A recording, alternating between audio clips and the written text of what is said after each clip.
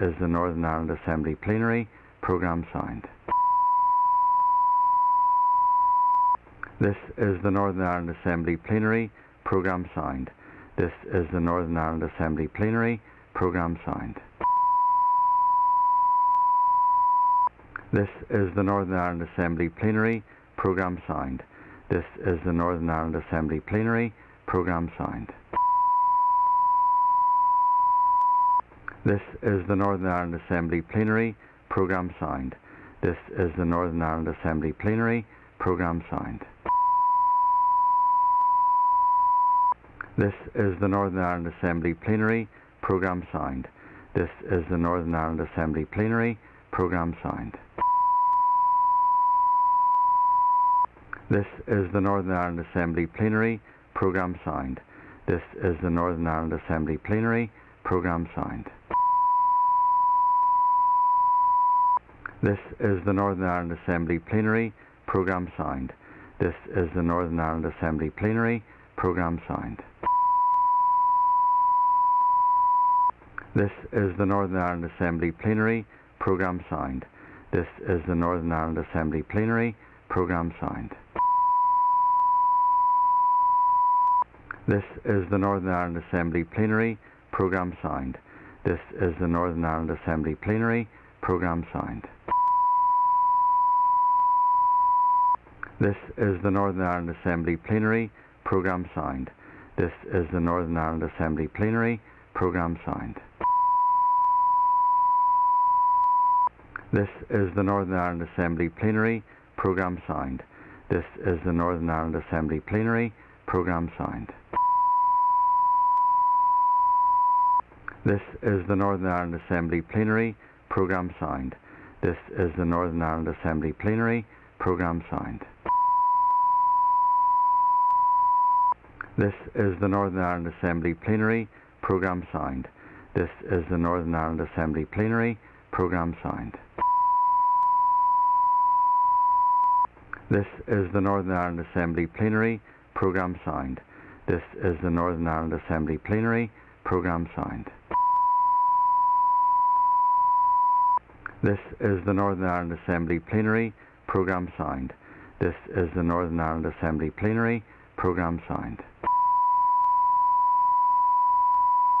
This is the Northern Ireland Assembly Plenary Programme signed. This is the Northern Ireland Assembly Plenary Programme signed. This is the Northern Ireland Assembly Plenary Programme signed.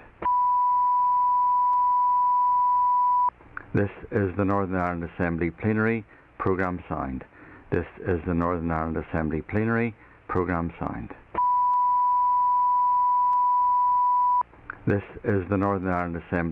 This is the Northern Ireland Assembly Plenary Programme signed. This is the Northern Ireland Assembly Plenary Programme signed. This is the Northern Ireland Assembly Plenary Programme signed. This is the Northern Ireland Assembly Plenary Programme signed. This is the Northern Ireland Assembly Plenary Programme signed.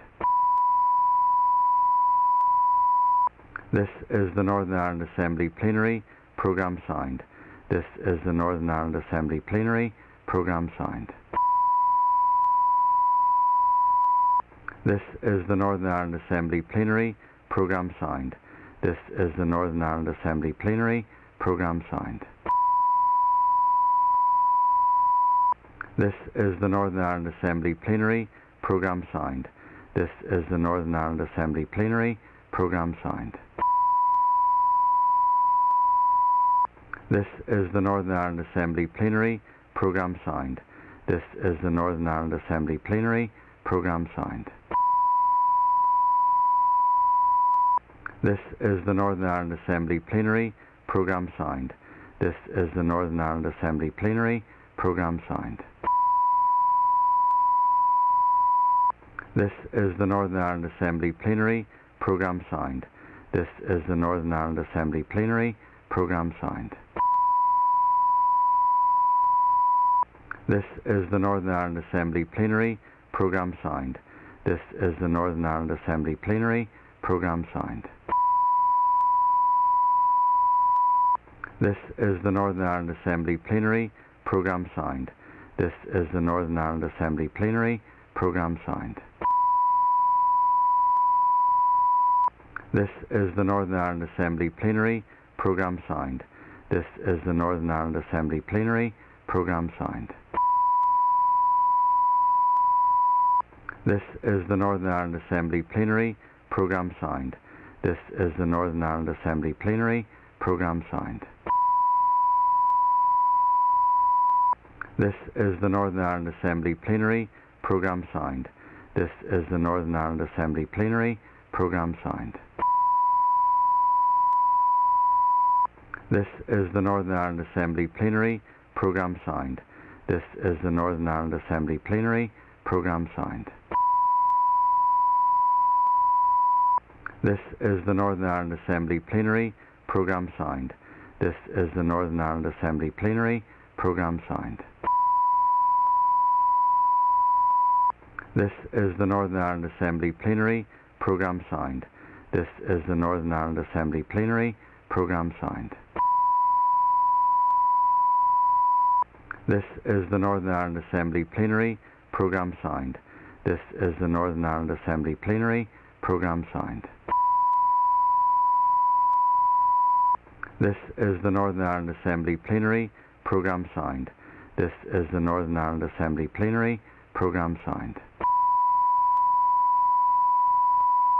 This is the Northern Ireland Assembly Plenary. Programme signed. This is the Northern Ireland Assembly Plenary. Programme signed. This is the Northern Ireland Assembly Plenary.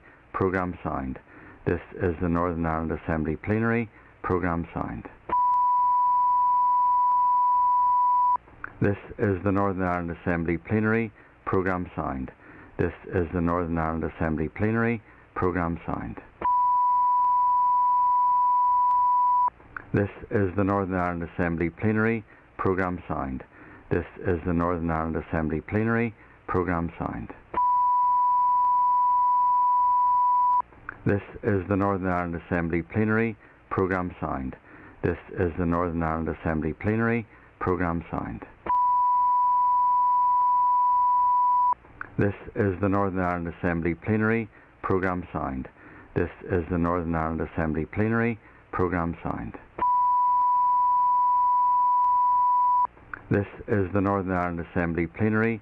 Programme signed. This is the Northern Ireland Assembly Plenary. Programme signed. This is the Northern Ireland Assembly Plenary.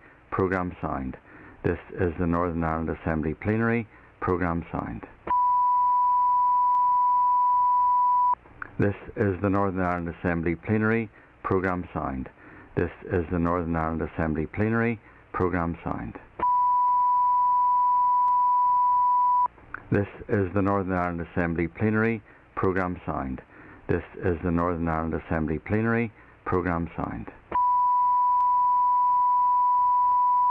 This is the Northern Ireland Assembly Plenary. Programme signed. This is the Northern Ireland Assembly Plenary. Programme signed. This is the Northern Ireland Assembly Plenary. Programme signed. This is the Northern Ireland Assembly Plenary.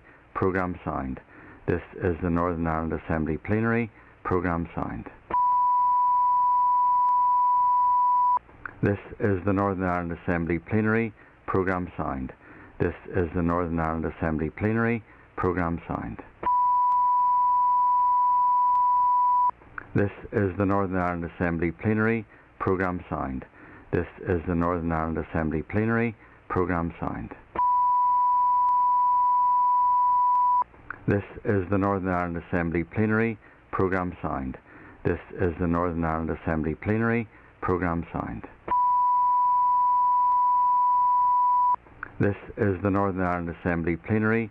Programme signed. This is the Northern Ireland Assembly Plenary. Programme signed. This is the Northern Ireland Assembly Plenary. Programme signed. This is the Northern Ireland Assembly Plenary. Programme signed. This is the Northern Ireland Assembly Plenary. Programme signed. This is the Northern Ireland Assembly Plenary. Programme signed. This is the Northern Ireland Assembly Plenary. Programme signed. This is the Northern Ireland Assembly Plenary. Programme signed. This is the Northern Ireland Assembly Plenary. Programme signed. This is the Northern Ireland Assembly Plenary. Programme signed. This is the Northern Ireland Assembly Plenary. Programme signed. This is the Northern Ireland Assembly Plenary. Programme signed. This is the Northern Ireland Assembly Plenary. Programme signed. This is the Northern Ireland Assembly Plenary. Programme signed. This is the Northern Ireland Assembly Plenary. Programme signed. This is the Northern Ireland Assembly Plenary. Programme signed.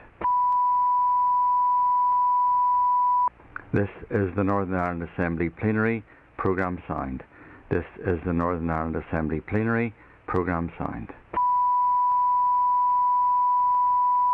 This is the Northern Ireland Assembly Plenary. Programme signed.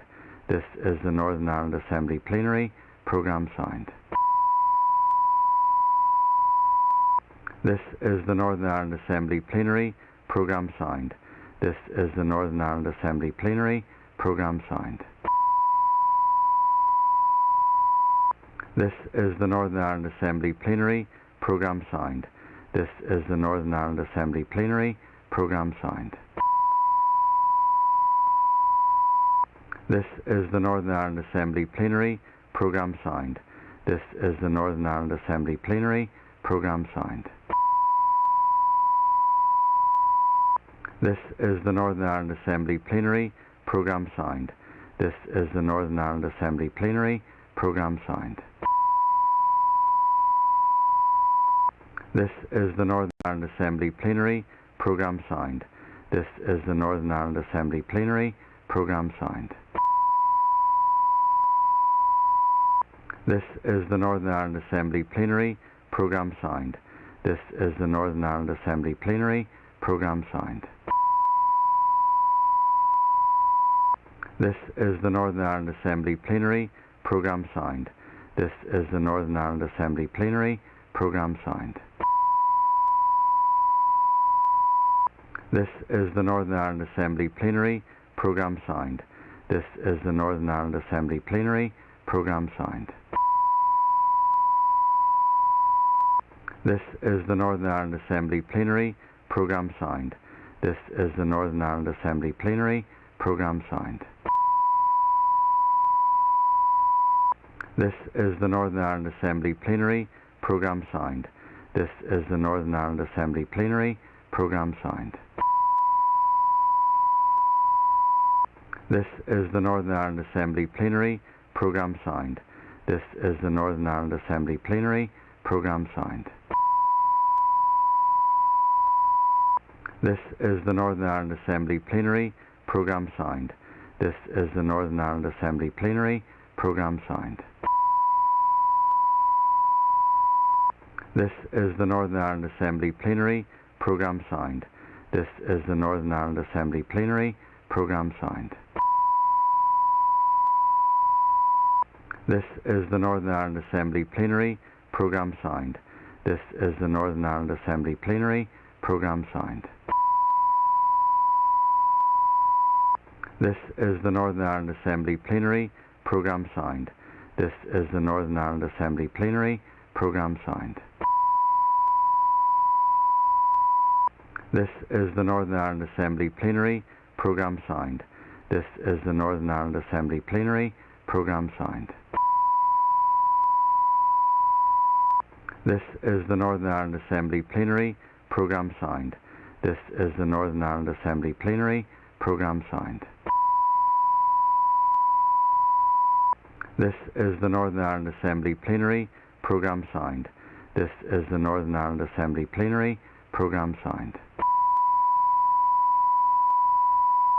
This is the Northern Ireland Assembly Plenary.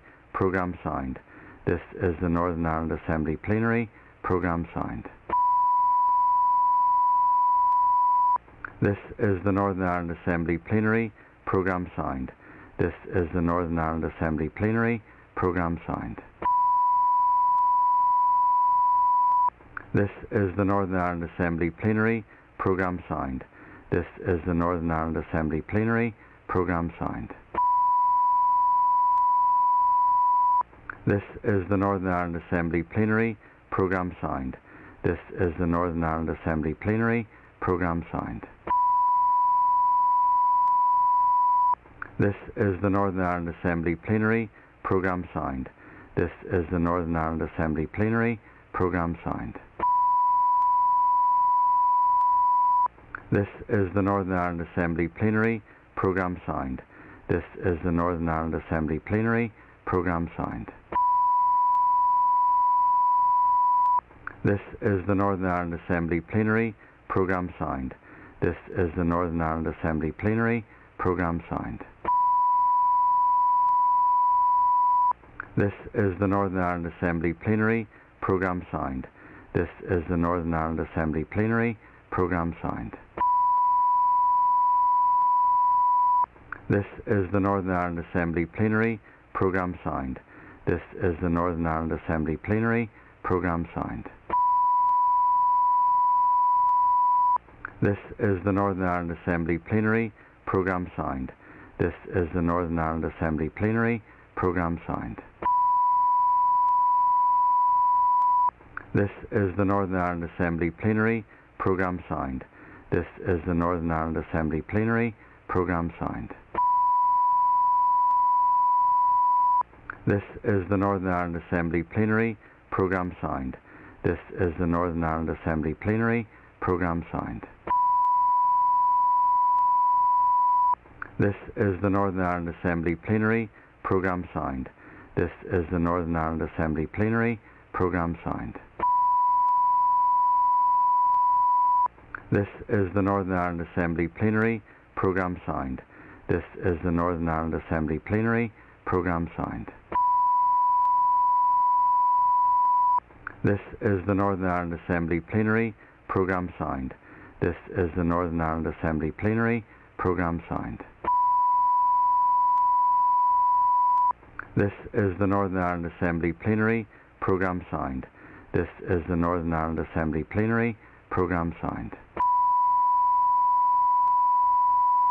This is the Northern Ireland Assembly Plenary.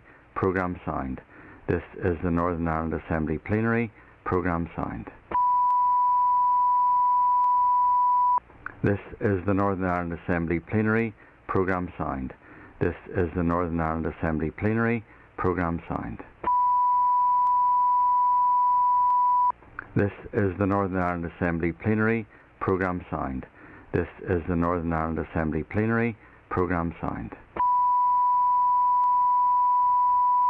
This is the Northern Ireland Assembly Plenary. Programme signed. This is the Northern Ireland Assembly Plenary. Programme signed. This is the Northern Ireland Assembly Plenary. Programme signed. This is the Northern Ireland Assembly Plenary. Programme signed. This is the Northern Ireland Assembly Plenary. Programme signed. This is the Northern Ireland Assembly Plenary. Programme signed. This is the Northern Ireland Assembly Plenary. Programme signed. This is the Northern Ireland Assembly Plenary. Programme signed. This is the Northern Ireland Assembly Plenary. Programme signed. This is the Northern Ireland Assembly Plenary. Programme signed. This is the Northern Ireland Assembly Plenary. Programme signed. This is the Northern Ireland Assembly Plenary. Programme signed. This is the Northern Ireland Assembly Plenary. Programme signed. This is the Northern Ireland Assembly Plenary. Programme signed. This is the Northern Ireland Assembly Plenary. Programme signed. This is the Northern Ireland Assembly Plenary. Programme signed. This is the Northern Ireland Assembly Plenary. Programme signed. This is the Northern Ireland Assembly Plenary. Programme signed. This is the Northern Ireland Assembly Plenary. Programme signed. This is the Northern Ireland Assembly Plenary. Programme signed. This is the Northern Ireland Assembly Plenary Programme signed. This is the Northern Ireland Assembly Plenary Programme signed. This is the Northern Ireland Assembly Plenary Programme signed. This is the Northern Ireland Assembly Plenary Programme signed. This is the Northern Ireland Assembly Plenary Programme signed. This is the Northern Ireland Assembly Plenary Programme signed. This is the Northern Ireland Assembly Plenary Programme signed. This is the Northern Ireland Assembly Plenary Programme signed. This is the Northern Ireland Assembly Plenary Programme signed. This is the Northern Ireland Assembly Plenary Programme signed. This is the Northern Ireland Assembly Plenary Programme signed. This is the Northern Ireland Assembly Plenary Programme signed. This is the Northern Ireland Assembly Plenary Programme signed. This is the Northern Ireland Assembly Plenary Programme signed. This is the Northern Ireland Assembly Plenary Programme signed. This is the Northern Ireland Assembly Plenary Programme signed. This is the Northern Ireland Assembly Plenary Programme signed. This is the Northern Ireland Assembly Plenary Programme signed. This is the Northern Ireland Assembly Plenary Programme signed. This is the Northern Ireland Assembly Plenary Programme signed. This is the Northern Ireland Assembly Plenary Programme signed. This is the Northern Ireland Assembly Plenary Programme signed. This is the Northern Ireland Assembly Plenary Programme signed. This is the Northern Ireland Assembly Plenary Programme signed. This is the Northern Ireland Assembly Plenary Programme signed. This is the Northern Ireland Assembly Plenary Programme signed. This is the Northern Ireland Assembly Plenary Programme signed. This is the Northern Ireland Assembly Plenary Programme signed. This is the Northern Ireland Assembly Plenary Programme signed. This is the Northern Ireland Assembly Plenary Programme signed. This is the Northern Ireland Assembly Plenary Programme signed. This is the Northern Ireland Assembly Plenary Programme signed. This is the Northern Ireland Assembly Plenary Programme signed. This is the Northern Ireland Assembly Plenary Programme signed. This is the Northern Ireland Assembly Plenary Programme signed. This is the Northern Ireland Assembly Plenary Programme signed. This is the Northern Ireland Assembly Plenary Programme signed. This is the Northern Ireland Assembly Plenary Programme signed. This is the Northern Ireland Assembly Plenary Programme signed. This is the Northern Ireland Assembly Plenary Programme signed. This is the Northern Ireland Assembly Plenary Programme signed. This is the Northern Ireland Assembly Plenary Programme signed. This is the Northern Ireland Assembly Plenary Programme signed. This is the Northern Ireland Assembly Plenary Programme signed. This is the Northern Ireland Assembly Plenary Programme signed. This is the Northern Ireland Assembly Plenary Programme signed. This is the Northern Ireland Assembly Plenary Programme signed. This is the Northern Ireland Assembly Plenary Programme signed. This is the Northern Ireland Assembly Plenary Programme signed. This is the Northern Ireland Assembly Plenary Programme signed. This is the Northern Ireland Assembly Plenary Programme signed. This is the Northern Ireland Assembly Plenary Programme signed. This is the Northern Ireland Assembly Plenary Programme signed. This is the Northern Ireland Assembly Plenary Programme signed.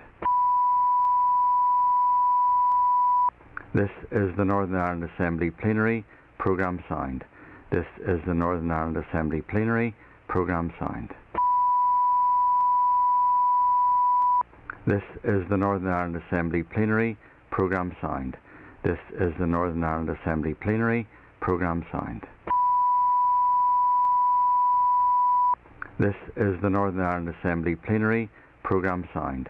This is the Northern Ireland Assembly Plenary Programme signed. This is the Northern Ireland Assembly Plenary Programme signed. This is the Northern Ireland Assembly Plenary Programme signed. This is the Northern Ireland Assembly Plenary Programme signed. This is the Northern Ireland Assembly Plenary Programme signed.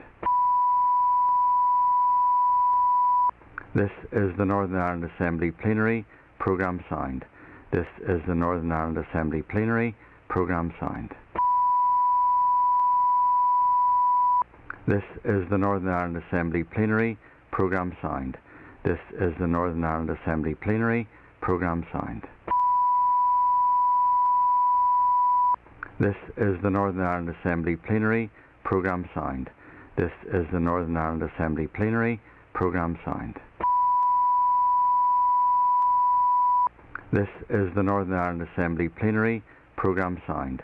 This is the Northern Ireland Assembly Plenary Programme signed.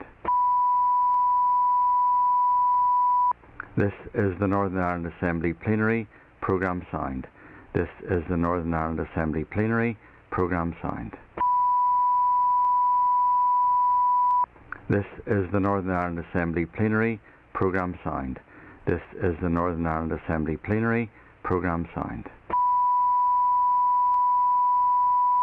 This is the Northern Ireland Assembly Plenary Programme signed. This is the Northern Ireland Assembly Plenary Programme signed. This is the Northern Ireland Assembly Plenary Programme signed. This is the Northern Ireland Assembly Plenary Programme signed. This is the Northern Ireland Assembly Plenary Programme signed. This is the Northern Ireland Assembly Plenary Programme signed. This is the Northern Ireland Assembly Plenary Programme signed. This is the Northern Ireland Assembly Plenary Programme signed.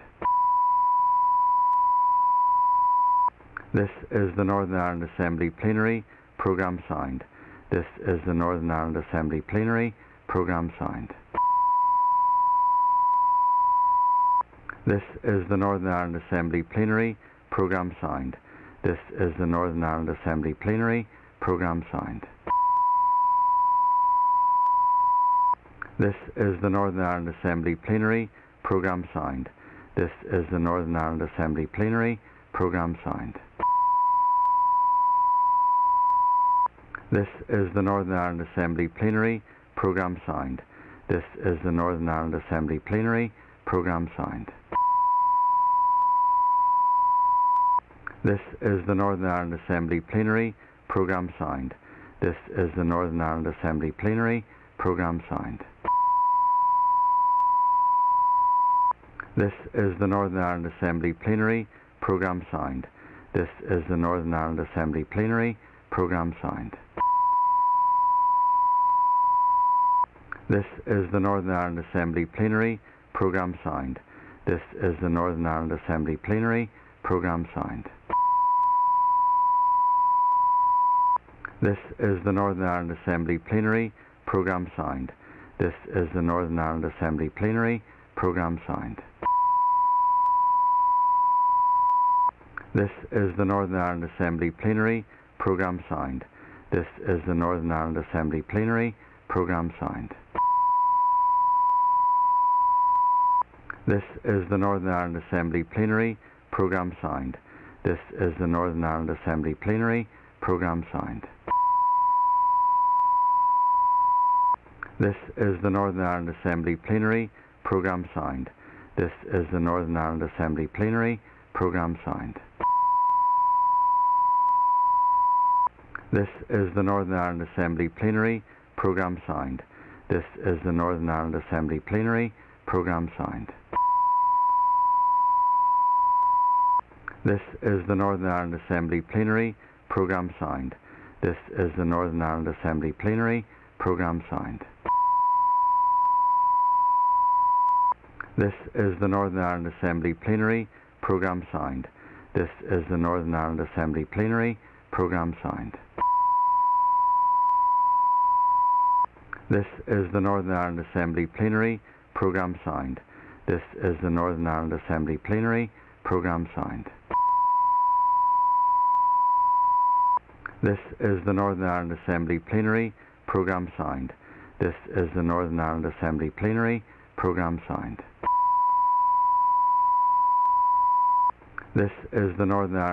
Plenary Programme Signed. This is the Northern Ireland Assembly Plenary Programme Signed. This is the Northern Ireland Assembly Plenary Programme Signed. This is the Northern Ireland Assembly Plenary Programme Signed. This is the Northern Ireland Assembly Plenary Programme Signed. This is the Northern Ireland Assembly Plenary Programme Signed. This is the Northern Ireland Assembly Plenary Programme Signed. This is the Northern Ireland Assembly Plenary Programme Signed. This is the Northern Ireland Assembly Plenary Programme Signed. This is the Northern Ireland Assembly Plenary Programme Signed. This is the Northern Ireland Assembly Plenary Programme Signed.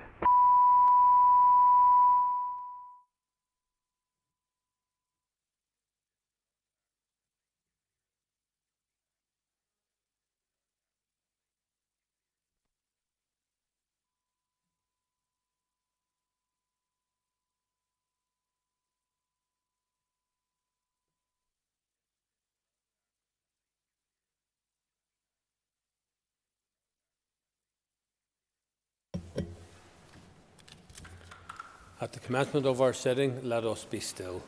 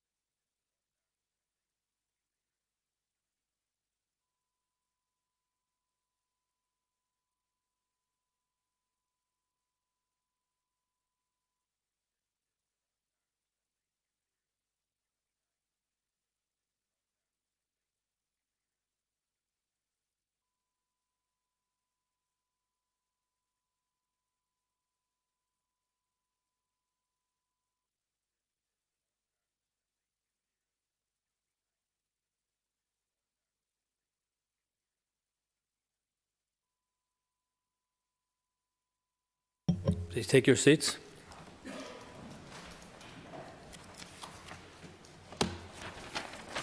Members, before we start today's agenda, could I just take this opportunity to extend my own personal and the condolences of all of the Assembly members to Peter Weir on the passing of his dear mother the last number of days, and the funeral will be tomorrow.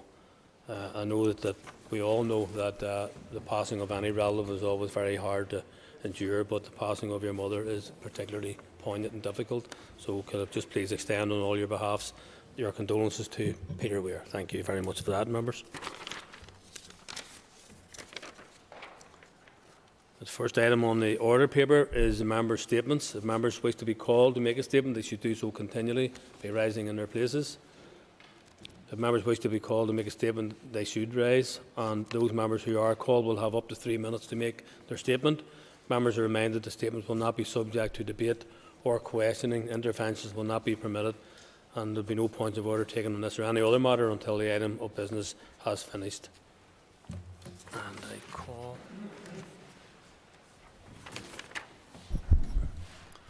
I call Colm Gilder now.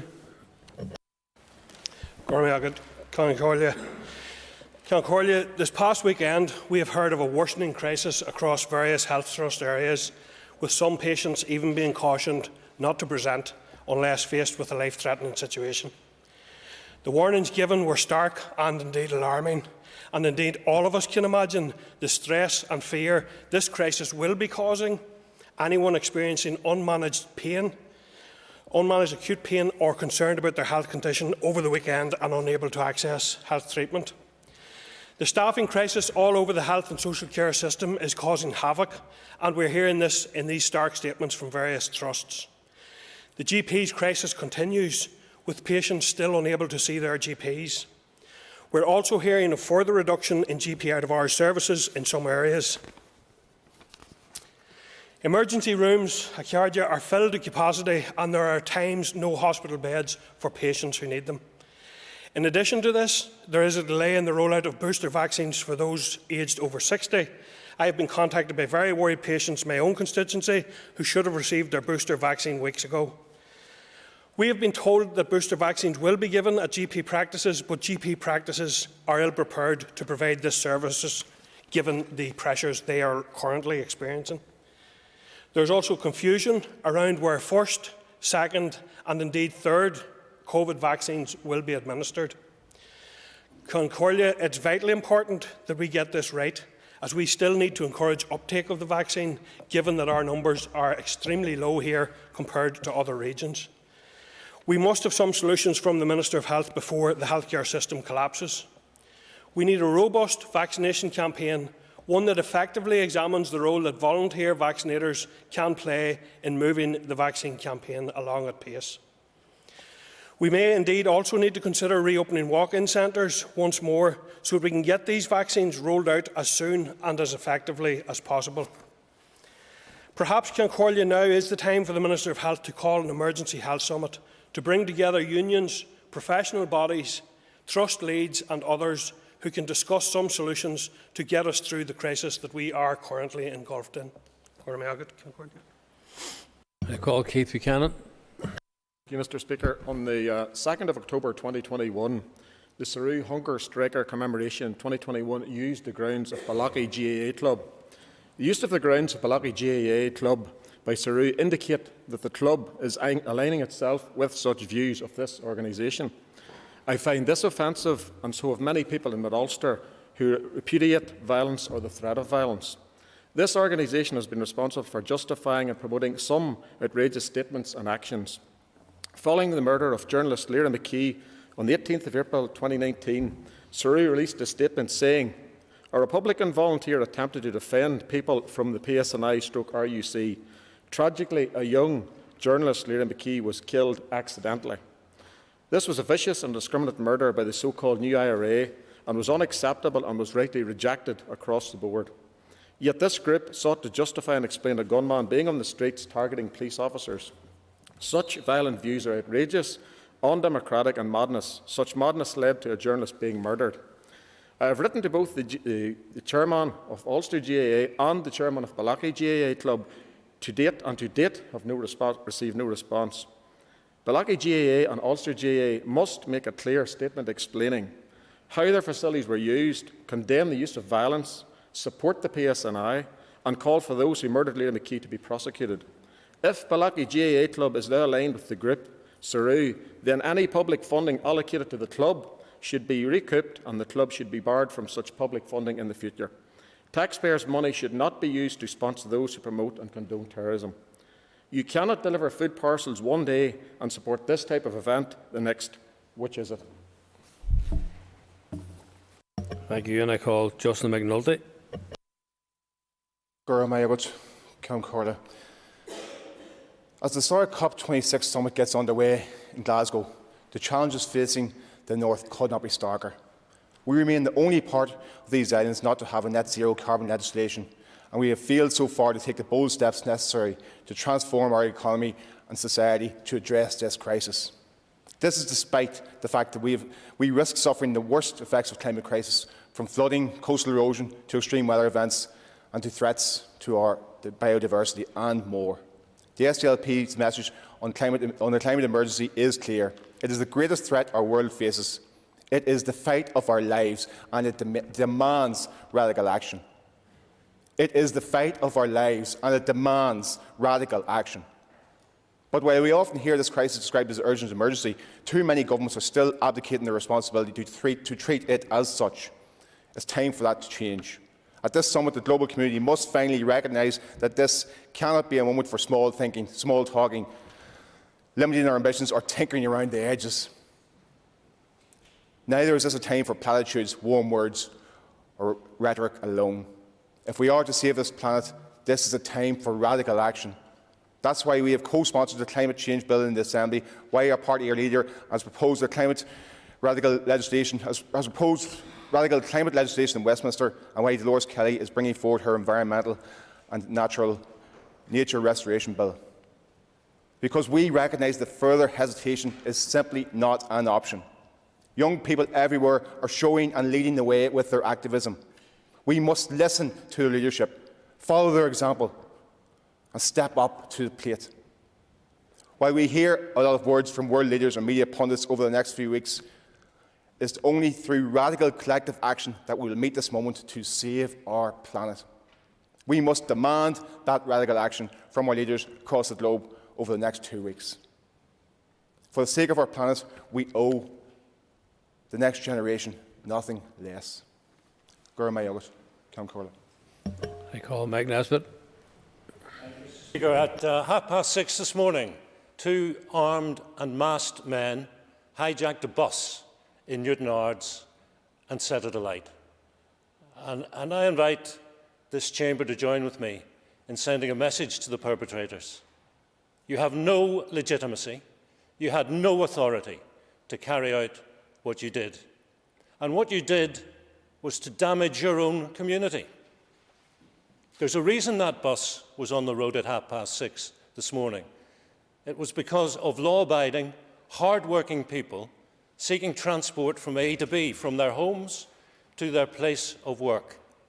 And they were denied that opportunity by these terrorists.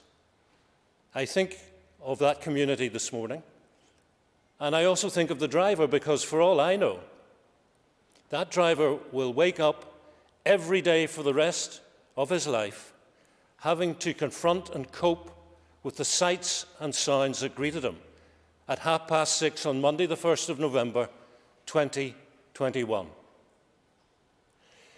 I am told that the attack may have been motivated in some sense by the Northern Ireland Protocol. If that is the thinking, it is perverse. The Protocol is about politics.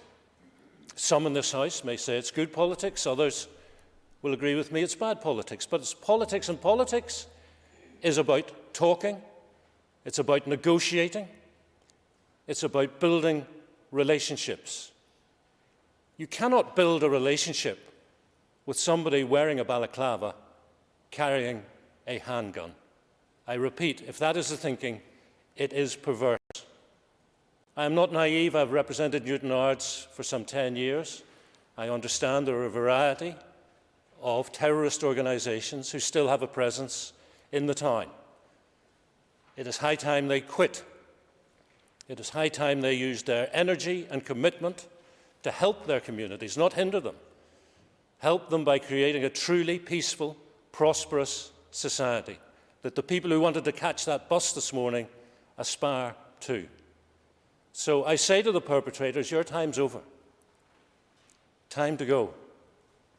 And I say to anybody who knows who carried out that attack, it is time to get that information to the police. You can do it anonymously, you can do it without fear to your own safety. But it is important that these people are stopped and brought to book. It is time for an end to this mindless, perverse thinking. They call Kelly Armstrong. Take point of order on this section. Declare that at the outset. Thank you, Mr. Speaker. I too am rising about the attack in Mr Nesbitt and my constituency this morning, and I too would like to pass on my support to the bus driver who was targeted and understandably very shaken after the attack this morning. The police have called for information who was in or around the Abbott Drive area around 6:30, who may have seen the hijack take place, and helped the police to catch the individuals who are alleged to have been masked and armed. Mr Speaker, this is 2021, not 1971. The Troubles are behind us. Paramilitaries, no matter what type, should have left the stage. Yet here we are, two masked men brandishing a gun, hijacked a bus in a residential area. They poured petrol into the bus and set it on fire. Thousands of pounds of public property damaged by two thugs. The people behind this attack on a public service have no remit for doing so. They are criminals. They have caused delay and upset in the residential area of Movilla and Button areas near Abbey and Castle Gardens primary schools. They have harmed the community. They are anti-community. They are a disgrace. I'm sure this whole House will condemn this atrocious activity this morning and will support the PSNI in their endeavours to catch these individuals and to remove the weapon or weapons from the community. Violence has no place in Northern Ireland. People who carry out violent activities have no place in our society. There is no rationale or reason that makes an excuse for this criminal activity. This is misguided, a misguided sense of entitlement to cause criminal damage. Like Mr Nesbitt, my colleague within the Strangford constituency, I absolutely condemn those who are behind the attack. This wasn't just an attack on our public transport service, on public services, but on the whole of society. Thank you. Thank you. I call Alex Eason. Mr Speaker, I wish to raise about St Columbanus College, which is a secondary school in my constituency. And the school is 62 years of age and has an expanding population of 810 pupils, growing every year. Well before the summer break, two portable classrooms were declared in bad state and were taken out of commission from the school by the Education Authority. And since then, there's been no attempt by the Education Authority to put those two new mobile classrooms back in place. As a result of this lack of two classrooms, the school has had to use the assembly hall for technology and science classes, affecting hundreds of pupils. And along with that, they're also having to hold the music classes in the assembly hall because of social distancing. This has had a further knock-on effect that PE classes can no longer take place within the assembly hall. And if that's not bad enough, the library has now been had to shut so that sixth form classes can take place within the library.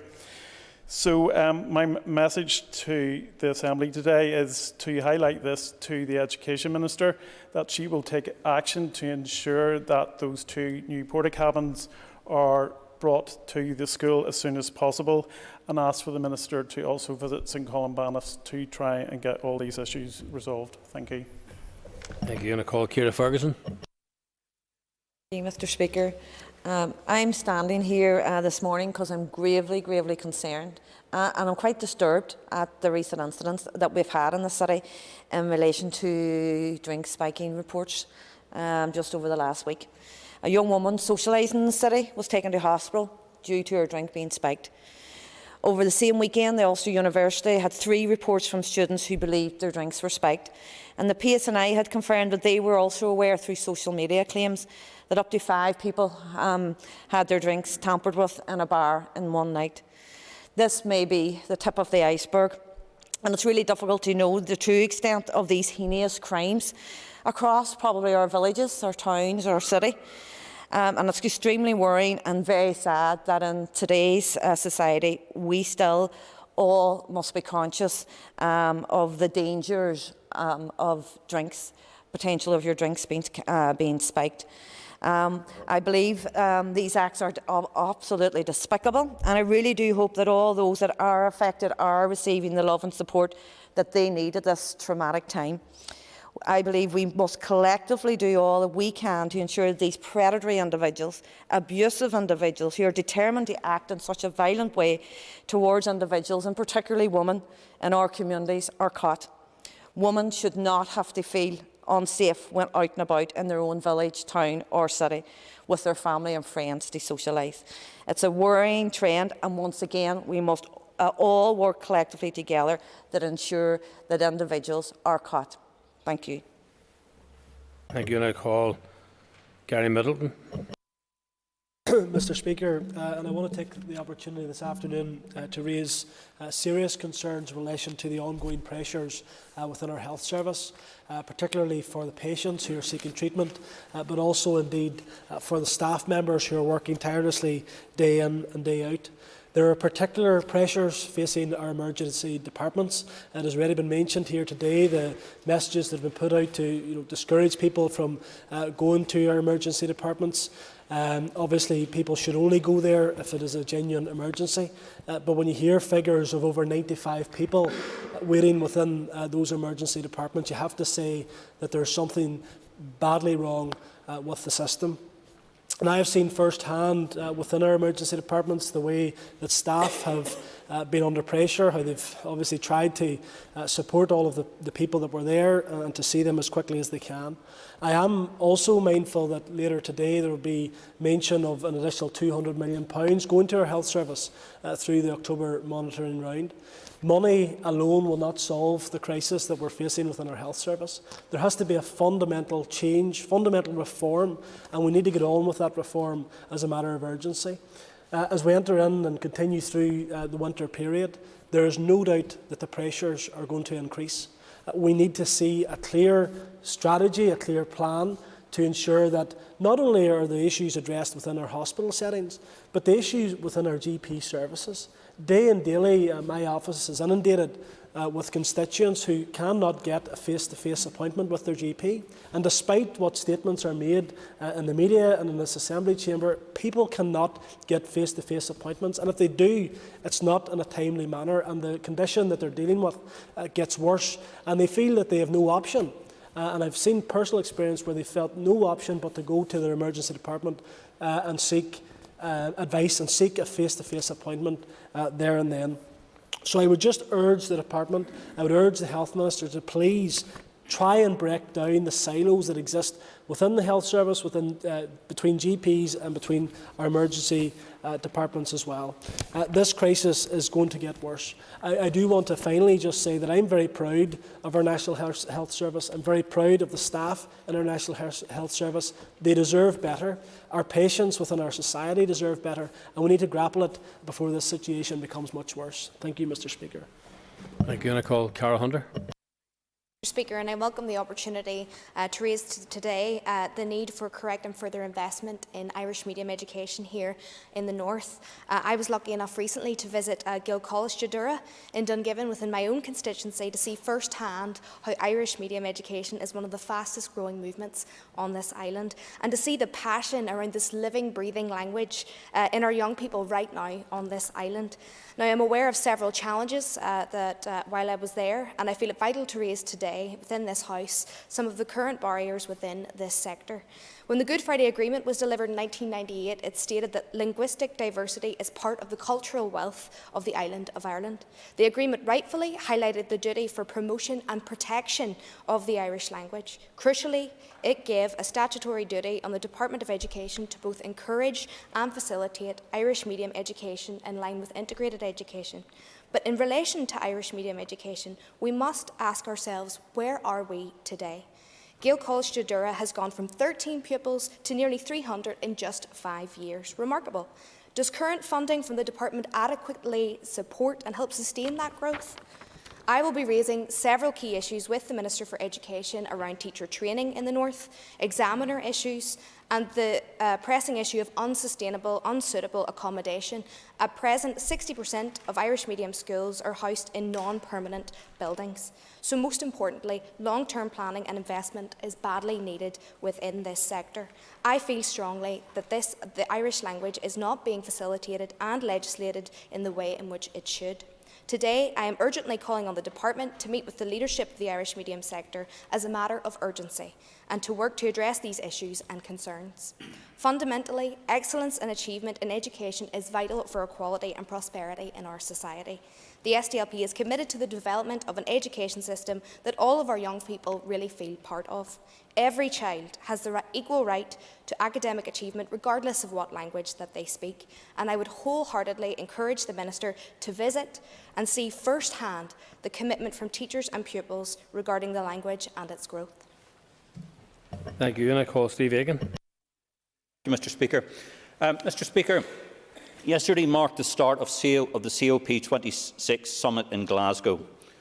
It also marked the publication by reputable peer-reviewed research that showed the level of global warming has now risen to 1.2 degrees, and that with pledges made by nations so far, we would be lucky to contain temperature rises to between 2.7 and 3 degrees. That will be a catastrophe. The Prime Minister and a wide number of commentators have also made clear that action is needed now. And we, as a party, strongly welcome our nation's commitment to decarbonisation, and in particular the push to have considerable changes made by 2030. That is less than a decade away. We, as part of the United Kingdom, have our part to play to make the start needed to achieve our part in reaching the national goal of net zero carbon by 2050. But, Mr. Speaker, far from our First Minister and Deputy First Minister's comments today that we're committed to tackling the climate emergency, building a cleaner environment and creating new green jobs, we have the situation of having two climate bills coming before this House, both of which should be combined so that the realistic targets can be met, that independent verification can be set up, and that a just transition can be made, and that Northern Ireland can get legislation that brings it into line to the rest of these islands and beyond. That, Mr. Speaker, would be a small but worthy start to our contribution to COP26. And while we urge all parties to push to achieve this aim, our party leader has written to both the Minister for Agriculture and also to Claire Bailey, and asked both Claire and Edwin if they can talk to Lord Debon and asked him to adjudicate between them, so we can actually get a combined bill that will be able to deliver our requirements, so we can meet some commitments towards dealing with the climate emergency. And pushing towards that as part of COP26 would be a worthy aspect of this week. Thank you. Call John Blair. Mr. Speaker, I'm grateful for an opportunity to also make a statement at the commencement of COP26 in Glasgow, and to say that the climate crisis is no longer a looming threat. It's here and it's happening now, and further delay will be deadly. Government action towards rapid and drastic reductions in greenhouse gases to prevent climate breakdown has never been more crucial. Northern Ireland needs to play its part in relation to these global challenges, and we must act, not because it's convenient, not just because it's the right thing to do, but because it's our only option, Mr. Speaker. We need urgent and radical changes to the structure of our economy based on long-term security and shared prosperity, and failure to take immediate action right now, the required action, is unforgivable. We must ensure that as members of this House, including myself and some Alliance colleagues and others from Northern Ireland, are attending or preparing to attend COP26, that we will, on return, work at pace in the remainder of this mandate and in the times ahead to deliver on the climate emergency. This will assist in nature recovery and habitat protection also. As well as asking others to act, we must act also. Today, as those world leaders gather and begin those negotiations at COP26 in Glasgow, it is important that we remember the solutions to the climate crisis are in front of us, and the answer is clear. The answer is a Green New Deal. We can address the climate crisis, create tens of thousands of new green jobs, and build a fairer society at the same time through that Green New Deal. We need a Green New Deal, we need joined-up action to deliver it, and we need it now. Thank you, Mr Speaker. Call Deborah Erskine. Mr Speaker, recently my local newspapers have carried stories relating to large potholes, most notably outside Macroveely in rural Fermanagh. And that front page story showed a man that was able to crouch down within that pothole. This story is not unique to Fermanagh and South Tyrone, but indeed all rural constituencies where it feels that there has been chronic underfunding of our rural road network. I was delighted to hear the Minister state that there would be 10 million going into our rural road network. However, it does feel like Groundhog Day whenever you see images such as this on our front pages. Roads have craters rather than surfaces fit for any vehicle to travel along, and this is not acceptable. People have damaged their cars, tyres wrecked, road accidents even caused as a result of this. And this is causing extra costs to vehicle owners at a time of high fuel costs. Rural people do feel that there is road inequalities, and I ask the question, where is our rural road fund? Indeed, in Enniskillen, although we have been told about the progress made on the Enniskillen Southern Bypass, I do believe that funding has not been ring-fenced for the entirety of this project. A project which would improve infrastructure significantly in our town centre, reduce greenhouse gases in our atmosphere due to reduction in congestion. It is time that the Minister took some action to address the concerns of my constituents who have concerns over the rural road network, and ensure that shiny announcements of pots of money with £1 million investments actually does reach the most affected areas. The Department is tied up in legal challenges, and this is ultimately affecting my constituents on the ground. We need to waken up to the reality that we do have a poor road network through no fault of DFI divisions on the ground, and I hope the Minister will listen and create further actions within her department to solve this issue. I'm going to call Emma Sheeran. And just at the outset, I want to address the comments made by Mr Buchanan in his member statement, where he made allegations against Balahi Wolfetones GAC. Balahi Wolfetones released a statement on the 9th of September in which they stated unequivocally that they had not granted any permission to CERU to hold a commemoration on their grounds. So I think it's important that that's clarified. But I myself this afternoon want to raise the issue of care provision, specifically in rural Mid-Ulster, an issue that I have been raising with the Department, the Minister and the Northern Trust consistently since I became an MLA, because it's brought to me every week by the constituents that I represent, and the ramifications of what I would call a crisis in our community care are extensive at the minute. I'm contacted all the time by sons, daughters, nieces, nephews, in-laws and even grandchildren who are in total distress because of the situation in their families. We have got people that are trapped for longer than they need to be in hospitals and care homes, perhaps recovering from a stroke or another debilitating illness, trying to deal emotionally with the overnight loss of their independence and their mobility, and having this compounded by an unnecessary stay in an institution, which is mentally devastating both for themselves and for their family members who are worried about them and know that the impact that it's having on their mental health. Then for the people who are trying to manage at home, we have the stress for the person themselves as well as their family, which is unbearable. We have siblings creating and then covering shifts on their own rotas, passing each other, coming in and out like ships in the night. No social visits with their loved ones, unable to spontaneously call in for a cup of tea or spend quality time. Instead, they've got a burden added to their daily lives. So we've got young people who maybe are trying to hold down a job, pay a mortgage, maintain a house, a marriage, rear a family of their own, and on top of then that, they have the responsibility of caring for a loved one and carrying out personal care visits that should be happening from the NHS, and people who have worked all their lives and contributed to the system then feeling like a burden on the system because they can't get the care that they need. On the other side of that, then we have domiciliary care workers. Any in the independent sector are yet to receive the £500 bonus that they were promised at the beginning of the year. They aren't even getting fuel allowance. They're running from pillar to post, trying to cover rotas, being asked to work weeks on the trot without break, And the role that they carry out is a vocation. It is incredibly mentally and emotionally and physically draining. And I am calling on the Health Minister to properly recognise that, to properly resource this service, to pay our care workers a fair day's pay for the work that they do, and to ensure that we have a community care service that works for rural dwellers. Gormagat. Gormagat, and I call Daniel McCrossan. Very much, Mr. Speaker, and thank you for the opportunity to speak. I too will be talking about waiting lists. I'm sure many MLAs in this House will agree that their in-tray is filling up with quite a number of patients, constituents across our constituencies who are suffering on waiting lists.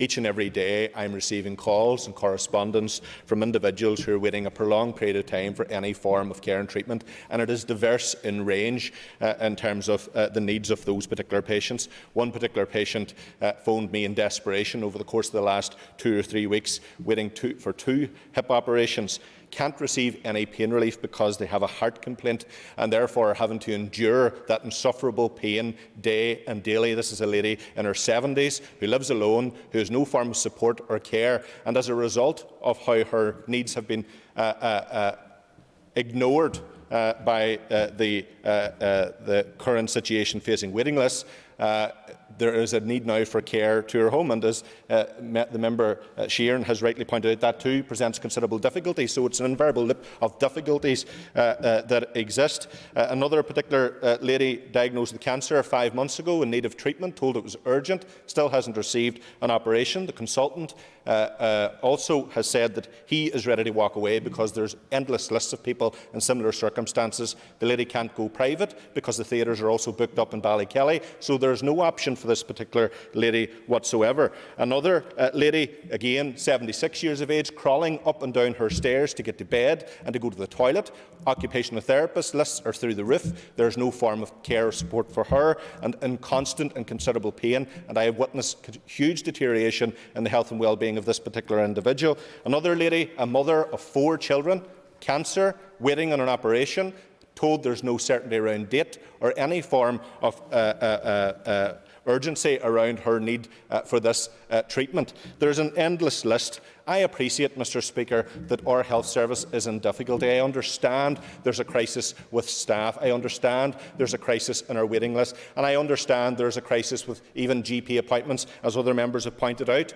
But how much suffering can our people endure? It has gone beyond cruel. In the instance of the lady who can't take pain relief, it is inhumane. And I have written to the Minister for Health on a number of occasions now, and whilst I appreciate the pressure the Minister is under, the answer is inadequate. There is no plan, there is no strategy, there is no time frame. People cannot continue to suffer because of the poor management of the health service that is allowed to be continuing.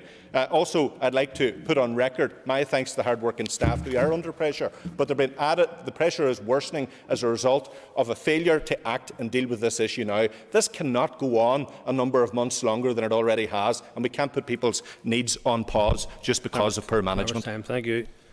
That concludes the section on member statements. Mr McNulty, you were looking for a point of order? Corla, very quickly, I feel it's long past time that the DUP get off the backs of the GEA. The GEA is not a sectarian organisation. Well, I'm sorry, but it's not a point of order. I take your point, but it's not a point of order. You've indicated on the record your sentiments, so okay, I appreciate that. Mr Justin McNulty has sought leave to present a public petition in accordance with Standing Order 22. The member will have up to 3 minutes to speak, and I call Justin McNulty. It gives me no pleasure to table a petition with 35,000 signatures, 35,425 signatures of parents, teachers, grandparents, carers, classroom assistants who are concerned about the contact tracing measures currently in place or not in place at schools. They want the contact tracing system in place to be reassessed. 35,425 people who have expressed their concern around the current arrangements or lack thereof. Rosanna, the bringer of this petition, is Suzanne Kenny. I want to say thank you, Suzanne, for starting this petition. Her mother is here today. She says it just goes to show the strength of concern, the depth of concern within school communities, within parent groups, within teachers, support staff, grandparents and carers. Suzanne's children are here. Eva, Rose and Scarlett. They talked to me today about how worried they were when a friend in their classroom was tested positive and their parents weren't automatically informed. They're worried, they're concerned. What's happening in schools at the moment is inconsistent. It amounts to nothing in some schools. It's laissez-faire in other schools, and there's a strict approach adopted by other schools where all classrooms are sent home. So it's too much inconsistency. There's too much fear and concerns around this issue. Parents are worried, children are worried, and even though adults are vaccinated and doubly vaccinated, you can still get sick. You can still get sick because of COVID. So those people are still expressing huge levels of concern, huge levels of anxiety. So the bringer of this petition sees this as being a health issue and wants it addressed as such. She does not want schools closed down. She wants parents to be kept informed, kept up to date on what is happening. Some of the reasons for saying that this petition are: I work in daycare and it's ridiculous children can come into a setting where there is no positive case at home. I work in a school where 9 children out of my class have tested positive and a few others have been off sick and came back early without being tested. It's the right thing to do, protect our young people. As a teacher, I know children in schools are without doubt in close contact. The current regulations are shocking. It's like COVID doesn't exist in school, which couldn't be further from the truth. Our children deserve to be looked after. You can go into a restaurant and you can get pinged for sitting beside somebody for 15, 20 minutes, but you can go into a classroom, be able to close contact with numerous other children who have tested positive and nobody's even informed, nobody's even notified. This needs to be addressed. So the prayer of this petition is that classmates of pupils who have tested positive for COVID are classified as close contacts, that parents should be informed if a pupil in their child's class tests positive for COVID. Thank you. And normally the member knows I would invite him to present his petition at this table. However, in light of social distancing, I would ask the member to remain on his place and make arrangements to submit the petition to our office electronically. I do thank the member for bringing this petition to the attention of the Assembly, and once received I will forward the petition to the Minister of Education and send a copy along to the committee. I want to thank the member for that contribution. The next item of business on the order paper is a motion regarding committee membership, and as with other similar motions it will be treated as a business motion and there will be no debate. Clerk, please read the motion. That Mrs Deborah Erskine replace Mr Jonathan Buckley as a member of the Committee for Health, and that Mr Thomas Buchanan be appointed as a member of the Committee for Agriculture, Environment and Rural Affairs. And I call Trevor Clark to move the motion. Moved. The question is that the motion standing on the order paper be agreed. All those in favour say aye. Contrary, no. The ayes have it. The ayes have it. Members, moving on then. The next item of business on the order paper is a motion regarding committee membership. As with other similar motions, it will be treated as a business motion and there will be no debate. Clerk, please read the motion. That Miss Aisling Riley be appointed as a member of the Committee for Communities. I call John O'Dowd to move the motion. Moved. The question is that the motion standing on the order paper be agreed. All those in favour say aye. All those in favour say aye. Contrary, no. The ayes have it. Members, the ayes have it. Thank you. Members, will take a raise for a moment or two before we move on to the next item on the order paper. Thank you.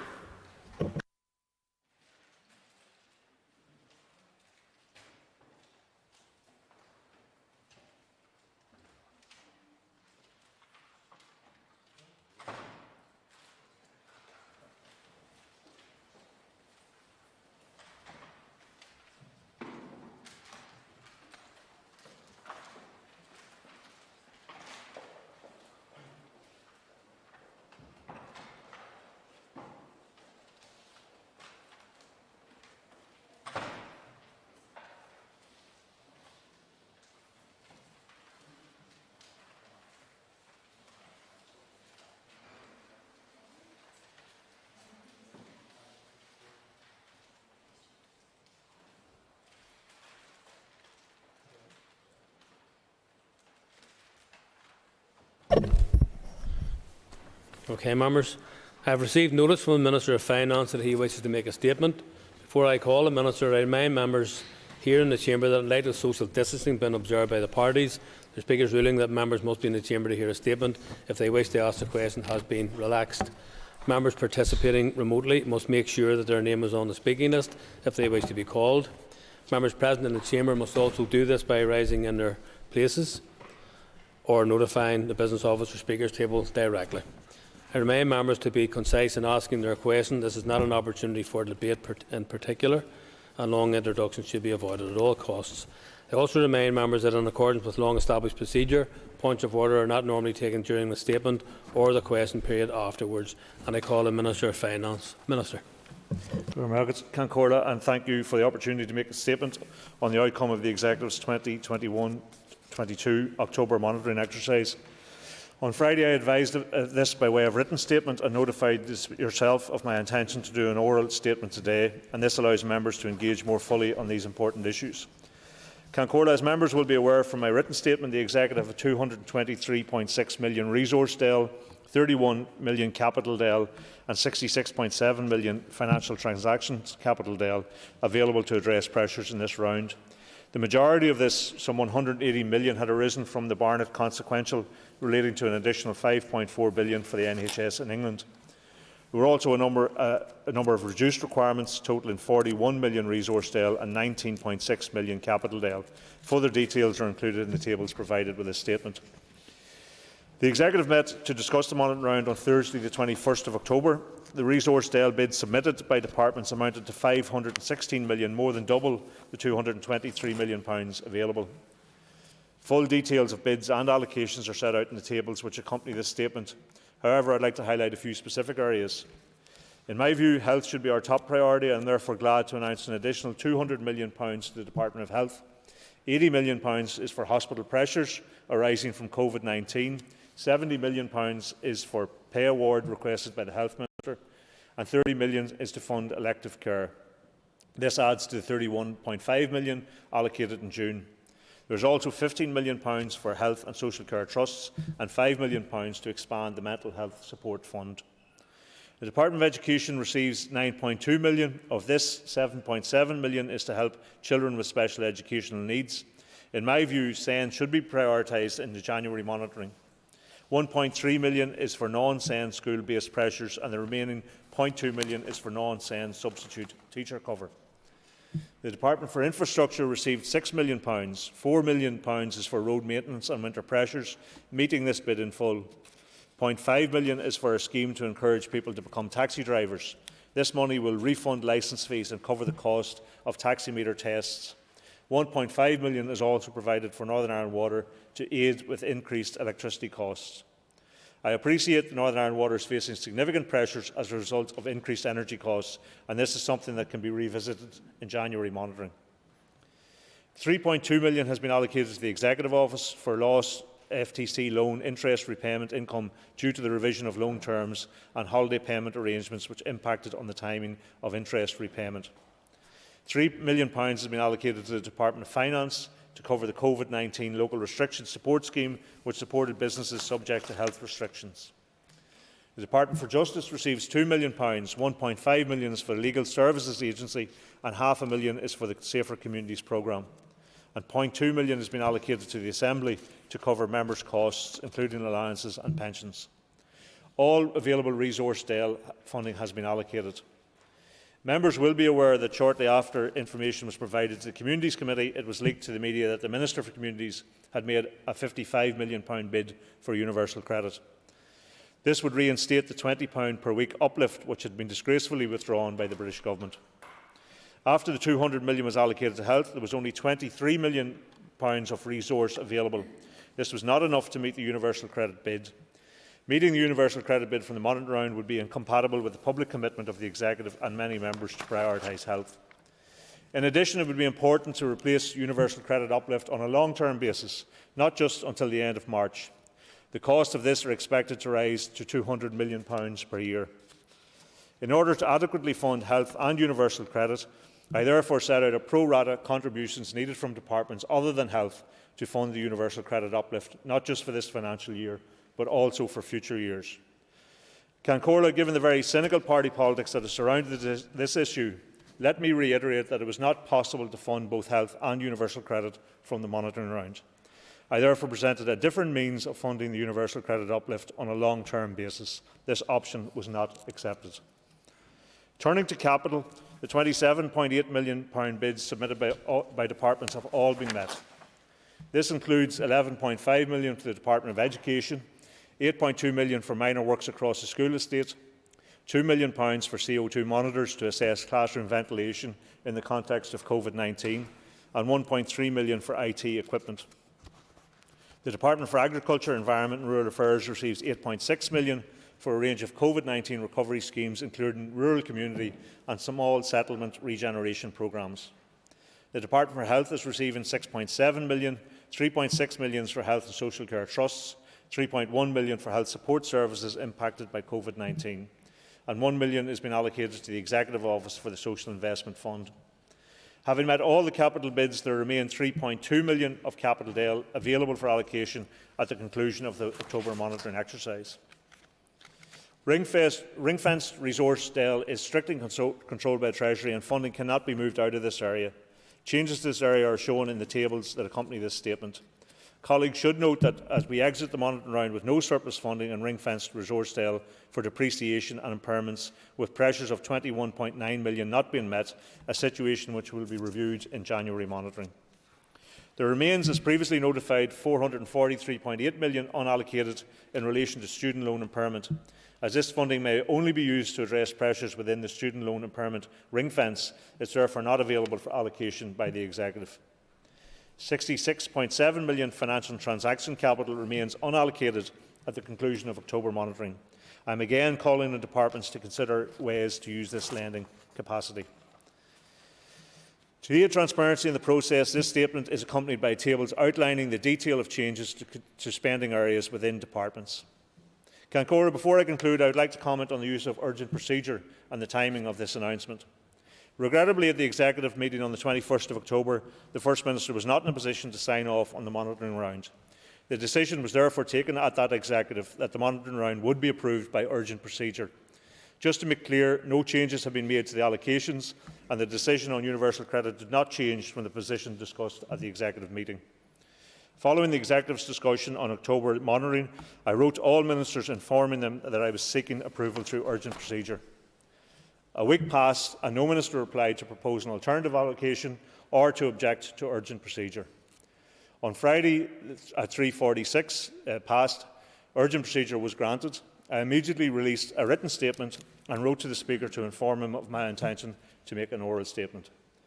Cancora members, of course, are free to disagree with the October monitoring outcome, but it is hypocritical to publicly say health should be prioritised while privately seeking to reduce funding for health.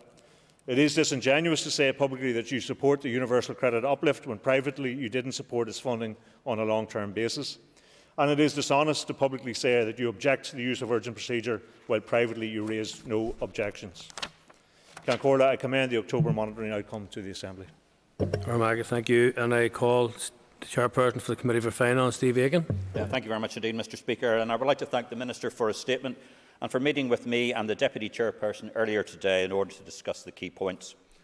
I am sure the Finance Committee will greatly welcome the £223.6 million resource DEL allocations as well as the £27.8 million of capital allocations, with most of the former going to health, including an important and well-deserved pay award for our vital health service workers. Minister, in June the committee asked you about financial transactions capital and RRI. We asked whether, owing to uncertainty in respect of capital programmes, underspends in conventional capital and financial transactions capital will lead to reduced requirement for RRI. If I have understood the statement correctly, there appears to be something of a problem with capital and looming underspend in respect of financial transactions capital. Can I therefore ask the Minister how much of the originally projected £74 million of financial transaction capital spending and the £170 million of RRI borrowing will actually be spent in 21-22? And finally, and I'm sure the Speaker will give me this indulgence, can I ask about the spending review? The improved allocation for Northern Ireland looks quite good compared with the £12 billion baseline of resource DEL of which the Department had previously advised the Committee. Can the Minister therefore advise the House as to why is he disappointed with the spending review outcome? Thank you very much indeed, Mr Speaker.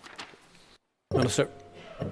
Well, can I say in relation to financial transaction or capital or RRI borrowing, we can't give the figure until the end of the year, until we get to the end of the year. I did discuss this with them earlier, and I am disappointed that we haven't got a greater uptake to this point in relation to that, and we will go back and encourage departments to make use of that, because we are challenged in terms of the resources we have available to us, and I've always been of the view that we should try and maximise those resources, and we should look very closely at that. The figures in relation to the spending review, the 1.6 billion, didn't match with the figures that we have.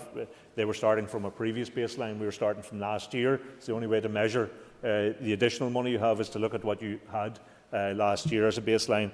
So it's about 450 million.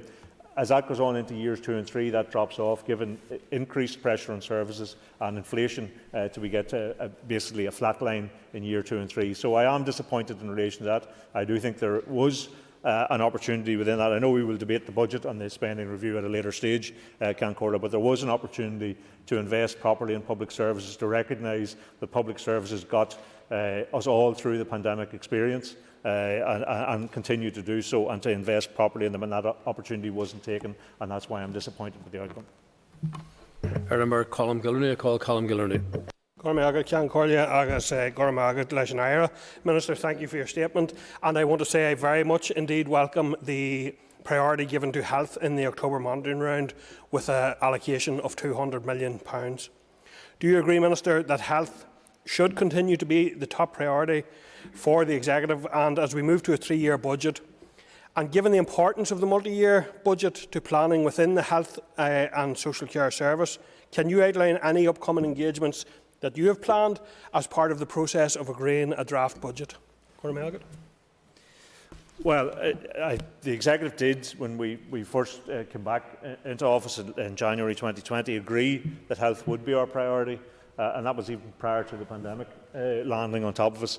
And so, if anything, I think it's an even greater priority now, given the pressure that the health service is under. So, of course, I will continue to argue that. And I did propose, as part of our 3-year budget planning exercise, I proposed to the Executive that we retain health as a priority, and that if needs be, we would have to look to other departments to contribute to that priority.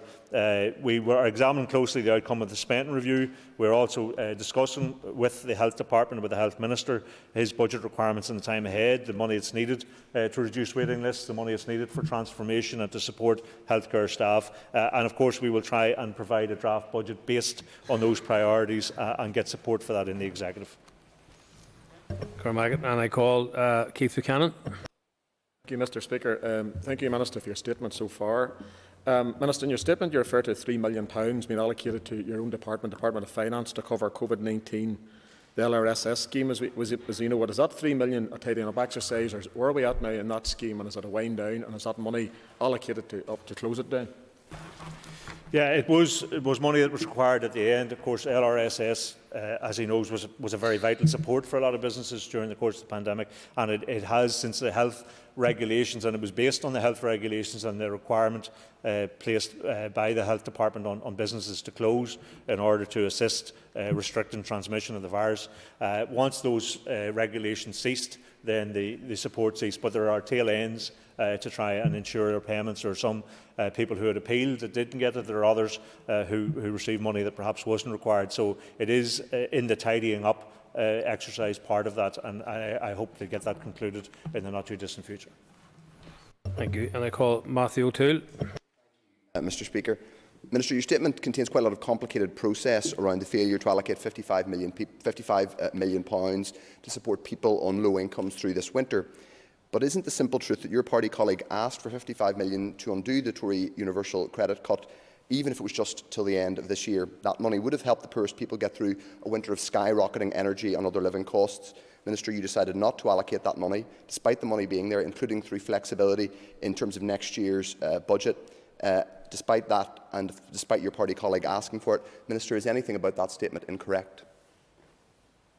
Well, the statement's not complicated at all. It's quite simple. If we give the £200 million to health, we hadn't got enough money. That's a very simple mathematical calculation. So what I did instead then was present an option to the Executive, because there had been quite a lot of discussion in relation to that. Of course, my view is that this should have been presented in Westminster, where your party attends. but there wasn't sufficient funding within the monies available to us, and of course our decision in relation to those was taken prior to the outcome of the spending review. And can I say, when we're sitting around the executive table taking these discussions, it really is put up or shut up time for parties who sit around the executive table. When there is an option on the table, if people want to go for that option, then that's the time to speak up. It's not to wait for a week later and then speak up in the press and criticise others for what they did or didn't do. When people were asked to either put up or shut up, unfortunately some people shut up, and therefore the option that I had put forward wasn't accepted. It's not complicated at all. It was an option to do it. There wasn't enough money in the monitoring round. People didn't go for the option when it was available to them. I call Andrew Muir. Mr Speaker, and I thank the Minister for coming here today to answer questions in relation to the monitoring round. And there is a number of questions, particularly in relation to Northern Ireland Water and the bid that was not met. Just in relation to capital funding, as has been outlined, the conventional capital, there's still millions of pounds unspent in relation to that, and also financial transactions capital. What more is being done by the Minister and his department to ensure that we can invest using that capital money this year and the next financial year, when we're likely to get more funds allocated to Northern Ireland? Well, we allocated all of the financial, all of the capital, that was bid for. So we can't add on to departments if they don't bid for it. So it left about 3.2 million, I think, at the end. We'll obviously, departments will now know that's available, and we would expect improved bids to come for January monitoring to ensure that that's spent. In relation to financial and transaction capital, it is an improved picture from where we were a number of years ago in relation to accessing that, but it's still short of where we need to be. And I will continue to encourage all departments, including the Department of Infrastructure, who would be bidding on behalf of Northern Ireland Water, to make sure that they are seeking opportunities. There are, of course, restrictions in using financial and transaction capital. There are parameters within which it can be used. But I think I've always encouraged and will continue to encourage departments to explore that, to see can they meet those that requirement and make usage of that funding. I call Cathal Boylan. And could I welcome the Minister's statement and welcome the allocation to the Department of Infrastructure. But can the Minister confirm whether or not, in terms of road maintenance and bids for the likes of encouraging people into the taxi sector, have those bids been made in full? Cormail Mogget. Yes, those particular bids were met in full. Of course, as I said at the outset of my statement, there were more than double the amount of bids than we had resources to allocate. And so, of course, departments are disappointed with the overall outcome, but certainly in relation to those two matters, I think it's important that we do have funding for winter pressures for road service and the taxi sector. There is a shortage of drivers, and anything we could do to encourage people into that profession, then I think we need to do that, and that bid was met in full as well. Call Paula Bradley. Speaker, and can I also thank the Minister for his statement here today, and it is very welcome to see health getting that amount of money, and I know difficult decisions had to be made, and I don't know if anybody in this chamber realistically thought that that 55 million for universal credit could have came out of the monitoring round. Something else needs to be done to address that, but I just want to ask, was there any money went at all to DFC? I note that they also had a £7 million bid in for local councils and their income due to COVID-19. Well, the tables are there for the bids that were made and the fund received. I don't believe there was, and I'm sure that the Minister was disappointed. As I say, we had more than twice the amount bid for than we had actually to deliver. Actually, if you had taken out the 180 million that came across as a Barnett consequential for health, it was actually a very small amount to distribute as part of this monitoring round when you took the rest of that. So it is a challenge, and I know departments do want funding, and in particular the Department for Communities, given the cost of living crisis that we're heading into, I'm sure will be seeking additional support over the winter period, because people are facing very many challenging circumstances. When the option I presented in relation to universal credit wasn't taken up by the Executive, there was an agreement to come back to a discussion on poverty issues and to see what the Executive collectively could do on those. So I do look forward that, albeit we don't have resources sitting at the moment, but between now and January we might get a sense if there are any other resources being surrendered, and I'm sure that the Department for Communities and the Minister will want to see as much support as we can going in to assist people with the cost of living crisis that's beginning to develop. Nicola Brogan, I call Nicola Brogan. Thanks to the Minister as well for the statement and for the answers. Minister, I welcome the funds that have been allocated to education and particularly to special educational needs provision. I'm glad that remains a priority for you. But can you provide more detail on the £1.3 million that have been allocated to IT systems within education as a whole, please? Well, I would think it perhaps would be for the Minister for Education or the Department to go down into the granular detail of that bid, but it was a bid to support IT across the Department of Education. And as she said, in relation to special education needs, of course, that is a priority, and it is a priority for the Education Minister also. And she has written to me since the October monitoring asking for some assurance that we will continue to prioritise it in January monitoring, which I have assured her we will do. So we recognise that across all departments there are significant challenges, but we need to be looking after the most vulnerable, particularly our most vulnerable students as well. I call Pam Cameron.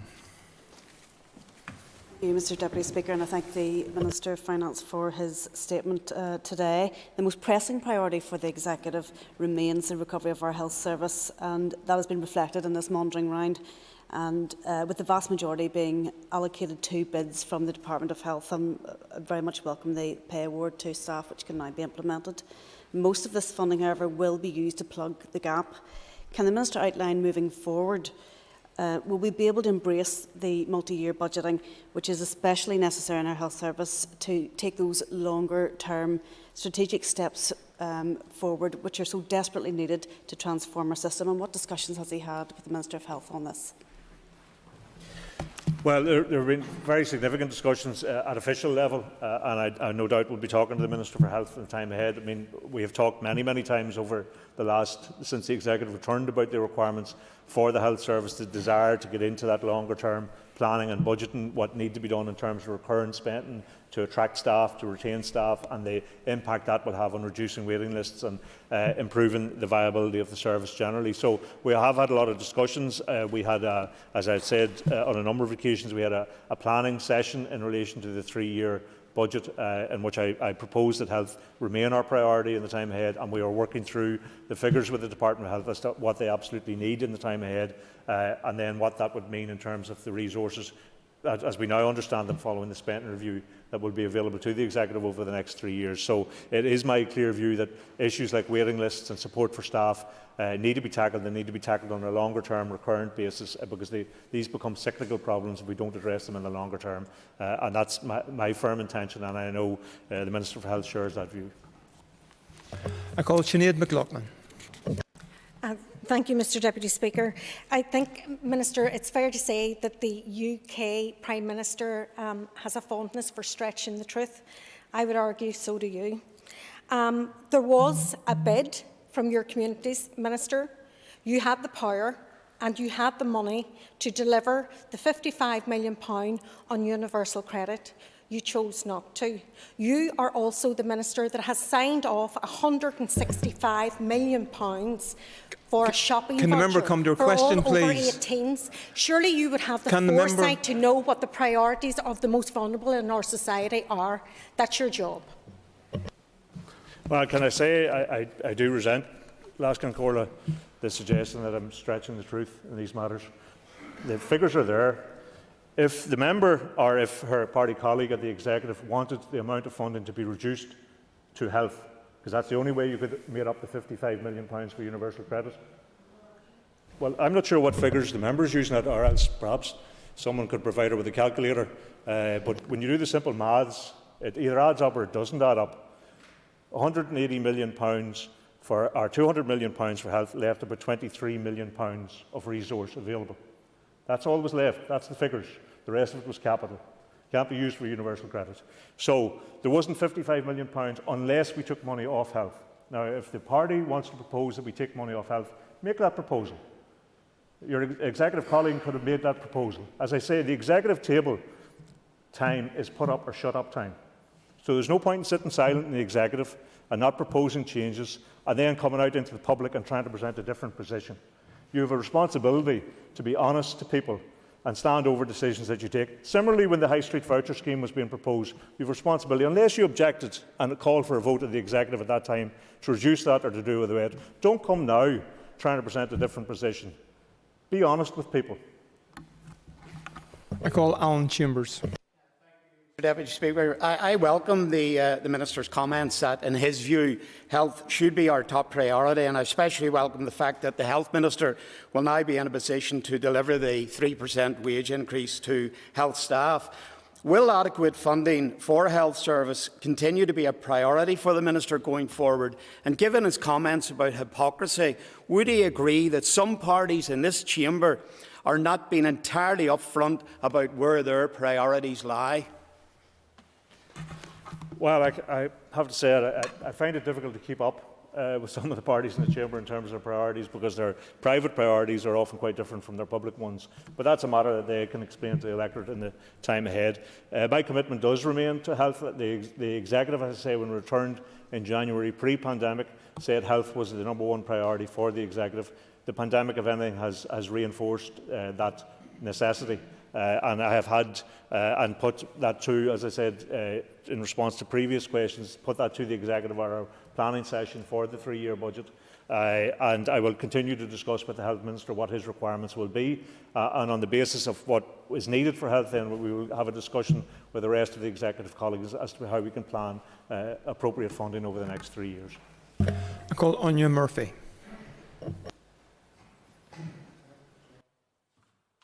Call Jonathan Buckley. Thank you, Mr Deputy Speaker.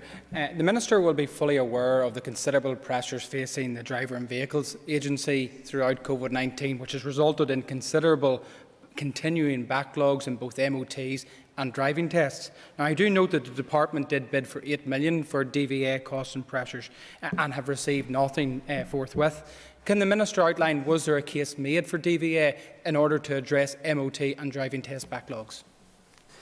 Well, as I'd say, in general terms, we received more than twice the amount bid for than was available to give. So that means, all of the bids that were made by departments were backed up with, supporting evidence for that particular demand. And I have no doubt that the Infrastructure Minister was disappointed a number of her bids weren't met. That becomes a difficult question.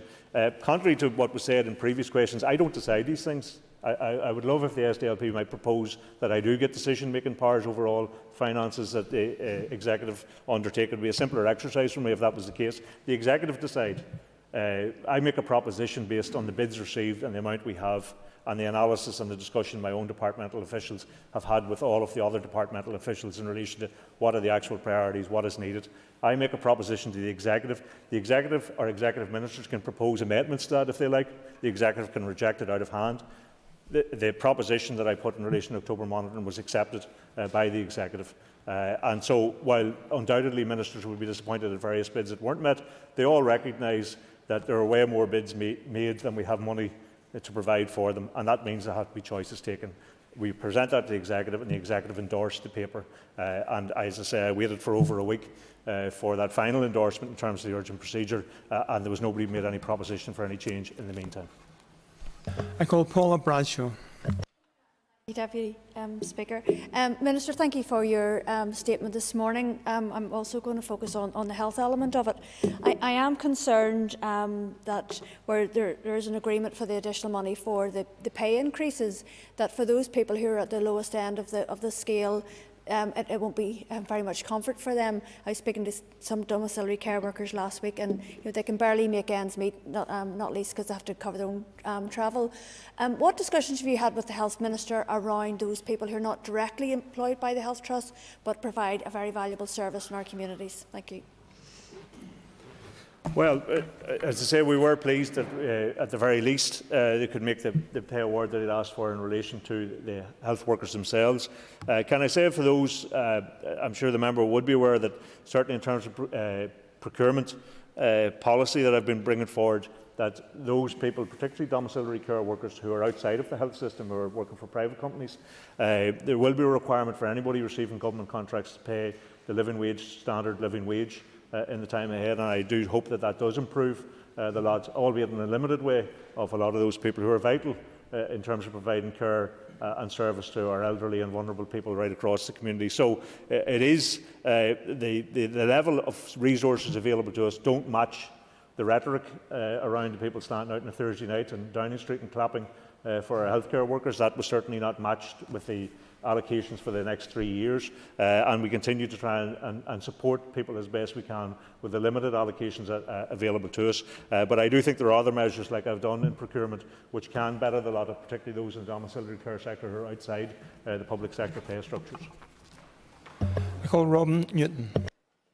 Thank you, Mr. Speaker, Deputy Speaker, and I thank the Minister for his statement here today. And I do recognise the fact that health has been prioritised as an investment, and I don't think there's anyone across the chamber who would disagree with that.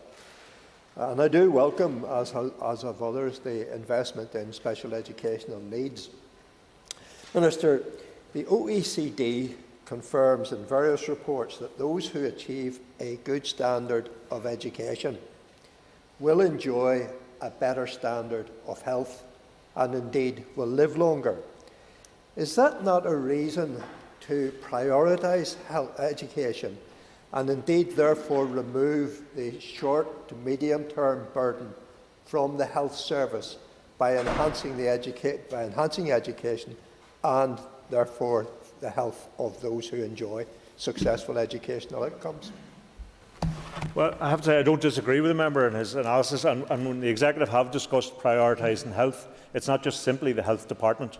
That obviously carries the lion's share of the burden in terms of health, but there are a whole range of contributory factors: poverty, social exclusion, educational underachievement are all contributory factors to poor outcomes in health. So I think when we do get into the longer term planning for health, it isn't just simply about, although it will be very significantly about funding the Health Department, but also looking at other contributory factors. And it's a very valid argument. The problem is when you get to the level of resource that you have to do all that you want to do in that regard. But prioritising health goes beyond the Health Department itself, and I recognise the contribution that education makes to that as well. I call Mark Durgan.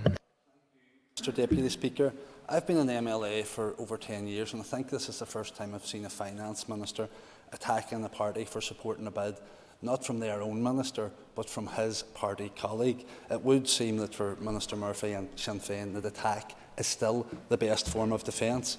Over 100,000 households here are facing into sheer poverty this winter. By submitting the £55 million bid, the Communities Minister dangled a lifeline in front of them, only for it to be cruelly and quietly removed on Friday afternoon.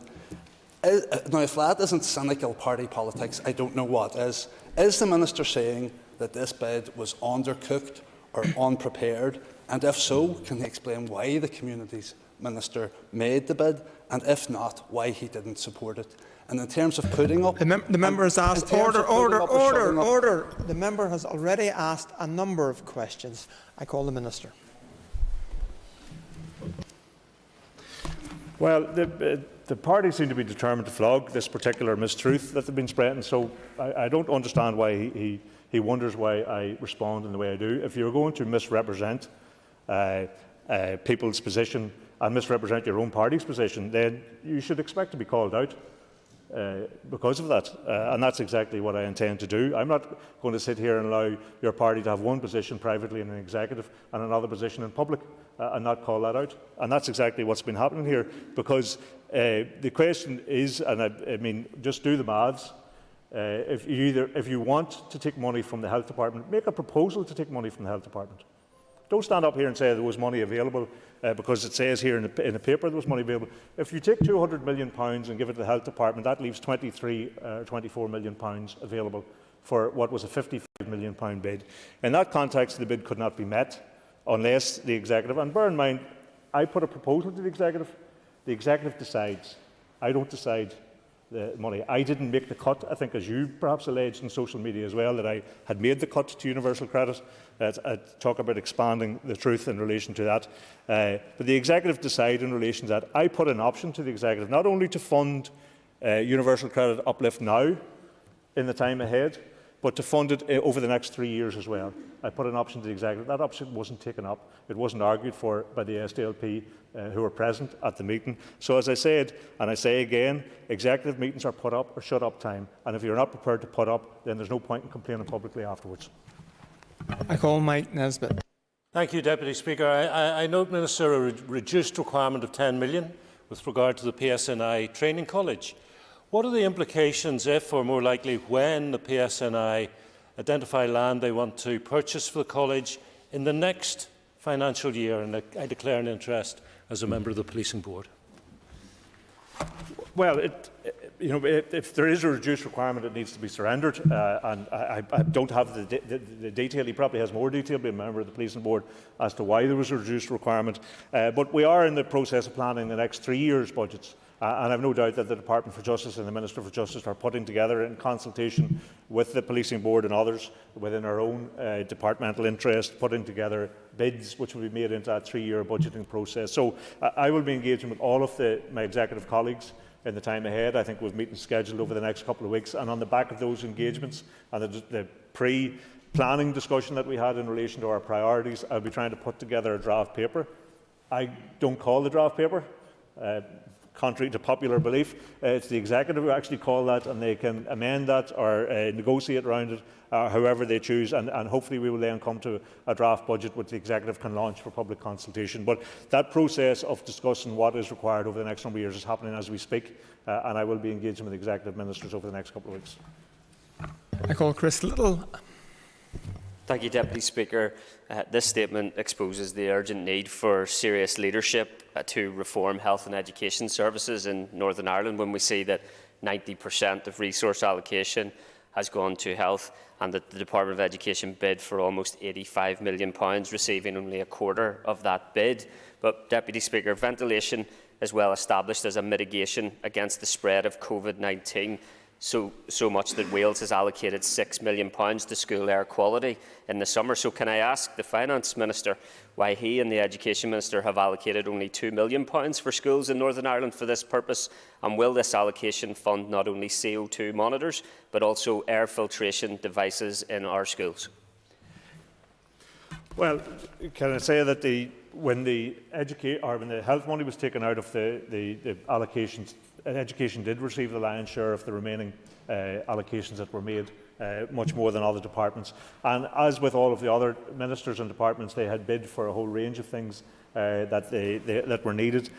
Reduction in some of those is to try and get people through to January monitoring, and if there still is a requirement, then there is an opportunity to revisit some of the requirements, like some of the issues that he has talked about. If the bid wasn't met in full, it might be as a consequence that the intention is to try and get through this next period, and then rather than try and meet that full bid now, that we can revisit it in January. I know I have had correspondence with the Education Minister since the executive did discuss the Monaghan Round paper, and she highlighted in particular special educational needs. But I will continue to discuss with all of the ministers their requirements, and of course as it comes up to January monitoring, that's the last opportunity in this financial year to bid for additional money. So it may well be the case that this is, if you like, an instalment on spending that will be required to continue on through the early part of next year. I call Justin McNulty. In terms of putting up or shutting up, Minister, can you tell me what ministers in the executive did support the bid for universal credit uplift? Name which ministers did support. Well, can I say it is not appropriate at general times to talk about what ministers said what in the executive. The reason I draw attention to your own party is because your own party came out and said publicly different. His own party came out and said something publicly different from the stance they took in the executive. In general terms, as Last Concordia you will know and members will know, generally Order. I would ask members to give the Minister an opportunity to answer the question, and members should not be making comments from sedentary place. Minister. Thank you, Last Concordia.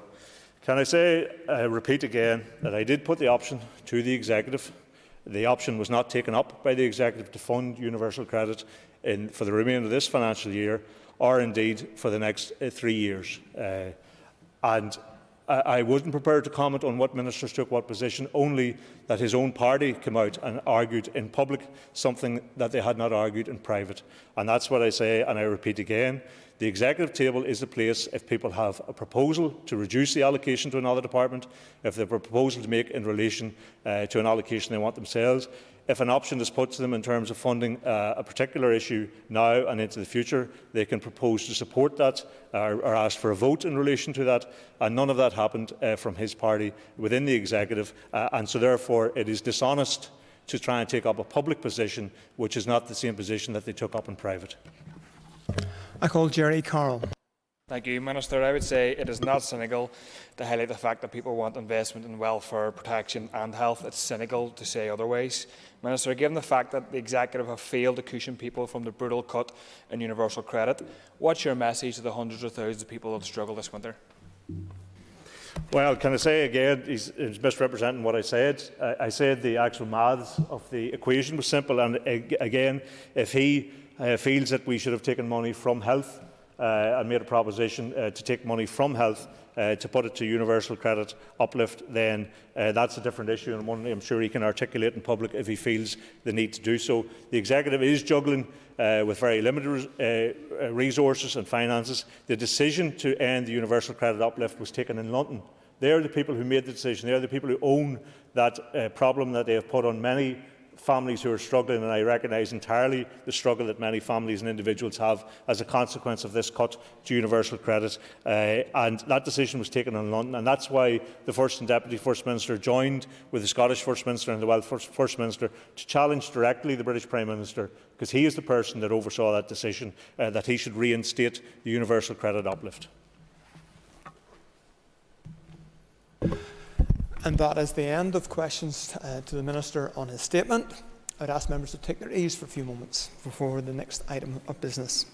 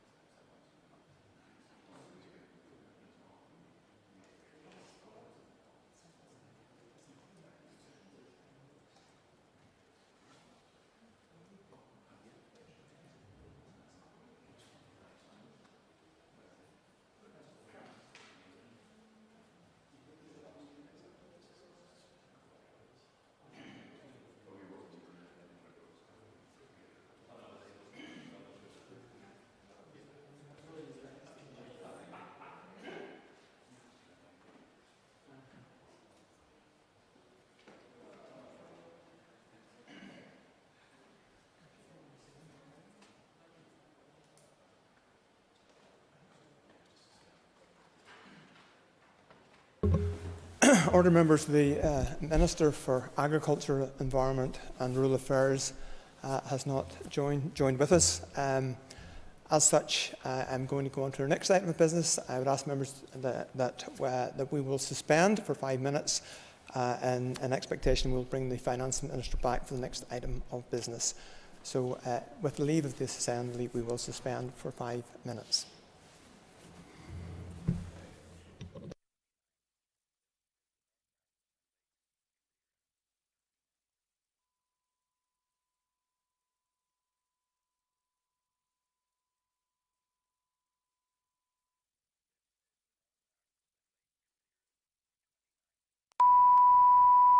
This is the Northern Ireland Assembly Plenary, Programme signed. This is the Northern Ireland Assembly Plenary, Programme signed. This is the Northern Ireland Assembly Plenary, Programme signed.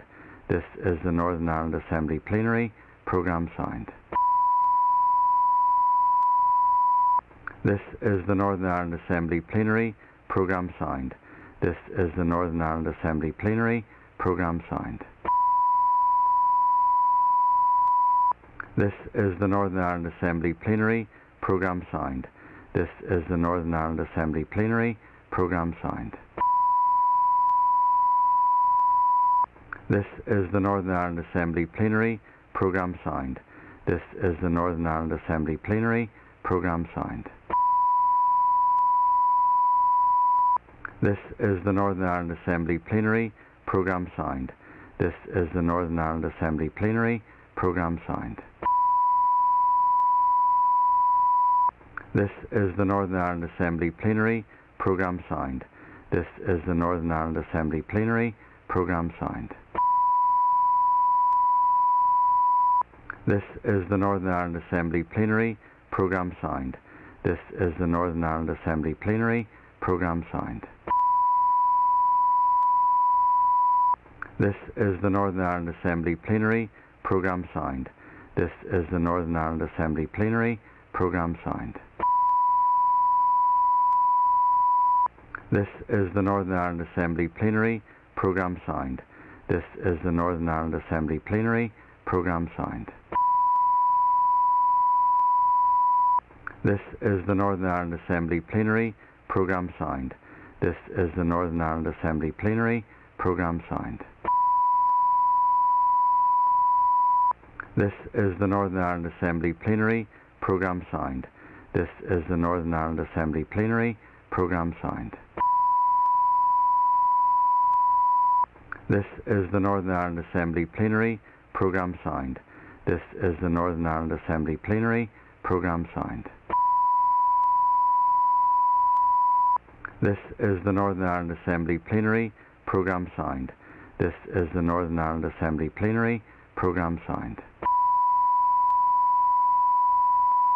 This is the Northern Ireland Assembly Plenary, Programme signed. This is the Northern Ireland Assembly Plenary, Programme signed. This is the Northern Ireland Assembly Plenary, Programme signed. This is the Northern Ireland Assembly Plenary, Programme signed. This is the Northern Ireland Assembly Plenary, Programme signed. This is the Northern Ireland Assembly Plenary, Programme signed. This is the Northern Ireland Assembly Plenary, Programme signed.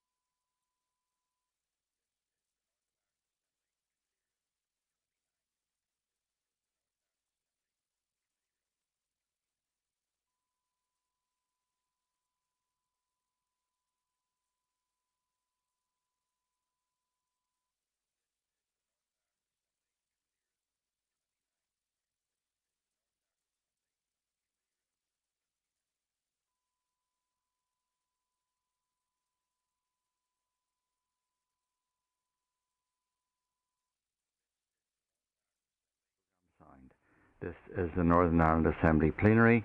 Programme signed. This is the Northern Ireland Assembly Plenary. Programme signed. This is the Northern Ireland Assembly Plenary. Programme signed. This is the Northern Ireland Assembly Plenary. Programme signed. This is the Northern Ireland Assembly Plenary. Programme signed. This is the Northern Ireland Assembly Plenary. Programme signed. This is the Northern Ireland Assembly Plenary. Programme signed. This is the Northern Ireland Assembly Plenary. Programme signed. This is the Northern Ireland Assembly Plenary. Programme signed. This is the Northern Ireland Assembly Plenary. Programme signed. This is the Northern Ireland Assembly Plenary. Programme signed. This is the Northern Ireland Assembly Plenary. Programme signed. This is the Northern Ireland Assembly Plenary. Programme signed. This is the Northern Ireland Assembly Plenary. Programme signed. This is the Northern Ireland Assembly Plenary. Programme signed. This is the Northern Ireland Assembly Plenary. Programme signed. This is the Northern Ireland Assembly Plenary. Programme signed. This is the Northern Ireland Assembly Plenary. Programme signed. This is the Northern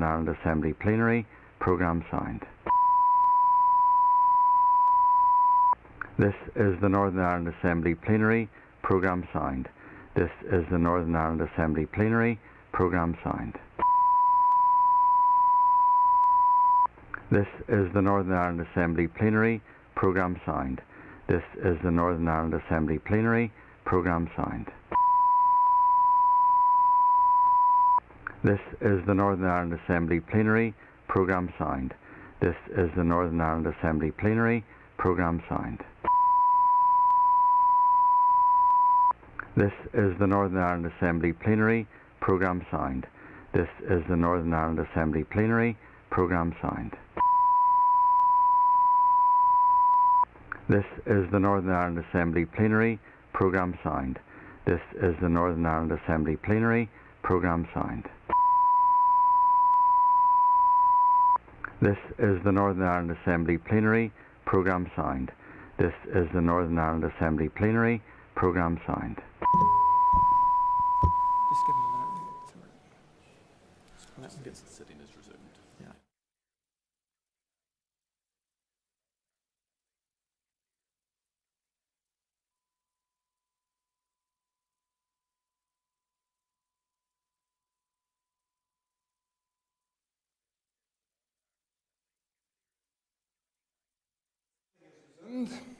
And the next item on the order paper is a legislative consent motion for the Public Service Pensions and Judicial Offices Bill. I'll ask the clerk to read the motion. That this Assembly endorses the extension to Northern Ireland of provisions to implement the remedy solution for age discrimination in public service pension schemes and associated measures on scheme cost control and judicial pensions and terms of office in the Public Service Pensions and Judicial Offices Bill as introduced in the House of Lords on 19th July 2021. I call the Minister to formally move the motion. Moved. Laskin Corlett. Thank you. The Business Committee has agreed that there should be no time limits on this debate, and I invite you to open the debate on the motion. Minister. The matter before us today is relatively straightforward. Despite the complexity of the policy area, there is a legal requirement to address unlawful age discrimination that has occurred as a result of how reforms were implemented in the public service pension scheme since 2015, and to ensure going forward that the discrimination is removed for future pension accrual. I will give you some background on how we have arrived at this position whereby changes are now required to address this discrimination. In 2010, the Independent Public Service Pension Commission, led by John Hutton, was tasked with undertaking a fundamental structural review of public service pension provision. The Commission published its final report in 2011, setting out recommendations to better balance the interests of taxpayers, employers and members. These recommendations formed the basis for consultations for a policy to reform public service schemes by Treasury and for devolved schemes by my department. In April 2015, new schemes were introduced for each of the main workforces: local government, teachers, health workers, firefighters, police, judiciary and the civil service. In the devolved schemes, the reforms were implemented by regulations made by departments with responsibility for a public service scheme under the Public Service Pensions Act Northern Ireland 2014. As part of the 2015 reforms, those within 10 years of their normal retirement age on the 31st of March 2012 remained in their legacy pension scheme arrangements of mainly final salary scheme design, that is, the transitionally protected cohort. Younger members moved into the reformed career average schemes from the 1st of April 2015. This transitional protection was not a recommendation of the Commission, but was agreed following Treasury discussions with member representatives and formed the basis of discussions with member representatives for the devolved schemes. In December 2018, the Court of Appeal in England and Wales found in the MacLeod and Sargent cases, better known as the MacLeod judgment, that the transitional protection arrangement unlawfully discriminated against younger members of the Judicial and firefighters' pension schemes, and in June 2019 the Supreme Court denied permission to appeal this judgment. Legal advice confirms that as identical transition measures exist in the reform schemes here, steps must be taken to remedy this in the devolved schemes. Indeed, there are many legal cases currently stayed in this jurisdiction, awaiting the remedy response to cases in England and Wales. I would emphasise again that the issue is with regard to how the reforms were implemented. The case for reform schemes still stands in that they provide for pensions that are affordable, sustainable, fair and transparent, and achieve greater fairness between lower and higher earners and for the taxpayers. The Public Service Pension and Judicial Offices Bill contains provisions to remedy the unlawful age discrimination that was identified by the courts in the MacLeod judgment. The bill will provide legislative framework for each public service scheme to provide their members who have been affected by the discrimination with a choice of legacy or reformed scheme terms for service in the 7-year remedy period from the 1st of April 2015, the introduction date for the reformed schemes, to the 31st of March 2022. From the 1st of April 2022, all members will accrue future service in the reformed schemes. This date is significant in that protected members within the 10 years of their normal pension age on the 31st of March 2012 will have reached this normal retirement age by the 1st of April 2022. They can, of course, continue working with service post-April 22, accruing benefits in the 2015 reform scheme. Pension benefits accrued in the legacy scheme are protected. The bill ensures that those who deliver public services continue to receive guaranteed benefits in retirement that are among the best available on a fair and equal basis. It would perhaps have been simpler to return all members to the legacy scheme for the remedy period. However, not all members will have been better off from having their benefits calculated in the legacy scheme, and many will be in fact more advantaged in the reform scheme. Therefore, remedy proposals ensure members receive a choice of which scheme terms provide the best benefit package for them available in the remedy period. However, this choice also introduces considerable complexity. My department consulted on options for how this remedy could be delivered from August to November last year, that is, to make an immediate choice once the required arrangements are in place, or to make a deferred choice, choosing the point of when scheme benefits paid. Choosing at the point of when scheme benefits paid. Apologies. The deferred choice remedy solution which the bill delivers represents an overwhelming majority preference of those who responded to the department's consultation on this issue. This option removes the discrimination which had occurred, while also providing clarity, control and choice based on accurate, up-to-date information necessary to inform decision-making. For the majority of members, they will make their choice at retirement, when it will be clear which scheme is most beneficial to each individual. An exception to this arrangement is the judicial schemes, where affected members will make their choice before retirement in an options exercise. Separate consultations were undertaken for the local government and judicial schemes, reflecting scheme-specific requirements in how the discrimination should be removed. The bill provides a framework for the required changes. However, the scheme-level regulations that are required to implement the changes, remove the discrimination and give choice to members for the remedy period will be scrutinised and made in the relevant Assembly process. As I have already stated, this is a complex exercise. It will involve adjustments to benefit entitlements for the affected members for the period 2015 to 22, as well as related adjustments where contributions and tax amounts for that period may have been over or underpaid. The guiding principle is that affected members will be compensated for any overpayments of contribution or tax for this period. To ensure fairness for all scheme members, including those who have already paid the appropriate amounts of scheme contributions and the tax for the period in question, the bill sets out processes by which adjustments will also be required where underpayment of contributions or tax liability occurs for any extra pension entitlement due as a consequence of the choice made for the remedy period. Where both overpaid and underpaid contributions occur, interest will be applied in line with directions by my department following consultation with the Government Actuary. In the case of deceased members, overpaid and underpaid contributions may also arise where a beneficiary of the member elects to take a higher remedy benefits available in the scheme. Again, this is intended to ensure fairness for all scheme members. However, the bill also provides scope for the individual schemes to reduce or completely waive any underpayment of contributions in scheme regulations where it deems this to be appropriate, for example, where this might cause hardship. There will also be cases where members have already retired and received pension benefits in respect of remedy period service, or will do so between now and the introduction of the regulations for respective changes by October 2023. My department will work with schemes to ensure that these members can exercise a choice at the earliest available opportunity concerning their revised entitlements where adjustments are required.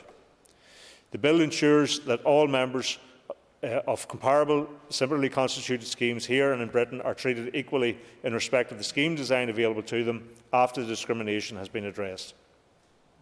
It would be unfair and would perpetuate the unlawful discrimination if some members of the public sector schemes and not others continue to be in legacy schemes after April 2022, as this difference in treatment would still be attributable to an unjustified age-based criterion. It is important to be clear that it is only the transitional protection element of the reform schemes which have deemed to be discriminatory and which must be removed. The case for the 2015 reform schemes, as approved by the Assembly in 2014, to commit to the new career average reevaluated earnings scheme design with normal pension age linked to state pension age for most schemes, in line with their equivalent scheme in Britain, and not to adopt the differences approaches here still remains valid. As well as promoting fairness across scheme members, these changes, legislated for by the Assembly, were and still are necessary to ensure that the schemes remain sustainable and fit for purpose in the future. The proposed provisions within the bill include closing the legacy schemes from the 31st of March 2022, affirming the 2015 schemes for all members from the 1st of April 2022, establish arrangements for compensation in relation to overpayment and underpayment of benefits, including for tax purposes during the remedy period, implement the proposed waiver of any cost cap ceiling breaches which emerged from a reworked 2016 cost cap valuations, establish a reformed judicial scheme, reform certain terms of office for judiciary, and establish new schemes to replace the Badford and Bingley and Northern Rock pension schemes. I will address some of these provisions in more detail. Firstly, the judicial schemes. The devolved scheme contains the same discriminatory transitional protections as the other schemes established under the Public Services Pension Act Northern Ireland 2014. In addition to addressing this discrimination, the bill enables the provision of a new reformed career average judicial pension scheme. Judicial scheme members will be given a choice to retain remedy period benefits in either legacy or reform scheme by way of an options exercise, and all members will also only accrue benefits in the new reform scheme from the 1st of April 2022. The devolved judicial scheme has a very small membership of only 56 registered members, approximately 30 of which are affected by the age discrimination and scope of the remedy. Since its introduction in 2015, the scheme already differs from other devolved schemes in that, due to concerns around value for money, efficiency and economy of scale, it does not complete its own actuarial valuation, but rather applies the outcome of the Ministry of Justice valuation in order to determine the appropriate contributions and cost controls for scheme members and employers. Governance and some administration functions for the scheme are also already linked with or shared with the Ministry for Justice scheme. Under the LCM, the devolved judicial scheme would be incorporated into a reformed judicial scheme established by the Ministry of Justice. Other measures for the judiciary are unrelated to pensions. They include reforming the scheme of judicial allowances, increasing the mandatory retirement age for the judiciary from 70 to 75, and widening the scope for judges to sit after they have retired. The Department of Justice has consulted separately on these changes, and the Committee for Justice has also been briefed, and I am advised is content that they are made. The bill also introduces an additional UK asset resolution measure which has established the UKAR pension scheme as a new public services pension scheme, defunding the existing Bradford and Bingley and Northern Rock asset management pension schemes, After that point, the Government will bear the cost of paying the pensions directly. There are no impacts for devolved arrangements in this part of the bill. Last Concordia, the remedy solution will implement an identical remedy response to that proposed by the Treasury following its own consultation for the analogous scheme in Britain. In light of the shared policy objectives emerging from both consultations and the timeframe to implement the remedy solution by April 2022, an LCM for the provisions for devolved schemes to be included in the Westminster Bill represents the most practical approach to ensure the unlawful age discrimination is removed in good time for members here and that the scheme members are not disadvantaged. The Bill makes provision for each department with responsibility for a devolved public service pension scheme made under the Public Service Pensions Act Northern Ireland 2014 to make its own secondary regulations which would implement the remedy on age discrimination for their members. These regulations will be subject to the full requirements of the Assembly under the terms of the negative resolution process and subject to scrutiny by the relevant Assembly Committee in the same way any other scheme regulations would be made under the Public Service Pensions Act 2014. Each department will be required to undertake full consultation with the scheme members or their trade union representatives before the regulations are made. Where Treasury responsibilities will now also exist under the Bill for directions and technical guidance to schemes in Britain, my department will retain responsibility for all directions and technical guidance on equivalent matters for the devolved schemes. Last Concordia, an Assembly Bill could also be used to implement these changes. However, in the context of the very close timescales now faced to implement the prospective remedy solution by the 1st of April 2022, a stand-alone bill would exert an additional strain on Assembly legislative workloads for the remainder of the mandate. If such a bill was not completed before dissolution for elections, it would fall and the unlawful age discrimination for the affected scheme members would not be resolved. My department's consultation on this issue has not identified any justified rationale or realistic scope to deviate from the core policy approach developed in conjunction with the Treasury to address the effects of age discrimination across all similarly constituted schemes. These are targeted and technical changes which will focus on the discriminatory elements of the transitional protections now identified by the courts as unlawful. The main features of the reformed 2015 schemes, career average scheme design with revised pension ages as agreed by the Assembly in 2014, are not affected by the court's ruling. These remain legal, fit for purpose and appropriate for future service. It is imperative that the provisions in the primary legislation for devolved schemes are passed into law before April 2022. If this target date is not met, long-term liabilities may increase by up to £97 million for each additional year that the remedy window is open. The current cost equates to approximately £680 million in total. Any delay in the primary legislation will also impact on the introduction of the secondary legislation by the schemes here. These estimates reflect the expected cost of members receiving benefits from whichever scheme provides the highest value to them for the remedy period. These costs are in addition to those already arising from members receiving benefits from the scheme they are currently in. This bill will also effectively set the scheme model and funding envelope for the public service scheme design, which will be funded by the Treasury from April 2022. Any alternative approach which would deviate from that design or cost envelope for providing a more generous benefits package for any particular cohort or workforce will inevitably require additional funding from the block grant. Having explained the rationale for bringing the motion to this Assembly, I commend the Committee for Finance for the timely manner in which it considered the report on the motion, and I thank the Committee for its general support for the motion. In summary, last Concordia, the bill builds on the Public Service Pensions Act Northern Ireland 2014 to create an overarching legislative framework for all public service pension schemes. Implementation of the 2015 reforms introduced an age-related criterion that favoured older schemes members in comparison to younger members. This bill provides the framework for a remedy that removes this difference in treatment, provides members with a choice of how their service in the remedy period is treated for pension purposes, and treats all scheme members equally for service post-April 2022. Any delay in legislating these changes would extend the current disadvantage and risk further costly legal challenge for the scheme responsible departments here, and if the required legislative changes are not in place to address the discrimination to the satisfaction of the courts by April 2022. I now call Steve Aiken, and can I give the member advance notice I may have to interrupt him because we have question times at 2 p.m. Thank you very much indeed, Mr Deputy Speaker. I would like to thank the Minister for his opening remarks and for the related oral and written briefings which he and his officials have provided to the Committee for Finance on this legislative consent motion and the relevant Westminster legislation. I would also like to thank the public sector trade unions who have briefed the committee on these matters on several occasions. My comments today are made as chairperson of the Finance Committee. Mr Deputy Speaker, public sector pensions are important.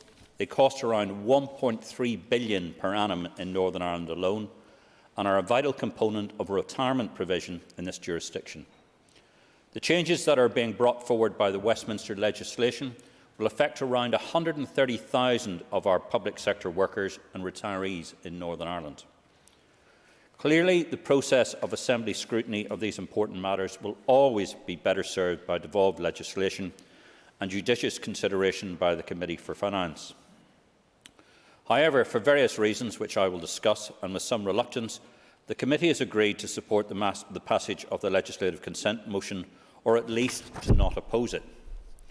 Mr Deputy Speaker, as the Minister has indicated, the roots of all this go back to the pensions reforms of 2015.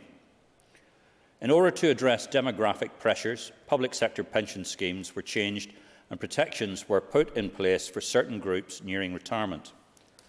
The courts subsequently determined that some of these protections were discriminatory.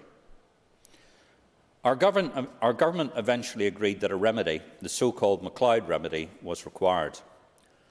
The MacLeod costs, around £700 million in Northern Ireland alone, are substantial. Our government has also developed a solution, the so-called deferred choice underpin. This will allow affected retirees to choose, at the point of retirement, whether they wish to receive benefits from a reformed scheme or a legacy scheme. This solution will also require all public sector workers to accrue pension benefits in the same way from the 1st of April 2022.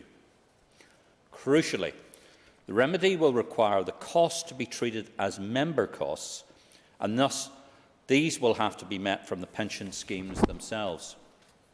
However, the Committee understands that the Westminster Bill guarantees that, notwithstanding the above, there will be no increase to employee contributions as a consequence of the MacLeod remedy, as put forward by our government. The Committee generally takes the view, in principle, that the previous discriminatory protections were the responsibility of the British Government, and thus our government should pay for the associated reparations. However, the government will not do this generally, and it will certainly also not provide additional funding for a public sector pension solution, which would be more generous in Northern Ireland than it is in the rest of our country. So if the Executive were to seek to go its own way and meet the associated costs itself, this would have to come from the Northern Ireland bloc.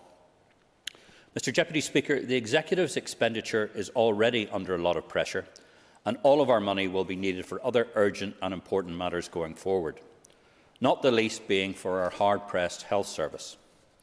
Thus, the Committee felt that, as there is to be no increase in employee contributions, that there was no other option other than to go along with the Government's MacLeod remedy and treat the extra costs as member costs. The Committee also accepted that any deviation by the Executive from the United Kingdom Government approach could lead to legal challenges, which to date have been directed at central government. This again mitigated against accepting the MacLeod remedy. In respect of the legal question, members also understand that there are other court challenges which are planned or are underway in respect of the revaluation of public sector pension schemes. It has been suggested that the Executive could simply and prudently wait until these are resolved and then bring forward its own devolved legislation which could reflect the final legal position.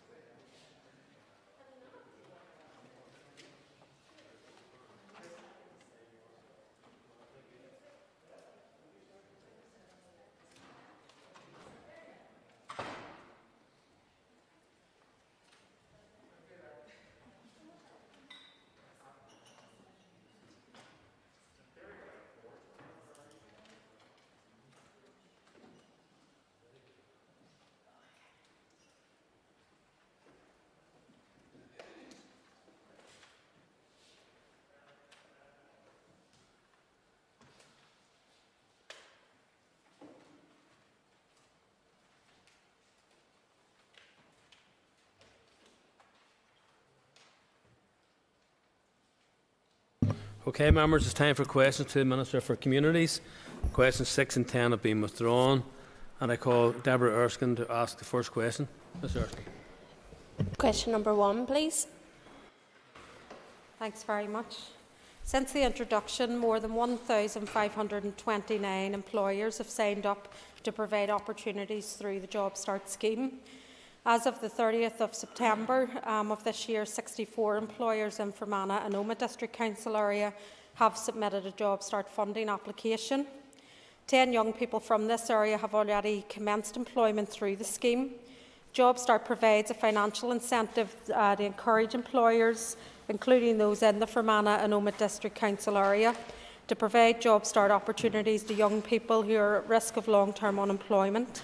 Opportunities are available for 6 months, extended to 9, if they meet the additional criteria. And it is intended by the end of the opportunity, Job Start participants will either be offered a job by the employer or have the necessary skills and experience to help them find another job or to progress into further education and training opportunities. Employers are openly encouraged to retain the participant at the end of the programme, and work coaches within the local jobs and benefit offices will support young people who participate in the scheme. When the scheme was developed, unemployment levels for young people were predicted to be significantly higher. Thankfully, the expected levels have not come to pass, and therefore I've asked officials to explore further enhancements to the scheme to encourage increased participation. Supplementary, Deborah Erskine. Thank you for your answer, Minister. Could the Minister detail, and I think she has there, if there's any work within our department to sustain and improve the numbers of those availing of the Job Start scheme in my area, given that we have such excellent facilities with the newly opened South West College facilities there in Enniskillen, which will further allow people to gain new skills as well? Yeah, well, I think we're trying to do all that we can. Obviously, when this first came into being, this was a programme that was run in Britain and obviously then transferred over to here. We had projected, I suppose, job claimant counts to be at 120,000 at this point.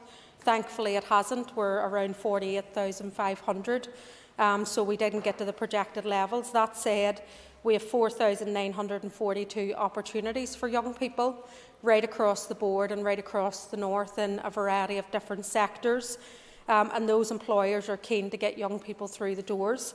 We are going out to engage in terms of trying to rapidly increase the numbers, so I'm looking at incentives to the scheme to talk to young people to see what further supports they would need to take up the opportunities, so looking at more full-time employment, childcare costs if that's an issue, and also to potentially increase the age range for those who can access the opportunities. And I think the bigger part then is how we can engage and get the word out there that these opportunities are available. So in your own area, there's obviously 64 employers who have come forward, and that's brilliant. We just need to make sure that we find the young people then that we can match into those positions. And again, if there are MLAs in the room, that can go out and actually say the opportunities are here, we're more than glad to do that. And of course, we'll be working with local councils, training providers, community and voluntary sector, with the employers themselves to get the news out there that these opportunities are here. Kelly Armstrong.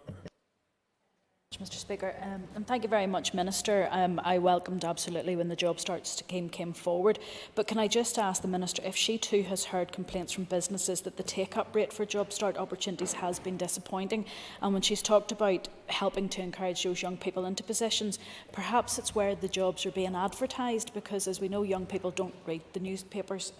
Is there anything that she can do to help businesses who have opportunities there? Yeah, no, I think definitely. I mean, the fact that so many businesses have come forward, there are so many opportunities that are there.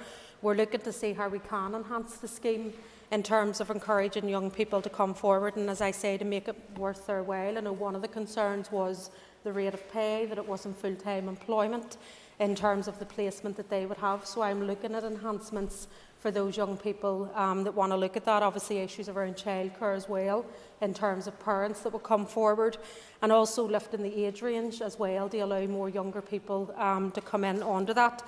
I think as well also to make sure that we do advertise the jobs differently, looking at social media such as Instagram, where young people are, They're not necessarily on, the Jobs and Benefit Office's internet line.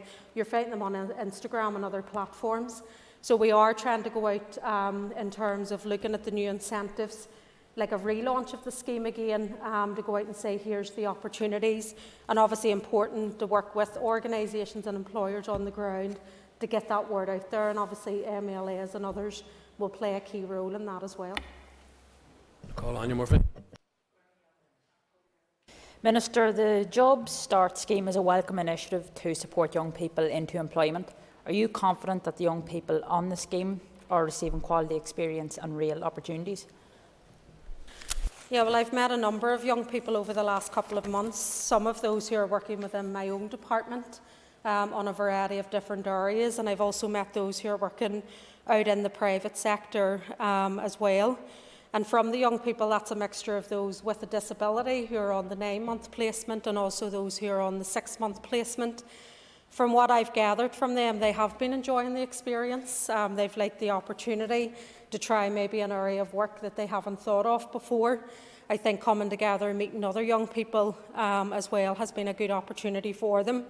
And again, but what we're continuing to do is listen to the young people, and if we need to make enhancements to the scheme, and from some of the engagements they're telling us that we do, particularly around the pay, around incentivisation, around childcare, and also around the hours of work and maybe the age brackets. So I will be coming forward soon with an announcement on those enhancements and then going out to promote that widely in the time ahead. Daniel McCrossan. Speaker, now to welcome the scheme and thank the Minister for the answers to the questions so far. Minister, can you provide an outline as to how many young people in West Tyrone have benefited from the scheme, and what will happen at the end of the process if indeed that young person doesn't end up in employment? Well, I don't have the exact figure for West, but I can get that sent to you in terms of the breakdown. I think in terms of after, obviously we're working with employers. There are some employment opportunities at the end of the scheme where they can then look to transfer in. I know even within my own department, we're looking at that in terms of transferring them over and looking at even delivering at a point of having an interview or guaranteeing an interview for employment opportunities that arise. There's also that we're matching them in terms of their work coaches and through the local jobs and benefits offices, looking at other employment opportunities, so from the skills that they have garnered, helping them with writing their applications with their CVs that will allow them to look at other employment opportunities that are on the jobs list at the moment as well.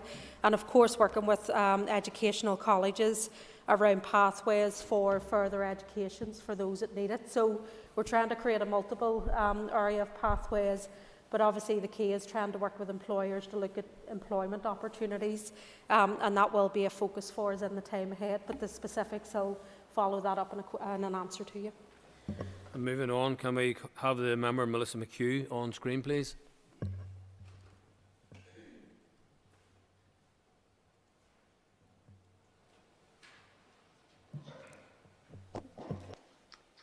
Cash to dog. Yeah, thank you. So just I want to thank my executive colleagues for the £33 million allocated last year, to which my department added a further £3 million, bringing the total support to under £36 million. For well over a year, our culture and arts venues fell silent. We have not been able to enjoy the magic of live gigs, festivals, plays and many other activities that enrich our cultural lives. Funding allocated for the financial year 2020 to 2021, that continued to flow. We also provided much needed support for individuals, of which 3,000 people received awards and just under £10 million in total. We also provided over 400 organisations with £18 million to eliminate the deficit and to help with the reopening and adoptions that they needed to do to ensure that they could reopen safely. I also supported our languages sector with over £3.5 million. I distributed a further £4 million to the community support programme at a local level to develop local initiatives, harnessing the power of the arts and to improve people's lives for the better. In the 21 to 22 financial year, my executive colleagues have allocated a further £13 million of support for the culture, arts and languages and heritage sectors. I've already allocated up to £5.5 million on this to support self-employed and freelance individuals. And that was really on the back of the task force that was established earlier this year around culture, arts and heritage recovery. It was the #1 issue. The task force report will be launched soon or published soon. But the #1 issue was the issue around freelancers. And if you remember, up until just over a month ago, a lot of these sectors and venues were still closed. So again, that fund was to support them. And I suppose going forward, I want to assure members that we will continue to work to urgently bring forward further supports, particularly for organisations, and make further announcements shortly. Melissa McHugh, supplementary. I'm Wake Fanya, the Frogger Foster. I'm very thankful for your answer as well too.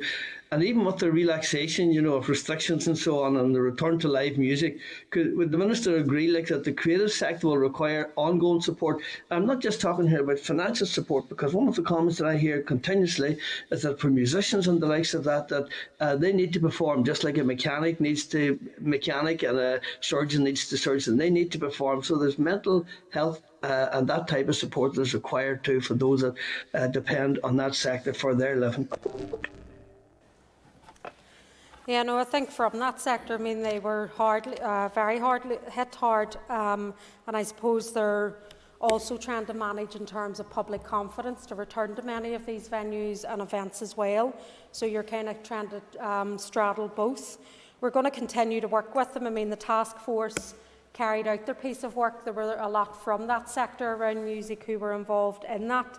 I also met with Music NI throughout that period, just to get an update of the impact on individual artists and all of the support staff that go in behind that, and the industry and the jobs that supports as well. They have made a series of recommendations to me in terms of the task force. Obviously, I announced the funding package, and that was the #1 issue that came up as part of that task force. I'm currently looking at the recommendations, and I'll be writing to them shortly in terms of what I'm going to be bringing forward by way of their recommendations and proposals. And I want to continue to work with the task force, the Arts Councils, and indeed with artists through an organisational level and an individual artist level, as you rightly say, to support them in the time ahead. Because even as things begin to open, there is still a struggle there, and we need to continue to work with them and to support. And I think they all recognise the importance of coming together through that task force. They don't want to lose that either, and that's something that I'm keen to see go on as we develop a longer-term strategy. I'm going to call Stephen Dunn. Mr Speaker, can I ask the Minister for an update on providing a culture and community fund to support community halls, which was indeed an NDNA commitment? Thank you. I think some of that was a commitment by the British Government in terms of the fund, so there's no progress that I've heard yet in terms of taking that forward.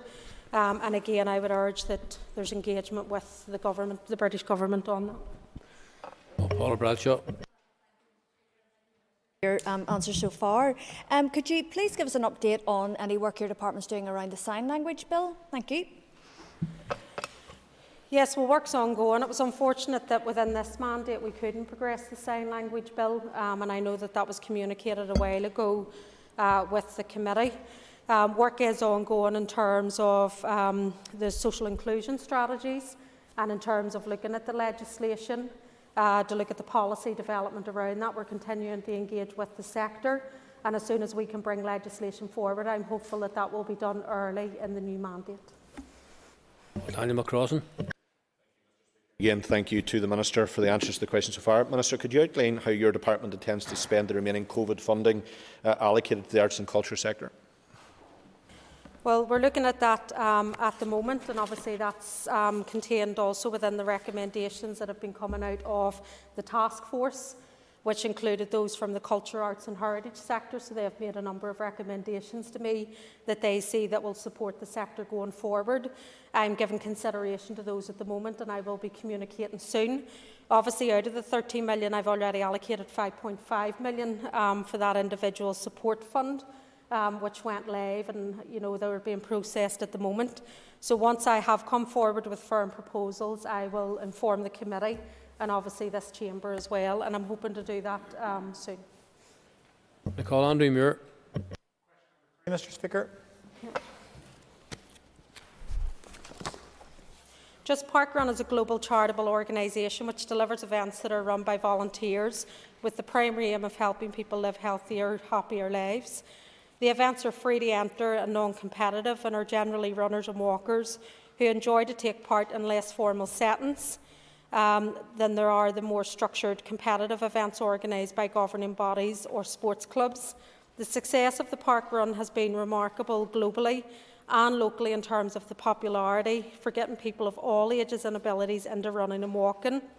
There are now 35 events taking place every Saturday morning, and my department recognises the great work that goes on through the parkruns. The parkrun has played an important role in terms of COVID restrictions being lifted and by getting large numbers of people back outdoors and into a safe environment and bringing volunteers and communities together. It has and will continue to be a positive impact on communities, and my department have engaged extensively with the organisers to assist with an early return to their events.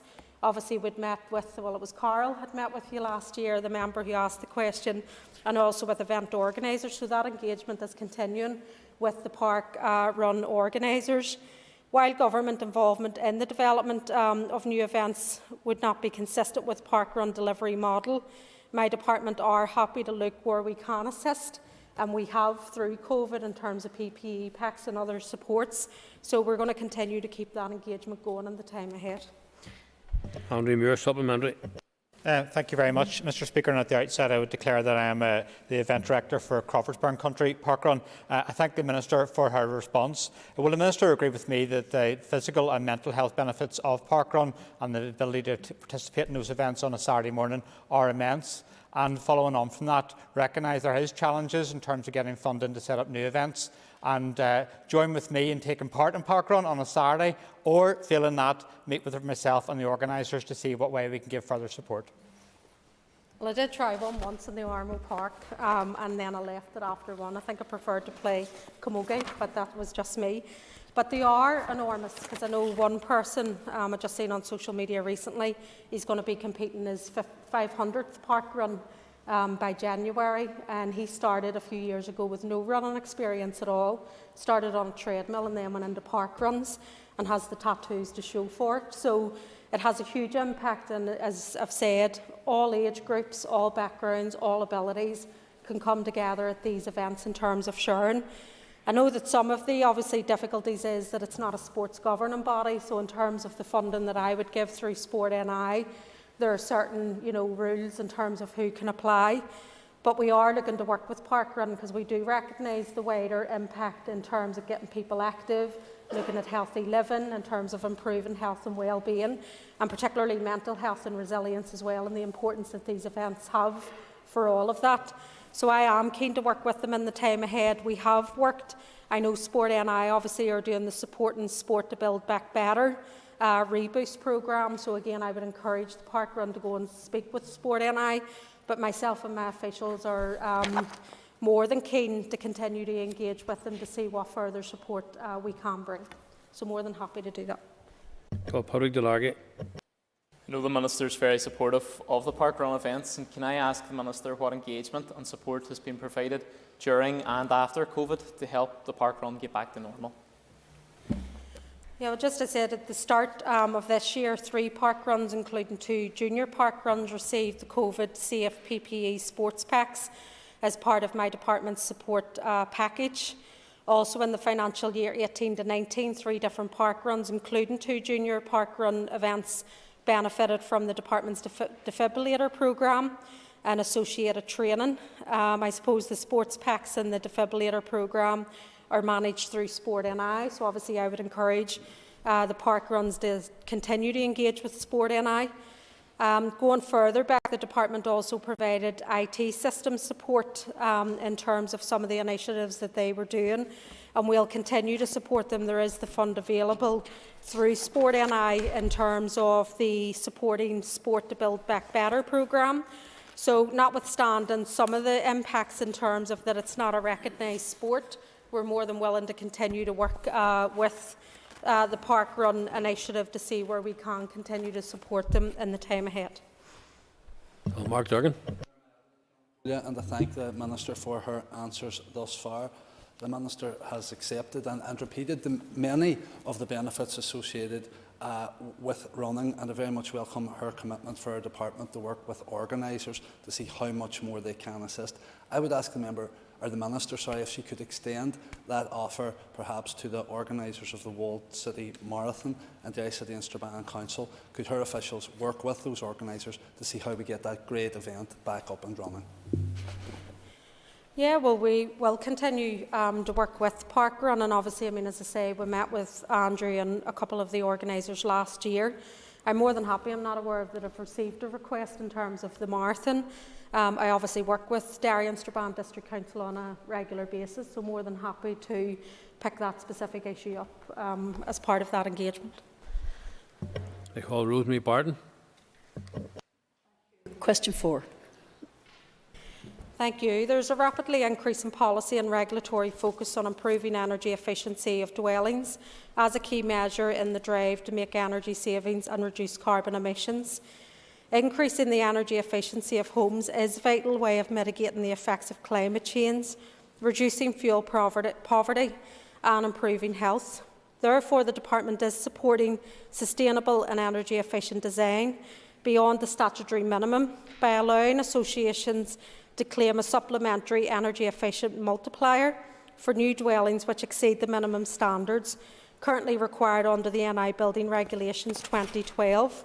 This standard is optional, and the majority of new social homes are built to these standards set by the Department of Finance under the Building Regulations and my Department's Housing Association Guide to Development. Supplementary, Rosemary Barton. Thank you, Minister, for your answers so far. Minister, can you give advice for what support you're going to give for the non-new builds that are in the countryside? Yeah, well, there's a huge challenge that goes ahead in terms of carbon emissions that come from homes, and obviously we have over 800,000 homes across the north. There's going to be a huge challenge in terms of retrofitting, and indeed some of the homes, because of the extent of retrofitting that may be needed, there may be an issue around, do you demolish and rebuild, or do you fully retrofit those homes? Obviously, we're involved in discussions with DERA, with infrastructure. We're part of a climate action group across the departments, because we know that each depend on the other in terms of looking at, I suppose, energy efficiency within homes. So that work is continuing at the moment. We're obviously looking at the housing supply strategy and some of the challenges that we have there around the supply of new homes as well. I think one of the issues, this will be an issue for the Executive very shortly in terms of the financing, because retrofitting properties is at a much larger expense and cost, and obviously then we need to look at where that money will come from. We're obviously working with our colleagues in Scotland and the south of Ireland and Wales as well, just to really look at models of best practice and what we can do in terms of reducing carbon emissions and looking at the issue of fuel poverty. So as part of those discussions, we will be bringing back proposals as to what we can do within the private rented sector. For example, could there be grants and stuff given around that? But it is potentially at some point, I know we spoke about this a couple of weeks ago in terms of the whole house approach and looking at energy efficiency and carbon emissions, and maybe not just doing a patchwork, but to do that, that will need a huge financial investment. And they're part of the discussions, working with DERA, working with infrastructure and economy in terms of bringing forward firm proposals. Cara Hunter.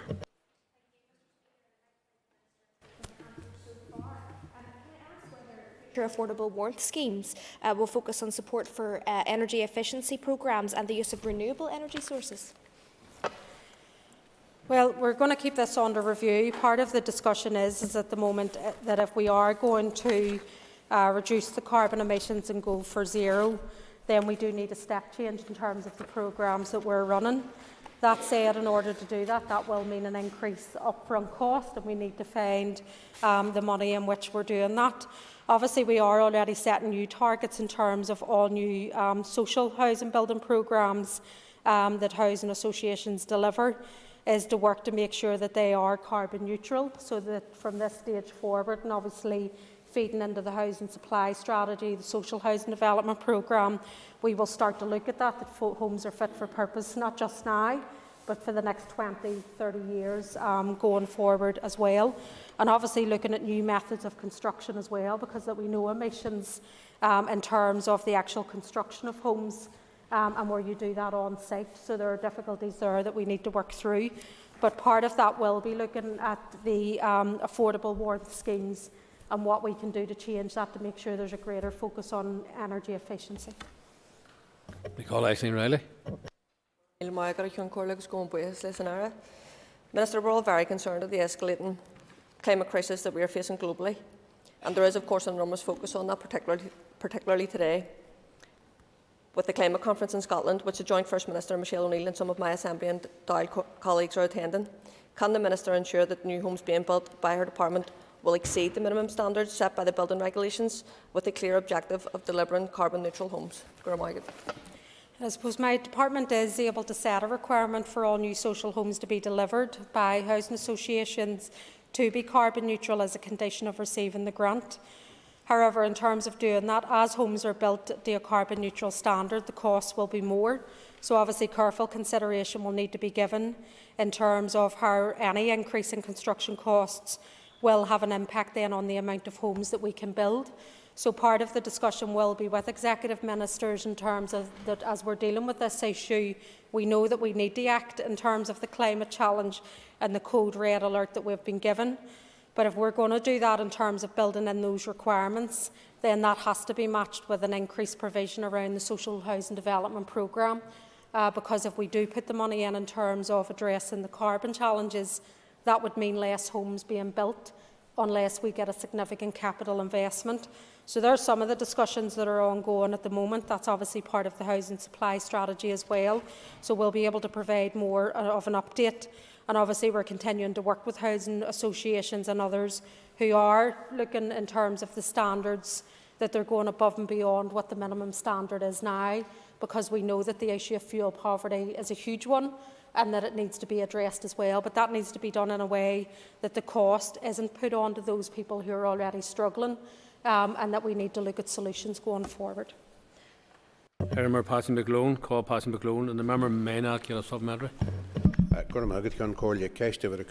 Question number 5. Thanks. The new build social housing of bungalows are included in the social housing development programme on a scheme-by-scheme basis. Housing associations work with the housing executives regional place shaping teams to agree appropriate housing mixes to meet identified local need. As a general principle, bungalow development is not considered to be the best use of land, i.e. it's uneconomical when compared with other residential uses, at a time when land suitable for housing is both expensive and the supply is limited. Bungalows, therefore, are only included in social housing schemes in exceptional circumstances. Other measures, a number of policies have been introduced to address the housing needs of older people and disabled tenants. Annual incremental targets for wheelchair-accessible homes have been included in the Social Housing Development Programme since 2017 and 18, with a minimum requirement of new build units which are wheelchair accessible. The current target is 10% from 2020 to 21. And in addition to all new build social homes that are built as lifetime home standards, ensuring that homes can be easily adopted to meet the changing needs of its tenants. Finally, since the 2004 bungalow accommodation is allocated separately from the house sales scheme, is a better way in terms of targeting need. Very brief question and very brief answer. Just agus muíthas leis an aire fásta. Thank you, Minister. Just with the growth in older people, and the numbers of older people, and indeed people with disabilities, can the Minister explain why only one social housing bungalow has been built in Mid-Ulster in 5 years? I think what I've said there in terms of looking, the population more broadly across the north is ageing. We're living a lot longer. There's going to be an increase in challenge in terms of the type of housing that we're going to be supplying in the time ahead. As part of the housing supply strategy that will be going out to public consultation later this year, we'll start to look at that supply chain that we're going to need between now and 2035. One of the issues is, we're trying to get to a position that meeting the needs of older people and those with underlying health conditions, that it shouldn't just be in one housing type, i.e. a bungalow, that we should be building homes that can then be retrofitted in terms of meeting the changing needs of the person who lives in it, to ensure that they can stay in their home and to ensure that there is a home for life. So bungalows are there in exceptional circumstances. That said, if the case is made, it can be done. It has been done in other areas as well. So more than happy to look at the specifics. But again, when we're looking at the houses and trying to build more homes for the future, it's in recognition that people are going to live longer and that we need to look at that. But it's making sure that we're having the flexibility in the homes that we build, that people can grow old in that home and that they're not forced to move later in life. And that ends the period for listed questions. And we now move on to topical. With 15 minutes topical question, I call Pat Cataney. Thank you. Minister, could the Minister give me her assessment of the Minister for Finance's refusal to fund her bid for the universal credit uplift? Well, I think firstly there was no refusal by the Minister of Finance, and I think it's crass to try and make the accusation that there was. The paper that came to the Executive, in terms of I did make a bid under the October monitoring round for the money to fund the loss and the uplift, which was taken away by the Tories. And I think that's the first thing. I think it was good that the Executive, every party on the Executive supported me in writing to the British Government calling for the uplift to be retained, and we joined Scotland and Wales in that regard. The Minister of Finance has been very clear that he did put the proposal onto the table of the Executive. He also stressed that if you were going to fund the uplift, that you had to do it permanently, because we shouldn't be bringing people to a cliff edge. And I completely agree and supported him in that programme. But the reality is this was a Tory cut, which would result at the highest end of up to 200 million having to be found. The reality was, when it was placed for discussion and decision at the Executive table, no other ministers were forthcoming with the finance to cover those costs. So you would have had to go in and make a cut in the departments, in health and education and transport. And I think all ministers, it was unanimous around that table that we can't continue to cover Tory cuts. We obviously need to stand up and fight, and I think the Executive had been doing that, and I think it's unfortunate that people are trying to now use this to divide the consensus that has been there. Supplementary, Pat Cataney. Thank you, Minister. And you know, Minister, I wasn't a member, but as far as I was aware, those powers were handed back to Westminster, and I know that Sinn Féin was the party that handed them back. I thank the Minister for her answer. However, my question is going to be now for the thousands of poor people that are left without this money, who are accumulating debt and who are now feeling the worst constraints of coming out of this pandemic and are being left behind in backroom deals done here in Stormont.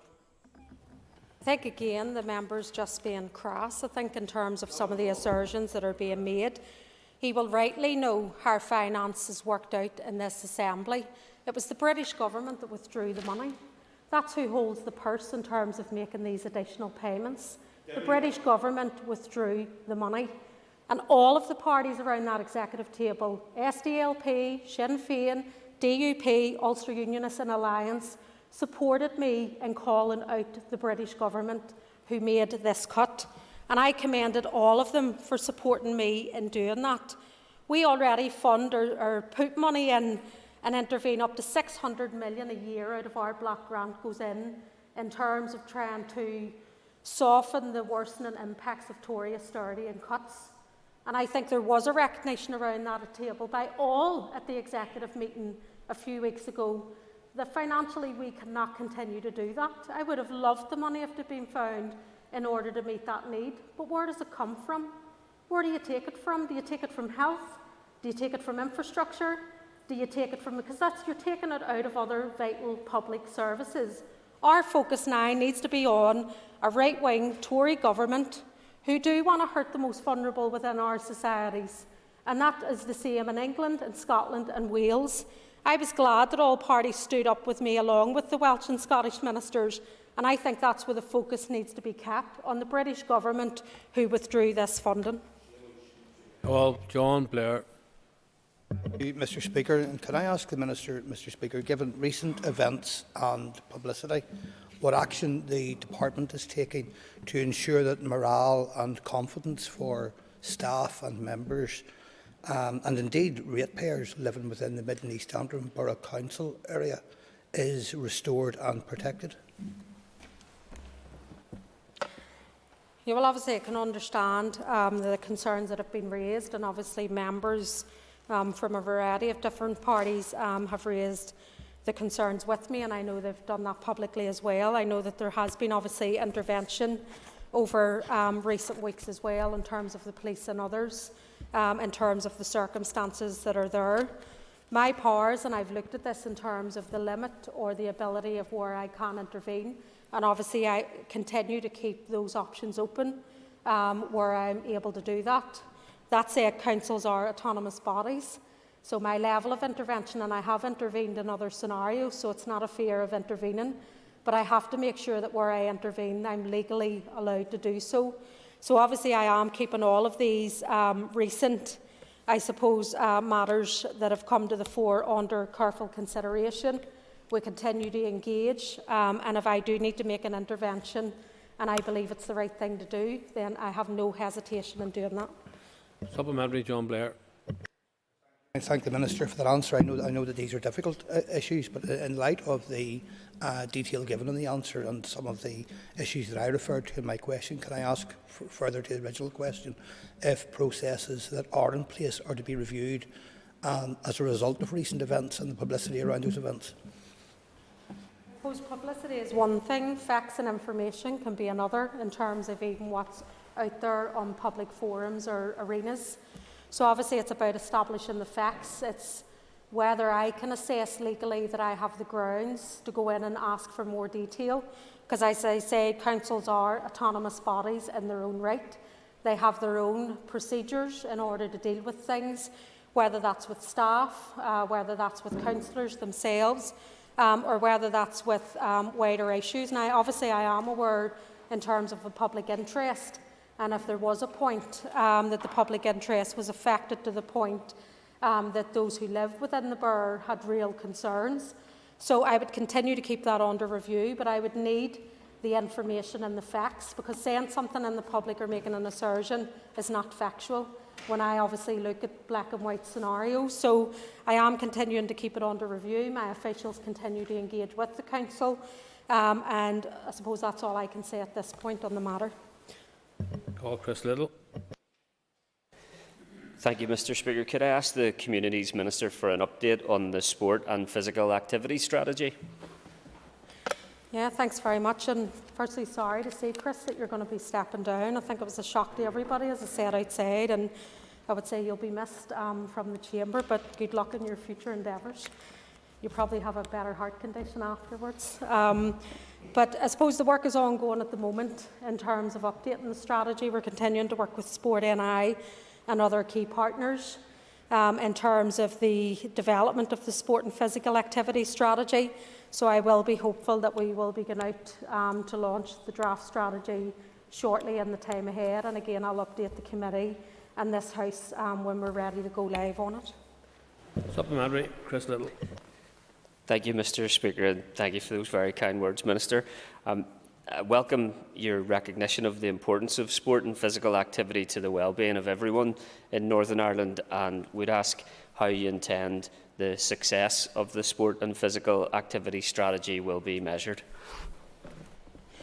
These are some of the things that we're looking at the moment in terms of how broad we're going to go. I mean, I completely get the importance of sport and physical activity. I played camogie when I was younger. I can see the impact even over the summer of young people taking part in sports and physical activity schemes and programmes, and the huge benefit that that has around health and well-being. And I suppose we've really seen that in the pandemic when those activities had to cease, the impact that that had and the outcry that that had from those who would participate and where their children participate as well. So we're continuing to engage with Sport NI in terms of looking at the outputs. I think we have to take into account the impact of the pandemic, and particularly around mental health and well-being and resilience.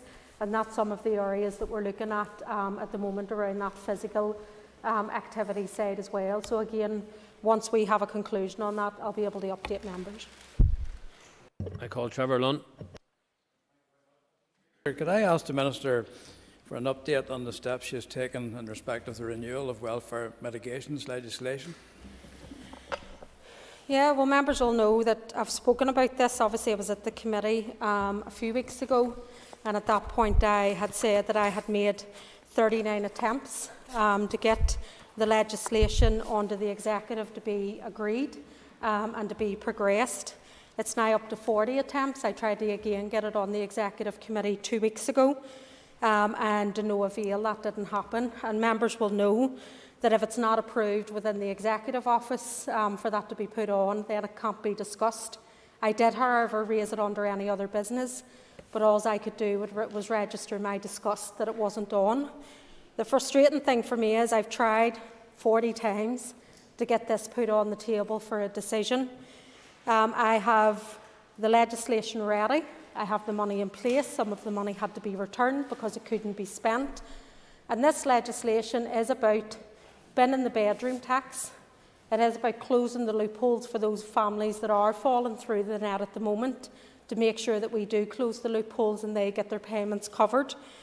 And it is about then continuing these mitigations going forward, obviously with a review to look to see if the mitigations are working and moving forward. And again, I'm ready to go out with the new review that was committed to with a new decade, new approach. I am still unhappy, and again I'm going to call it out again, that the DUP continue to block this being placed on the executive agenda. I have again put into the system that it is put on for a decision at this Thursday's meeting. You will know from the Speaker, without speaking for him, but I mean, I've seen it in the media this week, time's running out in terms of Assembly sitting days that we have left. This is my frustration, that we will come to another cliff edge the way we were in January of last year. I've had this legislation. I first came into this chamber in January as a minister. Time's up. I had legislation ready by that February, and it still hasn't moved. I call John O'Dowd.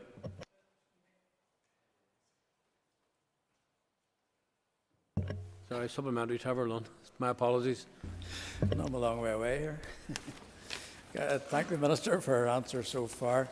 And I'm glad she's made it quite clear where the blockage is in this particular matter.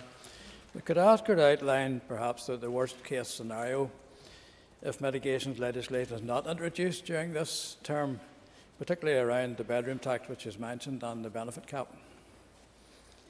At the moment, we're making payments under the Budget Act. The Budget Act should only be moved or used in emergency crisis situations. The difficulty also that as anything happened this Assembly, officials can't continue to renew the Budget Act. That can only be done by a minister, and the Budget Act has to be renewed on a yearly basis. So there's a concern there. The other concern is I need the legislation and the regulations through to close the loopholes. So there are families falling through the net at the moment who are losing out hundreds of pounds each month because the loopholes have not been covered. So that's people who maybe moved a house, it was a change of circumstances, and therefore the bedroom tax mitigation they lost. They would get that back again under the loopholes being closed. I'm not able to do that unless I get this legislation through. The big concern is time's running out. We do not have time. I'm already trying to fast track this through because we'll not have time to go through the normal processes. But that said, I still want the committee to still have a scrutiny role in terms of what I'm putting forward. And what I have said, if you have an issue with what I've proposed, at least allow it onto the table of the executive to be voted on. And I have said I will respect the democratic decision of that executive, but it's not even allowed to be put on for that decision to take place. John O'Dowd. Minister, carrying on from the point Mr Lunn raised, has the DUP given you a rationale as to why they're not allowing this important piece of legislation onto the executive, and more importantly, why they're not allowing it onto the floor of this Assembly? My understanding is that it's around end dates, that they want an end date of 3 years again. What I have said is that the bedroom tax particularly will not be resolved in 3 years. We're going to continually bring people to another cliff edge. I have the legislation ready to go. any changes in that legislation would have to go back and be redrafted again. That's more time being wasted when the money's there and the legislation's in place. I agreed to a review, and I know that was one of the concerns that was raised. And again, I don't know then why, even after all of this time, there has been no movement on it, and I think that needs to be asked of the DUP. Okay, we're just under a minute left. John O'Dowd. Minister, we hear much from the opposite benches about the harm the protocol is allegedly doing to working class unionist communities. Would the Minister agree with me that the bedroom tax is doing much more harm than the protocol ever will? This is having a huge financial impact, definitely, and we can see the impact of this Tory policy in England, where families are being forced to leave the home that they have lived in with their children for years. They're being forced to move hundreds of miles away. We know that our housing make-up here, when you talk to NICFA and other organisations, that's why the bedroom tax was brought in as one of the key mitigations back in 2017. We know that our housing make-up here cannot meet the need, that if this legislation is not progressed, that it will force families out onto the street, it will force them having to move miles away. But the reality is it would actually force them to be homeless, because we don't have the housing composition in order to meet the need. And this will affect working class families, low income families, and particularly children the most, both within loyalist working class areas, yes, but also across the board as well. It will affect thousands right across our society. Members, time's up. Members, please take your ease for a moment or two before we move on to the next item on the order paper. Thank you.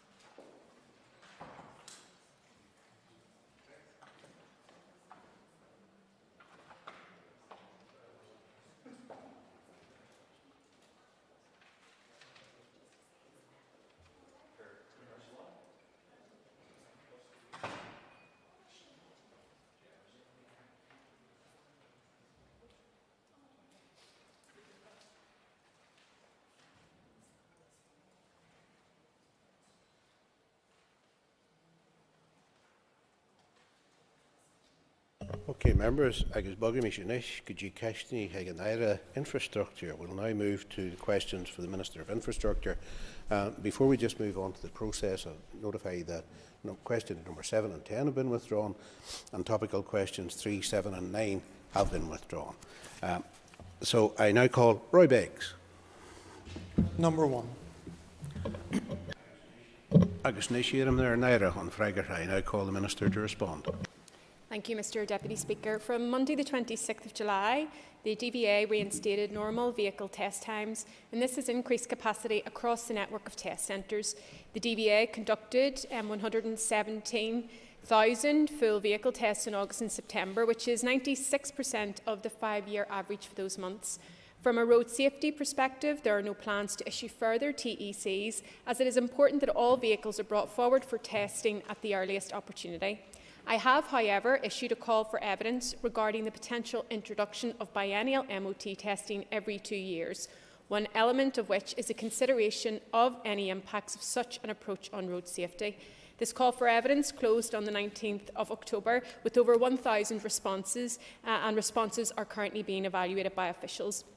The DVA is currently experiencing significant demand for vehicle testing services, and in some cases, customers may not be able to have their vehicles tested before their current MOT certificate expires. In such cases, customers must book at the earliest available test appointment for their vehicle, which may mean travelling to another test centre instead of their preferred location. The the DVA has steadily increased its vehicle testing capacity by adopting a range of measures, including the recruitment of additional vehicle examiners, the use of overtime to provide cover for leave and sick absence, and a reduction of the vehicle test appointment time. The DVA is also offering vehicle test appointments on a Sunday and bank holidays at most test centres, and following conversion of an adjoining building at the new Buildings Test Centre, additional testing capacity has been made available to meet demand in the North West. I remain committed to minimising disruption and ensuring our plans for the restoration of services is in hand. However, all vehicle test services across these islands are experiencing high demand with longer than usual waiting times, and we would ask customers for their continued patience. Supplementary for Mr. Begg. Thank the Minister for her answer. I recognise that DVA staff are working exceptionally hard and working overtime in evenings and weekends. But some drivers are continuing to have to hunt on a daily basis to try and get an earlier MOT test, as they are unable to tax their car without an MOT. And if they drive, they risk breaking the law and getting fined, and they may even get fined for failure to notify of their sworn information. But mechanical failure has resulted in a very small number of accidents, and there's been no statistical difference. Can I ask the member to question, please? Since the temporary exemption certificates were made. So, Minister, why do you not use some temporary exemption certificates, particularly for newer vehicles, to take pressure off your staff and of hard-pressed workers? I thank the member for his question, and I also thank him for his kind comments about DVA staff. They are working exceptionally hard, and I think that's demonstrated by the statistics that are coming out in terms of performance. But in respect of the temporary exemption certificates, I would only consider introducing those if I was convinced that truly exceptional circumstances existed, for example, the lifts issue or COVID-19, and that no other reasonably practical measures were available to manage demand for vehicle testing services. The current demand for MOTs is viewed as temporary, and slots are still available to be booked in the system, and more will continue to become available as we bring additional resources in line. To very quickly address your point about drivers being concerned that they'll be penalised if they can't get their vehicle taxed. Vehicle tax is an accepted matter and is a responsibility of the DVLA in Swansea. But we would ask our customers to book their earliest available appointment, keep checking the booking system, but if they get to within 5 days of their MOT expiry date, they should contact dva.customerservices@infrastructure-ni.gov.uk, and the DVA will do their best to get an urgent appointment. And to date, I can confirm that all customers who have contacted the DVA in these circumstances have been offered an earlier appointment slot. Emma Sheeran. I call Emma Sheeran. Minister, I recently raised an issue that had been brought to me by constituents, would-be driving instructors who were experiencing problems completing their theory tests necessary for their qualification because of a technical issue with the computer system. I wonder if you have looked into this issue and if you could provide an update on it. I thank the member for her question. My understanding is that the technical issue has been resolved, but what I will commit to do is to write to the Minister to ensure that we're able to provide her with the most up-to-date information in respect of the issue that she has raised. Hunter. Thank you, Mr Deputy Speaker, and I'd like to thank the Minister for her answers so far, and we welcome all the efforts from her department throughout this challenging time. And we heard recently at committee from ABI just on insurance, but can I ask the Minister to provide further assurance to drivers ahead of MOT on view of insurance companies and the PSNI? DVA officials have consulted with the PSNI and the Association of British Insurers to make them aware of the current position regarding MOT appointments. If motorists are unable to book an MOT appointment before their MOT expiry date but still need to use their vehicle, the PSNI has agreed not to penalise the driver of a vehicle whose MOT has expired so long as the vehicle is in a roadworthy and safe condition, the vehicle is properly insured, and the driver can provide proof either in electronic or paper form that an MOT test appointment has been booked for the vehicle.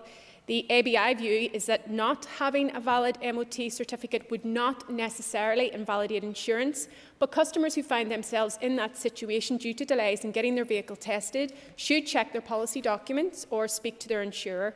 However, the ABI confirmed that it is a condition of insurance that owners maintain their vehicles in a roadworthy condition.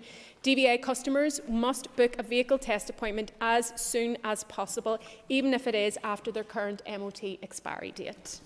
I called Kelly Armstrong. Very much, Deputy Speaker. Minister, I'll just take you back to Mr Begg's point. It's regarding the MOTs and taxing your vehicle. I know you've said that taxing the vehicle is outside of Northern Ireland's control, but given the fact that you cannot tax your vehicle unless you've got a valid MOT certificate, what conversations have you had with DVLA to try to deal with this issue for Northern Irish customers? I thank the member for her question, and officials are in very regular contact with colleagues in the DVLA in Swansea. As I've said in response to Mr Beggs' question, we would encourage our customers to keep checking the system and to book the earliest appointment, but to provide that reassurance that all of the customers who have contacted us, who have found themselves in that situation, have been brought forward and offered an earlier appointment. So DVA is working very hard to ensure that we are maximising our capacity so that we can bring testing forward to prevent customers finding themselves in that situation. Call Trevor Clark for his question. Question number 2. My department is aware of the wider issues around the haulier shortage, and a recent Road Haulage Association survey identifies drivers' retirement, Brexit and changes to off-payroll working rules as the 3 main reasons for the shortage. The commercial difficulties will require improvements in pay and working conditions, and this is now being recognised by some large companies who have increased pay to their drivers to help improve retention. Brexit is also a significant factor in the haulier shortage, with many EU drivers reportedly no longer working in GB. It is important to point out that testing is not seen as a significant reason for HGV driver shortages here. My officials have been in contact with the Department for Economy, and we have been advised that Apprenticeships NI offer apprenticeship training in driving goods vehicles at both Level 2 and Level 3. Both frameworks include knowledge-based and competence-based qualifications in driving a range of goods vehicles, including articulated vehicles. In respect of testing, the DVA has taken a range of measures to maximise the availability of large goods vehicle driving test slots. In addition to normal weekday slots, they also now offer LGV training tests on a Saturday and on Sundays where it is suitable to do so without compromising the integrity of the test. However, uptake from the industry, particularly on Sundays, has been less than expected given the demand for these types of tests. Overtime is also used to route off-shift dual role driving examiners to provide further capacity. And DVA test centre managers frequently liaise directly with the LGV training schools to meet specific requirements and help address demands. In the first 5 full months since driving tests resumed on the 23rd of April, the DVA has conducted 1,626 LGV driving tests, which is 66% higher than the 5-year average for that period, demonstrating a clear commitment to providing increased testing capacity for the sector. Trevor Clark for a supplementary. Can I thank the Minister for her answer? And Minister, you cited many reasons why you think there may have been impact. However, those same impacts are suffered in the rest of the UK. And over in the rest of the UK, they've considered mitigation for the test and relaxation.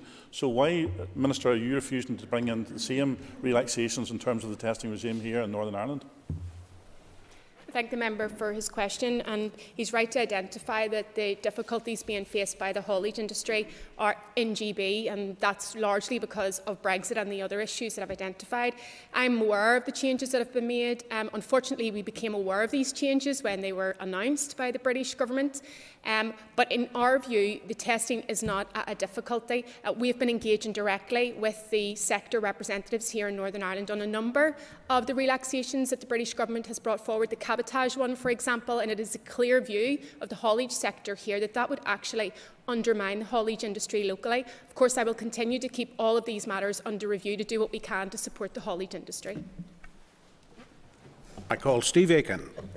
Mayor, I thank the Minister for her remarks so far. Minister, the apprenticeship training support from the Department of Economy is focused on under 25-year-olds. Have you had the opportunity to talk to the Economy Minister to see how we can actually extend this out to beyond 25-year-olds? Because as you're fully aware, one of the biggest problems with HGV licensing under 25 is the increased cost and difficulty of licensing and insurance costs. Have you had any conversations with the Minister of Economy about expanding that? And may I just put in a plug-in for the great Borough Council of Antrim and Newtownabbey Borough, who have been doing quite a lot of good work on this locally as well? The issue of the apprenticeships falls to the Department for Economy. I haven't raised the issue of extending that to further age groups with the Economy Minister directly, although our officials have been engaging in terms of what support that department and my own can continue to provide to the haulage industry. But I'm happy to raise this matter with the Economy Minister following today's question session. Could I welcome the Minister's answers so far, and the Minister recognises the good work and the hard work that these hauliers have done, and the lorry drivers done, especially throughout the pandemic. But just to follow on, Minister, in terms of, I know there's a 66% increase in testing, is there any way to try and expedite that to see can we get more drivers in? And also, what discussions have you had both with relevant ministers, both south and across the water, to see how we can expedite these matters to try and address the shortages? I suppose the challenge here is having a very clear understanding of where the difficulties lie, and when we're engaging with the sector, they're not citing testing as an obstacle. What they're saying in their view and their experience on the ground is that it's to do with retirement, that it's to do with payroll terms and conditions, and it's to do with Brexit also. Of course, when it comes to testing, I am really pleased that through the hard work of DVA, we're carrying out 66% more testing than the 5-year average. That's record high numbers of testing, and we will continue to keep that situation under review and continue to bring additional resources online. My officials work with their colleagues right across these islands on a range of issues, and we will continue to do so, because where we can provide solutions, we most certainly will. Jerry Carroll phone you cash. I call Jerry Carroll. Thank you, Minister. Would you agree with unions like Unite, who say that these issues are some 20 years in the making and primarily down to grueling conditions faced by workers who literally don't have a pot to pee in? And would your department agree with looking at the HGV driver manifesto that Unite have published to see about implementing its recommendations?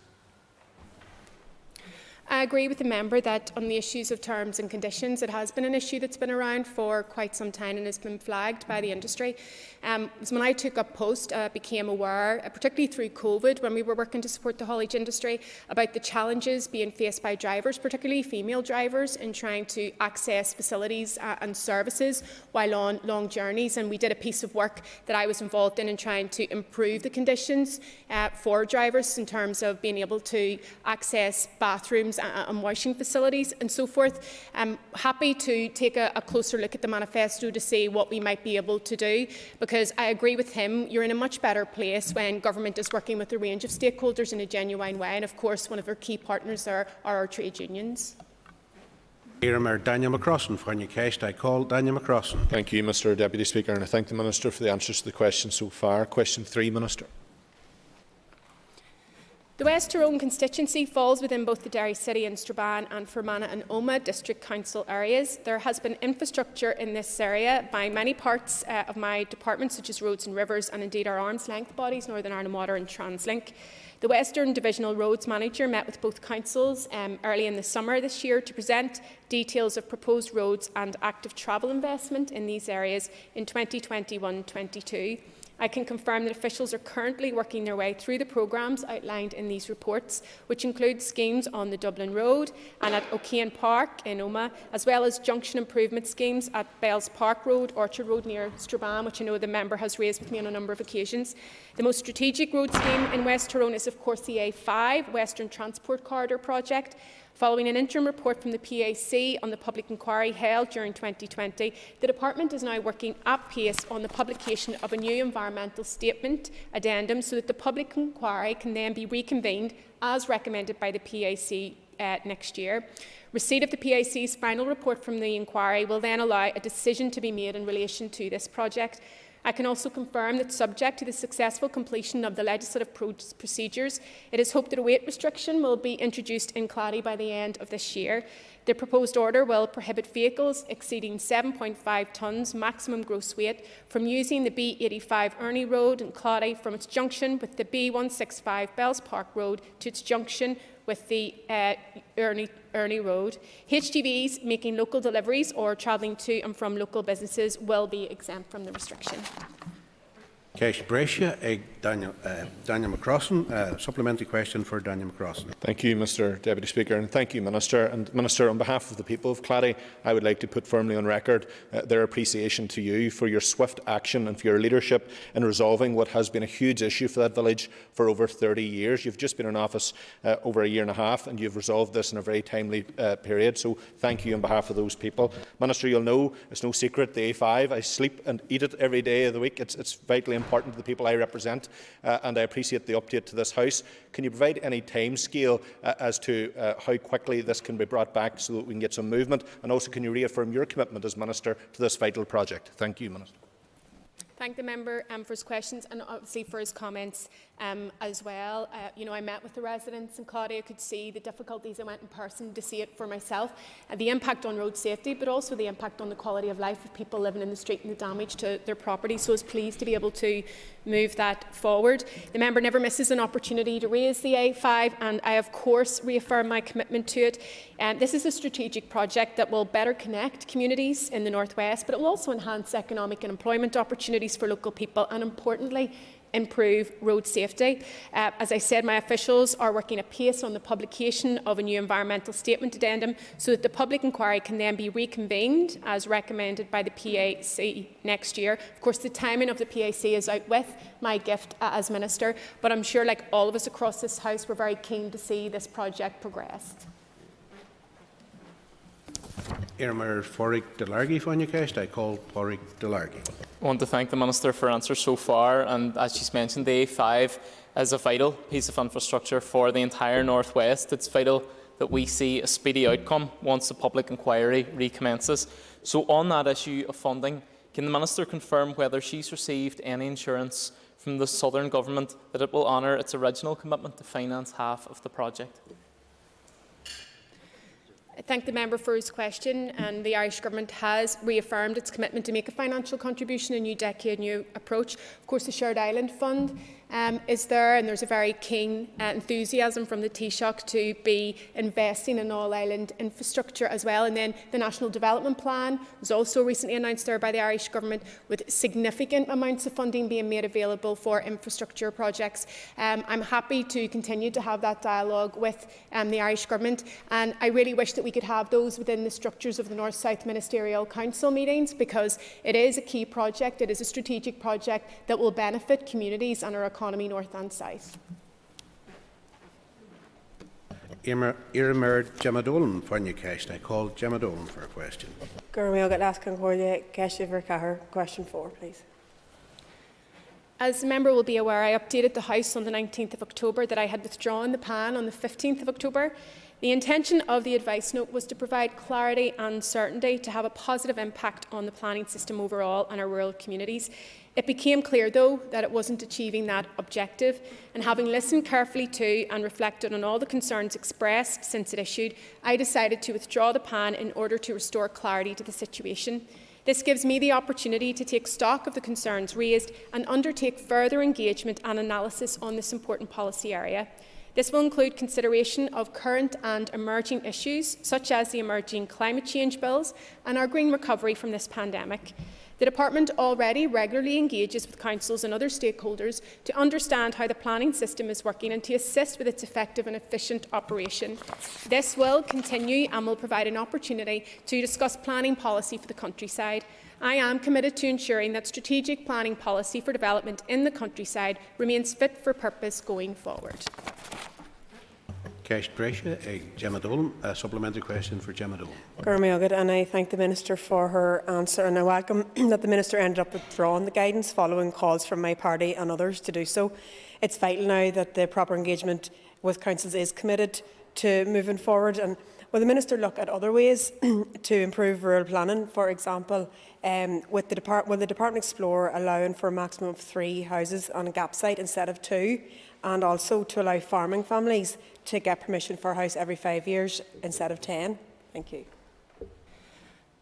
I firmly believe that the SPPS does and should continue to provide opportunities for farming families, other rural dwellers and sustainable development in the countryside in general, striking a balance between supporting and sustaining rural communities and protecting the countryside from inappropriate development.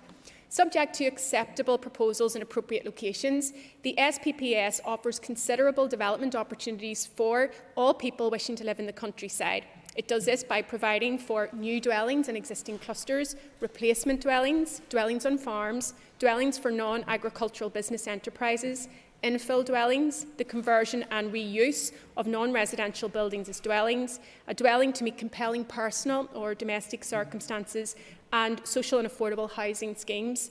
Planning statistics for single and replacement dwellings in the countryside demonstrate that there continues to be a relatively steady rate of approvals provided for under the extant policy provisions.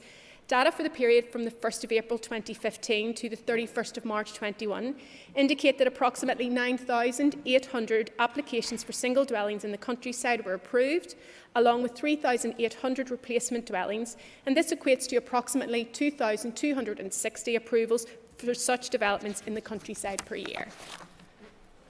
I call Andrew Muir. Thank you, Mr Deputy Speaker. SPSS and PPS 21 on the previous pan, which was withdrawn, are key parts of our planning system. The Minister will be aware that there is a review of the 2011 Planning Act. Can the Minister give us an update on when the outcome of that will arrive? And will the Minister commit to this House to deal with the issue of statutory consultees and their delays in coming back, because it's inhibiting economic growth in Northern Ireland and having a planning system which is not fit for purpose? I thank the member for his question, and I know that officials briefed the Infrastructure Committee on the review of the Planning Act. There were a substantial number of responses to that review, a number in free-flow text, so it's taken officials time to try to work through all of those, and I would hope to be in receipt of a submission so that we can identify the best way forward. The purpose of the review is to look at what is working, what is not working, so that we can make a judgment around retaining or repealing or amending. But of course the member is right to highlight the issue around consultee response times, and I haven't shied away from that issue in saying that it is a difficulty. The Department has established a cross-departmental planning forum, the purpose of which is to work with all of the consultee response partners to ensure that we are getting much more efficient in terms of consultee response times. It does remain a challenge, but I have been meeting with my officials to make it clear that I want to see us maximising the capacity, particularly within my own department, so that we are able to respond to these in a timely fashion. Now, of course, the volume of applications, the complexity of the applications has increased as well, but our planning system is key to our economic development, and it's also key to tackling the climate crisis. So I'm keen that where we can, we are making significant improvements. Mark Durkin from Newcastle. I call Mark Durkin. I thank the Minister for her answers thus far and for her action and listening to rural communities on this issue of huge importance to them. Earlier this morning, in response to a statement from the Finance Minister, or in response to questions on that statement, the Minister made several allegations around parties stretching the truth and playing cynical party politics. Would the Minister agree with me that the political party behind the distribution of leaflets outside chapels and around rural communities on this issue isn't just engaging in petty party politics, it's also engaging in fake news and misleading rural communities? The member is correct, and I found it hugely disappointing that, having withdrawn the PAN on Sunday past, mass scorers in rural Armagh came out to find leaflets on their window screens that were factually incorrect, calling on me to take action that I had already taken because I was listening intently to people and was quick to respond. The public deserve better than that. They deserve the truth. And I think it is hugely disappointing, this pattern of fake news, because it's not about standing up for rural communities, it's about standing up for them and also telling the truth. And on this occasion, that clearly didn't happen. We won't have any remarks from the sedentary position, please, just if members have respect for others. I think you can briefly get Rosemary Barton. Yes. Question 5, Minister. The adoption of private streets is primarily a developer-led process. It is a developer's responsibility to construct road infrastructure to the required standards, and my department then adopts it into the public road network. Since 2015, my department has adopted 1,856 bonded streets and released bonds valued at around £88 million. Enforcement action has also been taken at 140 sites. The majority of developers do act responsibly and progress their development's infrastructure for adoption without the need for intervention by my department or Northern Ireland Water. However, I acknowledge that this process can sometimes take longer than desired, and I fully acknowledge the difficulties that some residents encounter on a day-to-day basis living in unfinished developments. As a result of the need to reduce staff numbers in 2015-16, after severe budget cuts were imposed on the then Department for Regional Development, my department lost a significant number of experienced private street staff. This reduced my department's capacity to take enforcement action where developers had commenced work without a bond in place or failed to complete their development roads as agreed.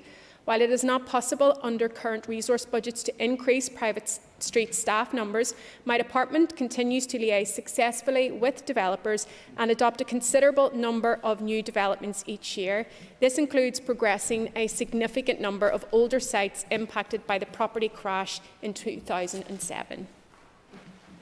Time for a very brief supplementary and brief response, please. Thank you, Minister, for your answer so far. And yes, you talk about your reduction in staff.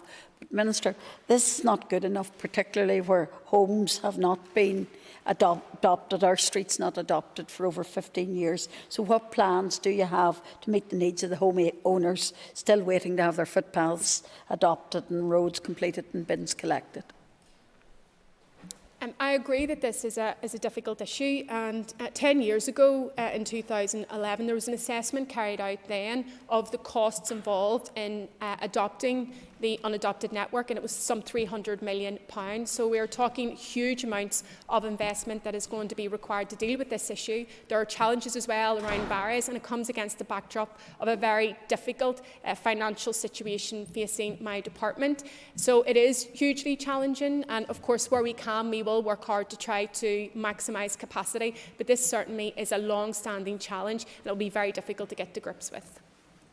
That ends the period for listed questions, and we'll now move to 15 minutes of topical questions, and I call Diane Dodds. Thank you, Mr Deputy Speaker. The Minister is very aware of the need to upgrade the A1 in terms of safety requirements along that stretch of road. Just recently, there have been a number of very serious accidents around Banbridge. Can the Minister update the House as to the action she's taken in relation to this particular safety scheme? I call the Minister. I thank the member for her question. Yes, upon taking up post, this was one of the projects that I was very clear to give a commitment on, and I met with some people who have lost loved ones on that stretch, so I recognise the huge importance of making sure that we get this upgrade right and that we get it in the quickest possible time frame. So my department has allocated money so that we can progress the scheme, and where we can, we are trying to do the development work in parallel so that we can get the upgrade completed as quickly as possible. I'm content to write to the Minister to provide the very latest update because I know that this is an issue that she has a keen interest in.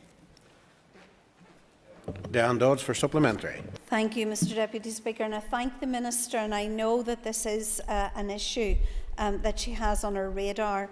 Can I stress the absolute importance of dealing with this issue, and of perhaps at the earliest giving an exact start date for when the works will start around the particular Banbridge area, and also whether the Minister has made a bid in the 3 years spending review to actually extend this safety scheme. This is a hugely important issue. Yeah, I want to reassure the member that As Minister, I've been allocating sufficient funding since taking up post to ensure that all of the developmental work can proceed and proceed at pace.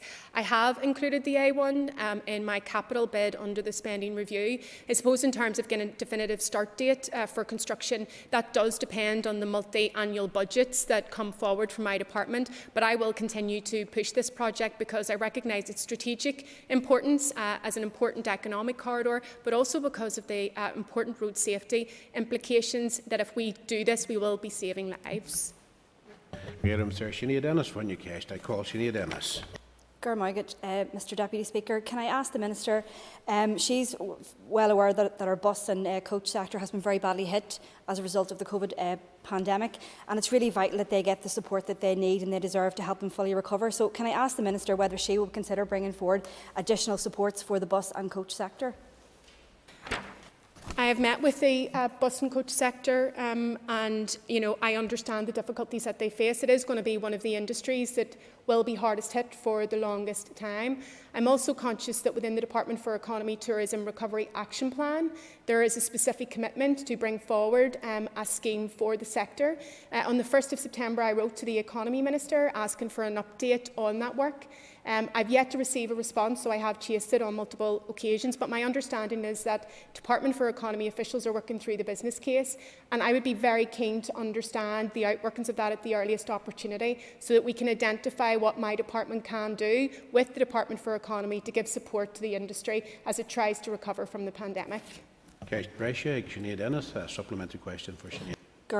And I appreciate that response. And the Minister has frequently referenced the scheme that is currently working its way through the Department for the Economy, but she will also know that most coach operators aren't also tour operators as well, so there's a bit of a discrepancy there. So, and I know her department has managed previous schemes before, so they will be well equipped to bring forward any new type of support, any type of scheme if it is so needed. So I would urge the Minister to give that serious consideration because they do need vital support to help them recover. Mr Deputy Speaker, the member's right to talk about, it is a varied industry, and I haven't yet seen the detail, but my understanding is the Department for Economy scheme will likely be about providing support to the higher end. I suppose the difficulty that I find myself in is without having that definitive detail of what that scheme entails and what support it will be provided, it makes it difficult for me and my officials to be able to identify how we can come in to look to support others that may not be able or eligible for that scheme. So I sincerely hope that I will get a response from the Economy Minister soon because I'm very committed to working with him to support the industry. Question number 3 has been withdrawn, and I call Rachel Woods. Thank you, Mr Deputy Speaker. Can I ask the Minister for Infrastructure for an update on the formal request that she made to the Planning Appeals Commission to hold a public inquiry into the Dalradian gold mine project alongside approximate timescales?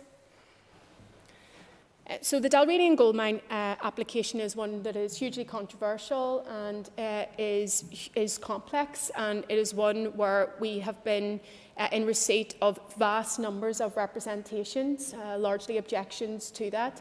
I was very clear early on that I felt that this merited going to a public inquiry so that everyone involved, including the local community, can have the opportunity to make their views known and to make representations to it. So I have formally asked that a public inquiry is convened, but a public inquiry and the timing of that hearing is not within my gift as Minister because it is independent, but I would hope that we can get a date and we can give the clarity to people at the earliest opportunity because this has been going on for such a long time and I do appreciate the depth of concerns that people have. Supplementary for Rachel Woods. Thank you, Mr Deputy Speaker, and I thank the Minister for her answer. On the similar theme on planning and on projects, the Minister will be aware of recent studies that showed a lack of public confidence in the then centralised planning system and the desire for reform dating back to 2011. So can I ask her if she supports the introduction of equal rights of appeal into our planning system here? I know that this is an issue that has been raised on a number of occasions by different partners to the planning process, and I know that it is also an issue that has been raised by those who have responded to the review of the Planning Act. So, I await that submission from officials to be able to delve down into the detail and the rationale that is being provided by our stakeholders who feel that this would be an important step forward. Call Jonathan Buckley. Thank you, Deputy Speaker, and thank you to the Minister for her answers thus far. Minister, you will be aware that on the 25th of October I wrote to you regarding the potential ramifications from the judgment in the North-South interconnector case and its subsequent application thereafter. So, in light of not having received a response, can I ask the Minister formally in the House, does she anticipate any impact on other recently regionally significant applications such as Casement Park and others? The court judgment in relation to the North-South interconnector was handed down on the 19th of October, and while these important planning decisions were not quashed, the wider implications of this complex judgment are still being considered by my officials and indeed by the Executive Office, who were also respondents to the judicial review case. Until such times as I receive further advice from my officials, I am not in a position, as I hope the member will understand, to offer any further comments.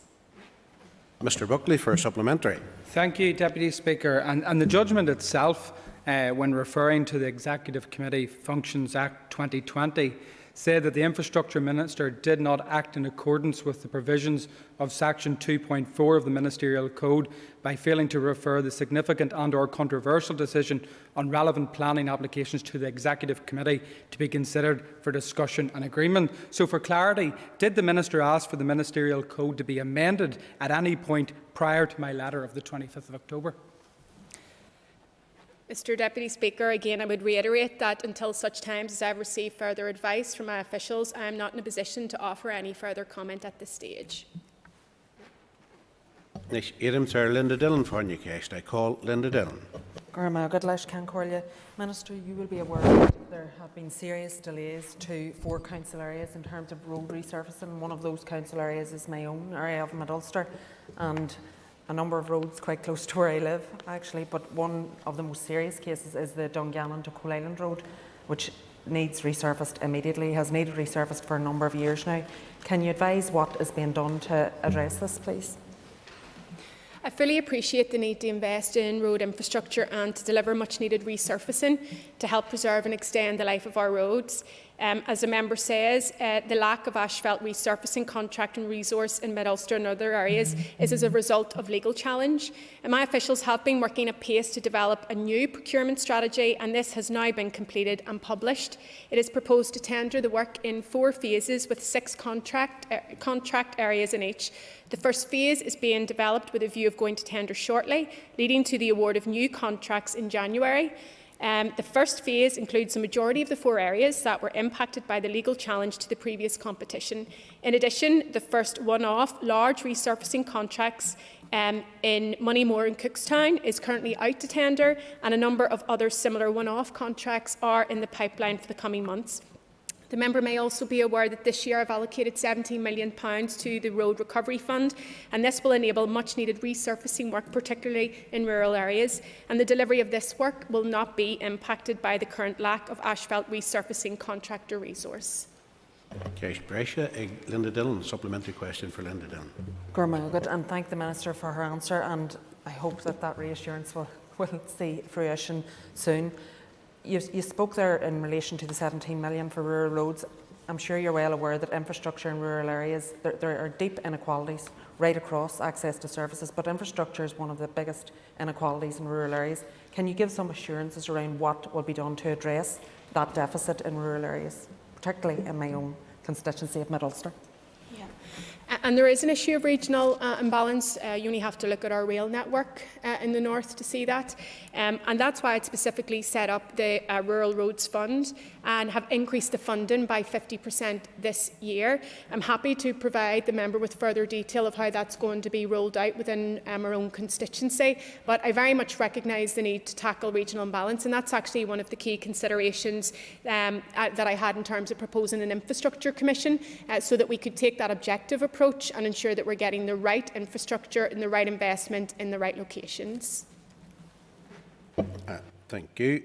Question number 7 has been withdrawn. Agus Sinead McLaughlin for Newcastle. I now call Sinead McLaughlin for Thank you, question. Mr Deputy Speaker. Can I ask the Minister, given the spin and politicking from Sinn Féin this morning, could she outline the truth of her position in relation to the October monitoring round? thank the member for her question and for the opportunity to put the facts into the public domain. The fact is that the Communities Minister, Deirdre Hargey, bid for £55 million for universal credit. Fact is that I was the only minister to state my support for this bid around the executive table. Fact that the Finance Minister had power, money and a bid from his party colleague, and he could have recommended that bid for approval, but he didn't do it. Fact, the October monitoring decision wasn't brought to the Executive for decision. It was brought for discussion, and it was agreed exclusively by the Joint First Ministers via urgent procedure. So all of the spin in the world will not detract from these facts. Ceist Brescia, Sinead McLaughlin. Supplementary question for Sinead McLaughlin. Does the Minister agree with me that it is totally wrong that a government minister would come to this House and peddle repeatedly falsehoods and spin? It's punishing the people that are most vulnerable. They do not deserve this, and they deserve the truth. The reality is that so many low-income households are facing into a hugely difficult winter. Rising costs of living, rising energy costs, and at the same time they're seeing a reduction in social welfare that they are reliant on. And £20 may not seem like a lot of money to many people, but it is a lifeline for people. Certainly I have seen it in my constituency. So I really hope that we can focus all of our efforts in ensuring that we're able to provide support to those families so that they aren't pushed further into poverty and pushed further into ill health as a result of the poverty that they're being forced to live in. Members, question number 9 is withdrawn, and question number 10, the member is unable to attend today. So if members just now take their ease, as that ends topical questions.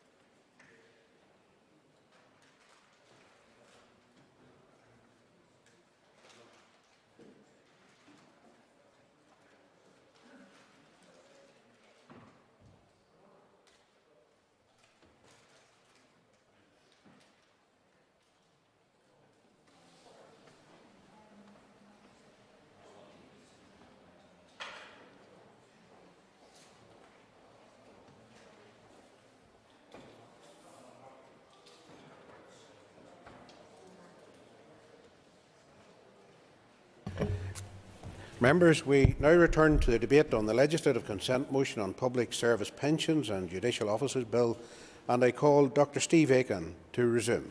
Thank you very much indeed. Thank you very much indeed, Mr Deputy Speaker. And if you can remember where I was just before sort of we went to questions, I shall now continue. However, it's not all clear when these legal challenges might be ruled upon by the courts. Thus, waiting around for all of this to happen would leave Northern Ireland public sector pensioners in the lurch, while pensioners in other parts of our nation had received their revived pension benefits. Further to this, if the legal challenges are successful, the onus will be on central government, not the executive, to bring forward further remedial legislation. So, Mr Deputy Speaker, it is more than possible that this won't be the last time that we talk about the MacLeod remedy or public sector pension revaluations in this House. Mr Deputy Speaker, in order to make all the changes to a large number of schemes, our government has set a very challenging timetable with the legislation needed to be in place by the end of this financial year. This is to support the calculation and payment of revised benefits from 22-23. Committee members consequently accepted the Department's argument that there was indeed insufficient time to draft Northern Ireland legislation and have this undertake Assembly scrutiny prior to the key date of the 1st of April 2022. Thus, an LCM is the only option if we are to provide clarity and good time for public sector pensioners in Northern Ireland. Mr Deputy Speaker, in considering this legislation, standing orders allow only 15 days for the committee to take evidence, deliberate and report. The committee consequently took evidence in advance of the sight of the Westminster Bill, even though it was difficult for external witnesses to comment on a bill which they hadn't seen. Despite this, members took the time to consider other important issues relating to this legislation. I will deal with these now. The committee noted assurances from the Department that subordinate legislation and technical documentation associated with the MacLeod remedy will be considered at the Assembly rather than at Westminster. The committee also sought assurances around both the provision of advice to individual retirees when they come to make their DCU decision and the provision of administrative assistance to the smaller pension schemes. Additionally, members noted that where retirees making their DCU decision have to make back contributions, they may be charged interest on these contributions, although these may be waived. Members also noted that in respect of deceased retirees, their surviving relatives may also be required to make back contributions depending on their DCU choice, though these again may be waived. The above all caused disquiet amongst members, as it seemed more than a little unfair that these additional costs will fall to schemes and their members when it's central government which is at fault. Perhaps in the Minister's response to this debate, he might reiterate the answers that he kindly provided to the committee around advice, interest on back contributions and relatives of deceased retirees. Finally, the committee wrote to both the sponsor of the bill in Westminster and our own Minister lobbying in respect of the issues which I have set out, including the treatment of member costs and urging a fairer solution for all public sector pensioners across the UK. Perhaps the Minister might also indicate if he anticipates that there might be any progress in this regard. Mr Deputy Speaker has indicated I anticipate that members of the committee will either reluctantly vote in support of the motion or abstain. I further anticipate that they will eloquently set out their reasoning in this regard during this debate. Thank you very much indeed, Mr Deputy Speaker.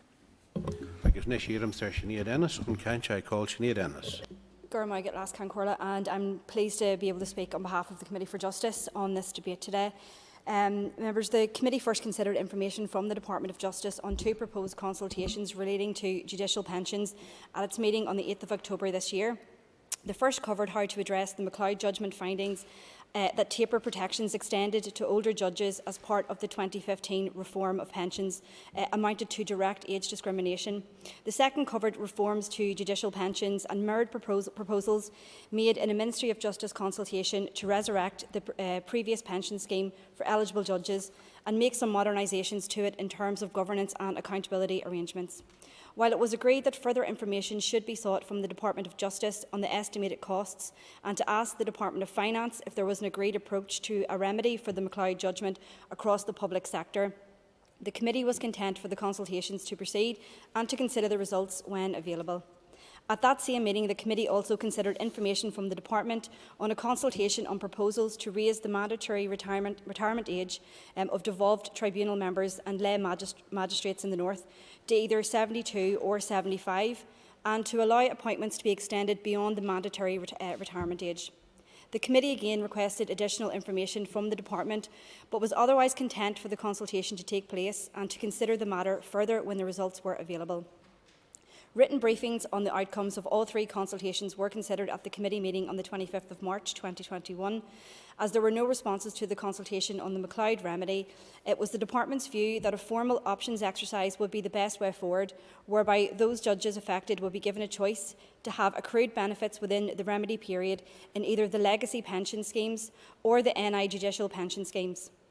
This is in line with the approach taken by the Ministry of Justice for its judges. There were also no responses to the consultation on the future pensions reforms.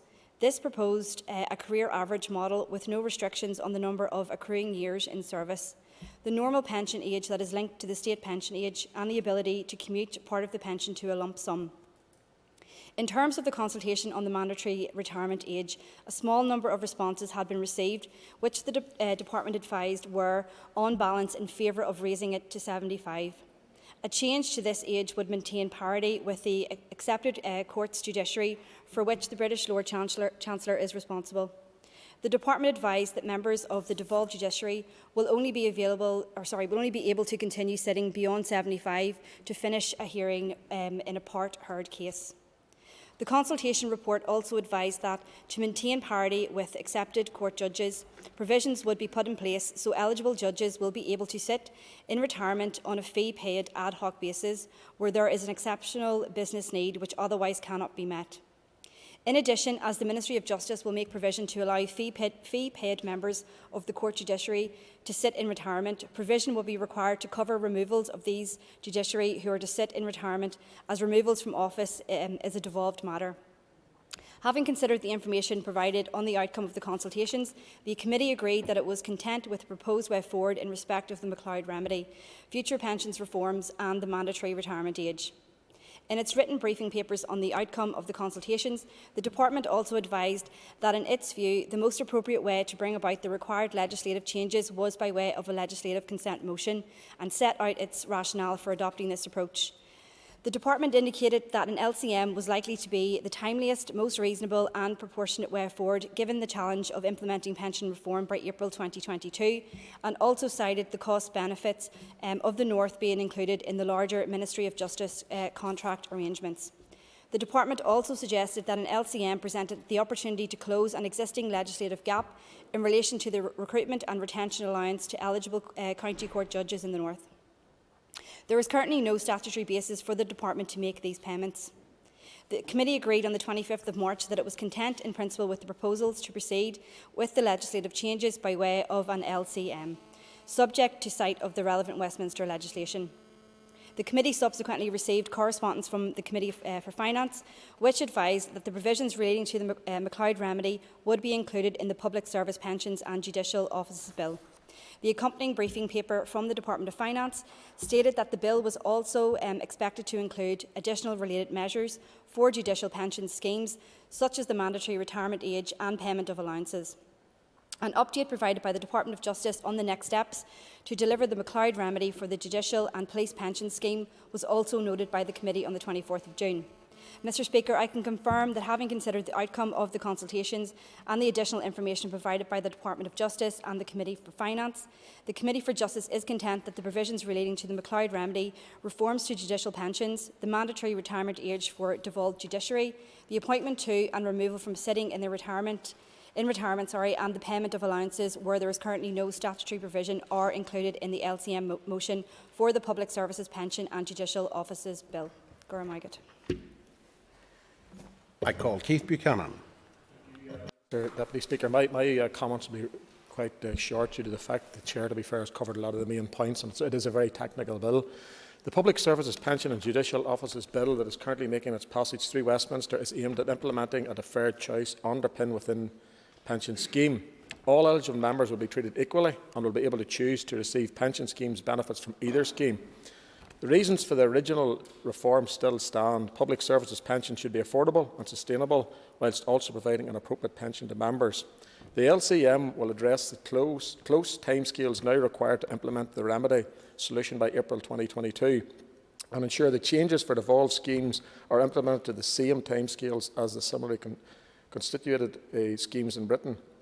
By supporting this LCM, members of the schemes in Northern Ireland should not be disadvantaged and mitigate the risks of future litigation should the Northern Ireland changes be delayed or differ in terms of cost or design. We should also remember that any changes we wish to make would have to be paid out of our block grant, and this would likely impact existing budgets. Thank you, Mr Deputy Speaker. Sir Matthew O'Toole on Cancha. Call Matthew O'Toole. Thank you. I should first of all declare an interest, Mr Deputy Speaker, as a member of the UK Civil Service Pension Scheme, or a UK Civil Service Pension Scheme. The LCM we are debating today relates to the outworking of public service pension reforms first announced by the British Government a decade ago. This was the austerity era, and the very clear intention of that reform was to save money by making public service pensions less generous. But in the years subsequent to those changes, a court judgment, popularly known as the MacLeod ruling, ruled that the means by which those reforms had sought to build in transitional protections for those within a decade of retirement were unlawful on the basis of discrimination against younger workers. And the same transitional arrangements were found that were found to be unlawful in Britain were included in the Public Service Pensions Act in Northern Ireland 2014 for various public service pension schemes on this side of the Irish Sea. This LCM, as has already been said, would extend the Westminster remedy to Northern Ireland wholesale. It is worth just saying, Mr Deputy Speaker, that the entire process of pension reform, both here and in Britain, has been one that has clearly discriminated against younger public servants. No workers under the age of 40, indeed very few under the age of 50, will ever have the opportunity to benefit from a final salary pension scheme. Those days are long gone. It is also worth expressing frustration that the proposed remedy of the UK Government, which will effectively be transposed to tens of thousands of pension holders in Northern Ireland, is one that imposes costs on members of the scheme, though it is true to say that that won't mean increased cash contributions, but it does impose relative costs on those pension holders. This is understandably a source of discontent among trade unions and their members, or disquiet, I think it's fair to say, given that they were not the source of the unlawfulness in the first place. The Finance Committee has taken quite substantial evidence, both from the Department itself and from various interested trade unions, as well as an in-principle objection to scheme members having to effectively bear the cost of this remedy, although, as I said, not directly via higher contributions. There were several specific concerns raised by relevant trade unions that we went through in detail. Among those was the ability of the Assembly and its committees to scrutinise any statutory instruments and regulations made under this bill. Given the initial pensions reforms that this issue flowed out from were legislated for in primary Assembly legislation, the 2014 Act that I referred to earlier and the Minister mentioned, it was important to establish that this LCM excuse me, does not by itself mean that the Assembly and indeed the Finance Committee will have no further role going forward. And we have had clarification from the Department on that point, and I welcome it. It was mentioned by my colleague, the Finance Committee Chair, earlier. It is important that we reiterate today that any secondary legislation that flows from this can be scrutinised by the Assembly and relevant committees, including the Justice Committee, in relation to, for example, judicial pension schemes. It is critical that this remedy, in its implementation, if this LCM passes today, we are getting the broad brush approach. Not so broad brush, is pretty specific. We're getting the UK government's the UK government's approach to the MacLeod remedy, but it is critical that in implementation, the very specific circumstances of NI schemes are properly reflected. For example, we have heard in oral evidence that local firefighters have a different retirement age to those in Britain. There was also a specific query raised in relation to the treatment of employees of cross-border bodies, who obviously have particular arrangements, and it would be helpful to hear from the Minister on that subject. It would also be helpful to hear from the Minister on the subject of independent financial advice. This was alluded to earlier by the Finance Committee Chair, and whether advice will be made available at no additional cost to scheme holders on their options in terms of the new transitional protection options. This was a reasonable ask from the unions, and it would be helpful to hear from the Minister on it. Mr Speaker, the debate over this LCM gets into fairly detailed actuarial territory about which even the most geeky MLA, and I can get pretty geeky, is not especially well qualified to judge. But the basic points before us are around the fairness of this remedy and the practical consequences of declining the LCM and asking that the Department at this stage proceed via separate primary legislation. The Treasury told the Department of Finance, who in turn made clear to us that the cost of any more generous transitional payments would have to be borne out of the block grant. Having said that, I am still unconvinced in principle that an LCM was necessarily the best route to make these changes. But given the fact that, and particularly that is true given the fact that public service pensions are indeed devolved, and as I said earlier, the initial pension reforms that were undertaken here, the reforms for which we are now introducing transitional controls were done via primary legislation in this Assembly rather than via LCM. And as I say, many of the local schemes do contain fairly specific, locally specific features. My party's view is that the discrete legislation would have been preferable on principle. Given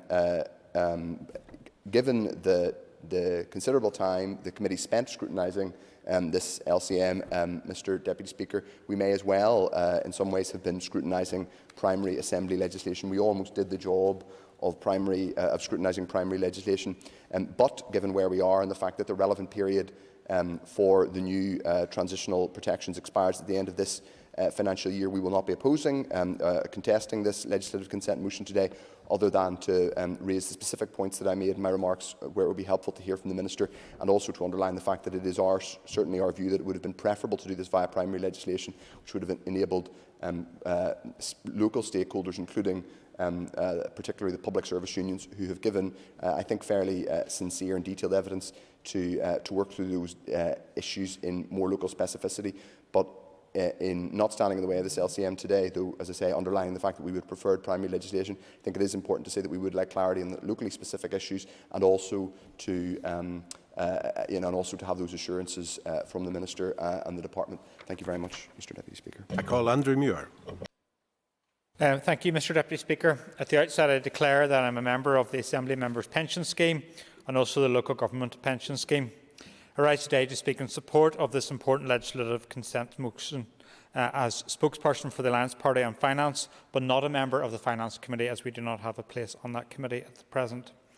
It is vital that our public servants, including devolved tribunal judges, are enrolled into fair and non-discriminatory pension schemes. And so it is welcome that this LCM has been brought to ensure that regulations are revised. I'm sure we all agree that public servants in Northern Ireland who are enrolled in devolved pension schemes should have discrimination addressed in the same way and to the same timescales as public sector schemes across the rest of the UK. Pension schemes are, by their very nature, complex. And in essence, this LCM will enshrine in law the right for affected members to receive a deferred choice of which pension scheme benefits they would prefer to take at the point at which they retire. I know people personally affected by this, and the choice must be given. Everyone must be treated equally. In conclusion, as I outlined at the outset, I am a member of the Assembly Members' Pension Scheme. As a member of this scheme and a previous pension trustee, I am acutely aware of the need to bring the scheme up to date and in line with the laws which we are debating here today. It is therefore my sincere hope that the Assembly Commission does progress the Assembly Members' Remuneration Board Bill. Failure to move this bill to second stage and beyond risks real issues with regard to the pension scheme remaining compliant and thus needs action. Thank you. Can we please bring Melissa McHugh onto the screens?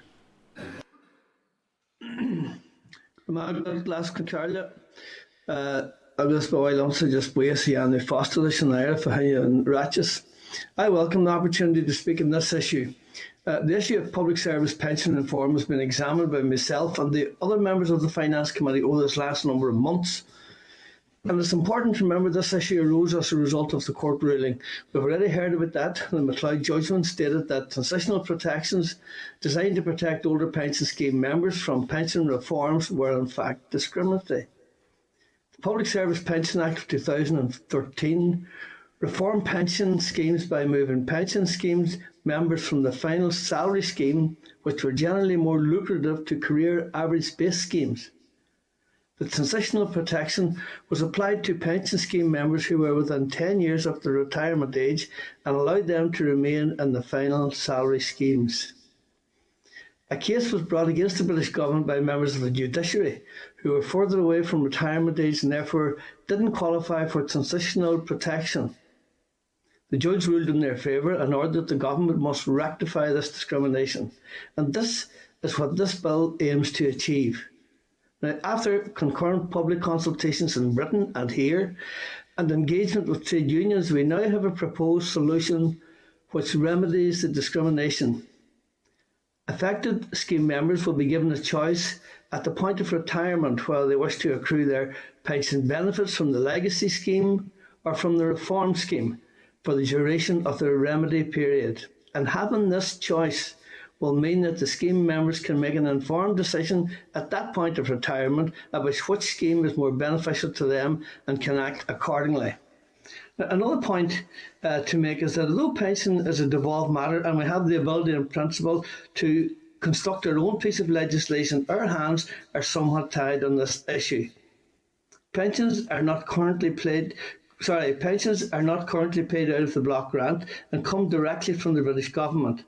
And if we were to deviate our pension policy from that which exists in Britain to a situation where the scheme members here had the higher levels of benefit than the scheme members in Britain, then there is no doubt the difference in cost would have to be met from the block grant, which would be a further strain on our already strained resources. In addition, just what must be considered, and this is the cost of the remedy. The Department of Finance has estimated that the cost of this will be £97 million per year for 7 years of the remedy period, totalling £680 million. During our discussion with trade union officials at the committee, there was some confusion over whether or not this cost would fall to scheme members in the form of increased contributions as predicted by the unions. And some clarity on this point was given as the Treasury has announced its intention that there should be no reduction to members' benefit as a result of the MacLeod judgment, and that any breaches of the cost cap floor resulting in increased benefits will be honoured. Now, during committee evidence, the trade union reps stated their preference that this issue be dealt with via a bespoke piece of legislation through the Assembly, and there are many issues with this. And it's my belief that this LCM is the most practical way of achieving the preferred outcome. As I stated previously, our hands are largely tied on this issue, and therefore there is virtually no scope to deviate from the approach taken in Britain. Also, legislation would need to be in place no later than the 1st of April 2022, as that's when the remedy period comes to an end, which would be nearly impossible to achieve given the time constraints. And we know that already. We hear this about all other aspects of legislation as well. The bill currently passing through Westminster will deliver a remedy to discrimination and will protect scheme members from an additional cost related to MacLeod. Therefore, it achieves what we need to achieve, and I fully endorse the approach taken by the Minister, and I support the LCM. Ramagad agus initiating sa agadich on conclude agus Jero Curl East Barach there and Wallow. And I call the Minister to conclude and wind debate on the motion, please. And I would like to thank the members for their contributions to this debate and thank obviously representatives from the Finance Committee for their scrutiny of it, and indeed from the Justice Committee as well for scrutinising the parts of it that impacted on their own remit. And a lot of important points had been raised in the debate, including the cost of the remedy and the guarantees in relation to the members themselves in terms of that. The chair of the committee, Steve Aiken, raised the issue of information and advice, and Matthew O'Toole also raised the issue of independent financial advice. And the bill is clear in its requirements that schemes must take steps to provide all members eligible for the DCU remedy with remedial statements on both legacy and reform pension, lump sum and survivor benefits available to them, and any other related information relevant to their DCU option. The information contained in the remediable statement will be personal to the member, setting out their personal entitlements and allowing them to clearly understand the benefits under the deferred choice process to aid their decision. This is over above the already existing requirements for provision of scheme benefit statements set out in the Public Service Pension Schemes Act 2014 and related Department of Finance directions. Schemes are already required to take account of and comply with requirements for the provision of benefit information contained in these directions and best practice in the relevant codes and guidance from the pensions regulator. My department will continue to work with schemes and also with the pensions regulator on any additional codes and measures to ensure appropriate tools and approaches are made available to members, including on the design of remedial statements and the provision of remedy calculators relevant to each individual's decision-making.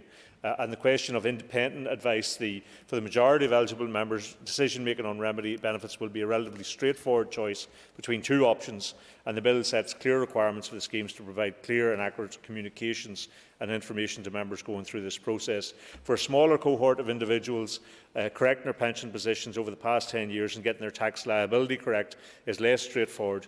Additional guidance will be provided to complement the existing HMRC guidance and scheme processes to help individuals with their tax affairs.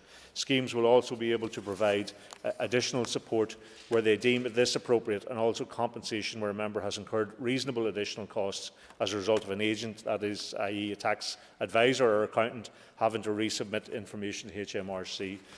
The question was raised in terms of primary legislation as opposed to the LCM, and I absolutely understand the preference for primary legislation and full scrutiny process for the Assembly, but however, given the time frame that we're in and the mandate, the LCM was the most practical way to resolve this issue, and as the member and others have rightly said, when further elements of this will come through the relevant committees for further scrutiny.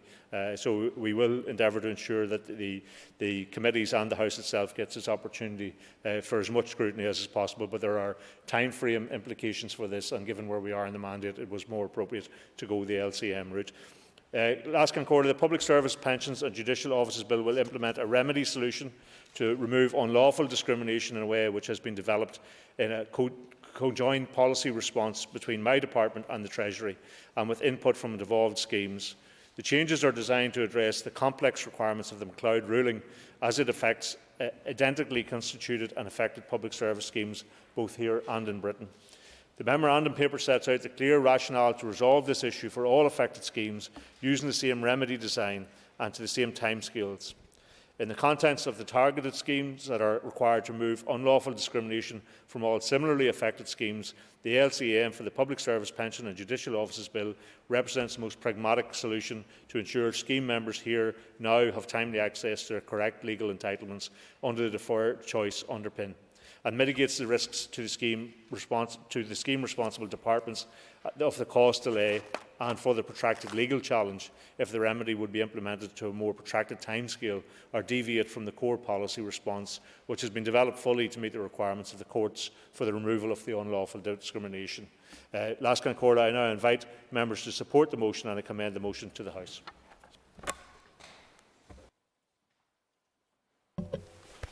Members, the question is that the motion standing on the order paper be agreed. All those in favour say aye.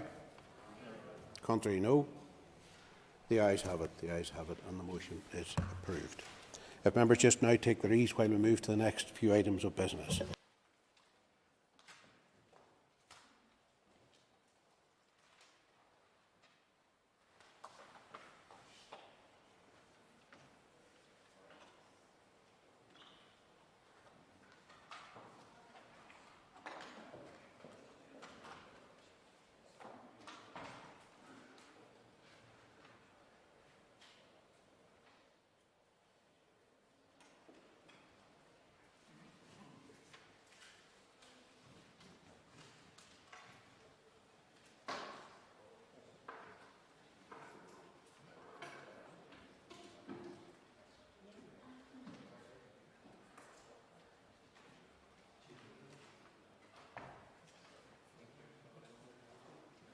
All right, members, the next item of business is a motion from the Committee for Agriculture, Environment and Rural Affairs to extend the committee stage of a bill. Clerk, could you please read the motion? That in accordance with Standing Order 33.4, the period referred to in Standing Order 33.2 be extended to 28th of January 2022 in relation to the committee stage of the Climate Change No. 2 Bill. Thank you. And I call Mrs Rosemary Barton to formally move the motion on behalf of the Committee for Agriculture, Environment and Rural Affairs. Moved. Thank you. The Business Committee has agreed that there should be no time limit in this debate, so therefore I call Mrs Rosemary Barton to open debate on the motion. Thank you. Thank you, Mr Speaker. I'm glad to have the opportunity to speak to this motion today on behalf of the Agriculture, Environment, Rural Affairs Committee, as our Chairperson and Deputy Chair are both unavailable. Mr Speaker, as the House will be aware, the Agriculture, Environment, Rural Affairs Committee has invested a significant amount of time and energy in recent months considering climate change legislation. The committee recognises that climate change is one of the most important issues affecting our society and it is absolutely essential that we have legislation in place that will allow us to contribute effectively to climate action and take account of the specific characteristics of our local economy. Climate change affects us all and will have profound implications for how we work, live and travel. There are many complex and wide-ranging issues that need to be considered. In order to ensure that the committee has the scope to give due regard to the specific aspects of the climate change bill that has been introduced by the Agricultural, Environment and Rural Affairs Minister, the motion is submitted to extend the committee stage until the 28th of January 2022. Notwithstanding this request, and in the context of the limited time available in the mandate, the committee will endeavour to complete its scrutiny and as soon as practical possible in order to allow the House ample time to consider the bill. Thank you, Mr. Speaker. Thank you. We have no other speakers on the matter, so the question now is that the motion standing on the order paper be agreed. All those in favour say aye. Contrary, no. No, the ayes have it, and the motion is agreed. We now move on to the second extension. That's the next item of business being a motion from the Committee for Health to extend the committee stage of a bill. Clerk, could you please read the motion? That in accordance with Standing Order 33.4, the period referred to in Standing Order 33.2 be extended to 21st of January 2022 in relation to the committee stage of the Organ and Tissue Donation Deemed Consent Bill. Gurmagad agus Nishiram Thern Kaikerlat and Question Lation Wallo Akorhantosti. I now call the chairperson of the committee, Mr. Colin Gildernew, to move the motion formally. Gurmagad Lascan Corlia moved. Gurmagad Hien, thank you. The Business Committee has agreed that there should be no time limit in this debate. I therefore call the chairperson of the committee to open the debate on the motion. Lation Gisbrach Oscar Slida Hall. Gurmagad Lascan Corlia. The Organ and Tissue Donation Bill, deemed Consent Bill, passed second stage on the 20th of September 2021 and was referred to on for committee stage the following working day. The bill would change the current system here in the North from one where people can choose to opt in or opt out on the organ donor register to a new statutory opt-out system in which consent is deemed or presumed except in certain exempt circumstances, or if a person has made a decision to opt out during their lifetime. While the bill is relatively short, it does provide a significant change in policy and provides a duty to promote transplantation. The bill also requires the Minister to report at least once every 5 years as to whether the Act has been effective in promoting transplantation. The committee has received a number of written responses to the bill and will begin oral evidence sessions on the 18th of November. The committee is seeking this extension due to the extremely heavy workload that we have in front of us. On top of dealing with the problems the pandemic has caused to the health and social care system, this is only one of 6 bills that the committee currently has at committee stage, with an additional potentially 1 or 2 private members' bills that could still come forward. This heavy workload has meant the committee has to meet twice a week to be able to consider all the evidence for these bills and to be able to get these bills through committee stage before the end of January. The committee is requesting an extension to the 21st of January 2022. This proposed extension will allow sufficient time for detailed consideration while balancing consideration of other bills. I might add that while an extension to the 21st of January has been requested, I can assure the Assembly that the committee will endeavour to complete committee stage earlier if possible. I commend the motion to the House. There are no other speakers on this item, so the question now is that the motion standing on the order paper be agreed. All those in favour say aye. Contrary, no. The ayes have it, and the motion is carried. The next item is a motion from the Committee for Health, again, to extend the committee stage of a bill. Clerk, could you please read the motion? That in accordance with Standing Order 33.4, the period referred to in Standing Order 33.2 be extended to 14th of January 2022 in relation to the committee stage of the Autism Amendment Bill. Goramagad agus Reassessing Iram Sir Chailach and PETITION Leisure na Corham Tosti. I now call the chairperson of the Committee for Health to move the motion. Goramagad Glascan Collier, so moved. Goramagad Hain, thank you. The Business Committee has likewise agreed that there should be no time limit in this debate. I therefore call the chairperson of the Committee for Health to open the debate. Iram Sir Chailach Leisure Gisbrach Oskil Slid Hall. Goramagad Arish Glascan Collier. Glascan Collier, the Autism Amendment Bill passed second stage on the 21st of September 2021 and was referred on for committee stage the following working day. The bill has three main objectives: to enhance the autism strategy, to provide information on autism training for staff of public bodies, set out details of an autism early intervention service and details of the new Autism Information Service, and thirdly, to require the appointment of an autism reviewer. While the bill is relatively short, with only 5 main clauses, there is a lot of detail within those clauses that will need to be looked at during the committee's consideration of the bill. As I mentioned previously, the committee is seeking this extension due to the extremely heavy workload that's in front of committee at present.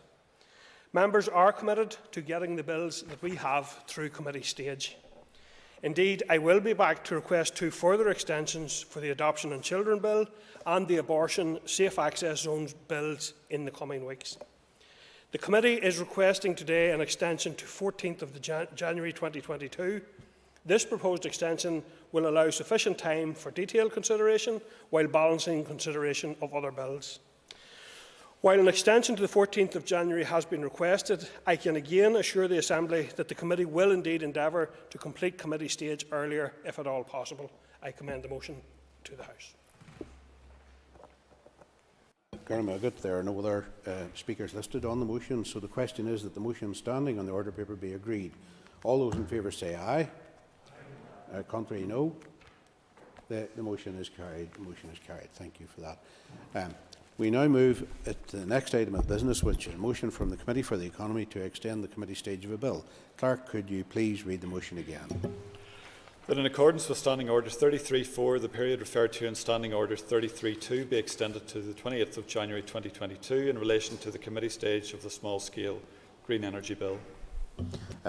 Goramagad agus Iram Sir Matthew Toole, mar waithilation question economiacta leishin Walwacher Hontosi. I call Matthew Toole on behalf of the Committee for the Economy to move the motion. So moved. Thank you. The Business Committee has agreed there should be no time limit on this debate. I therefore call on the member to open debate on the motion. Thank you, Mr Deputy Chair. I welcome the opportunity to move this motion today. I do so on behalf of the Chair of the Economy Committee. Speaking as Vice Chair, she couldn't be with us today. So as I say, I welcome the opportunity to seek an extension to the committee stage of the small-scale Green Energy Bill. The bill was referred to the Committee for the Economy on the 29th of September for committee stage. The bill should, under Standing Order 33.2, complete its committee stage by the 17th of November. The main objective of the bill is to place a requirement on major electricity suppliers to provide an obligatory minimum price tariff for exporting micro-generated renewable power into the grid.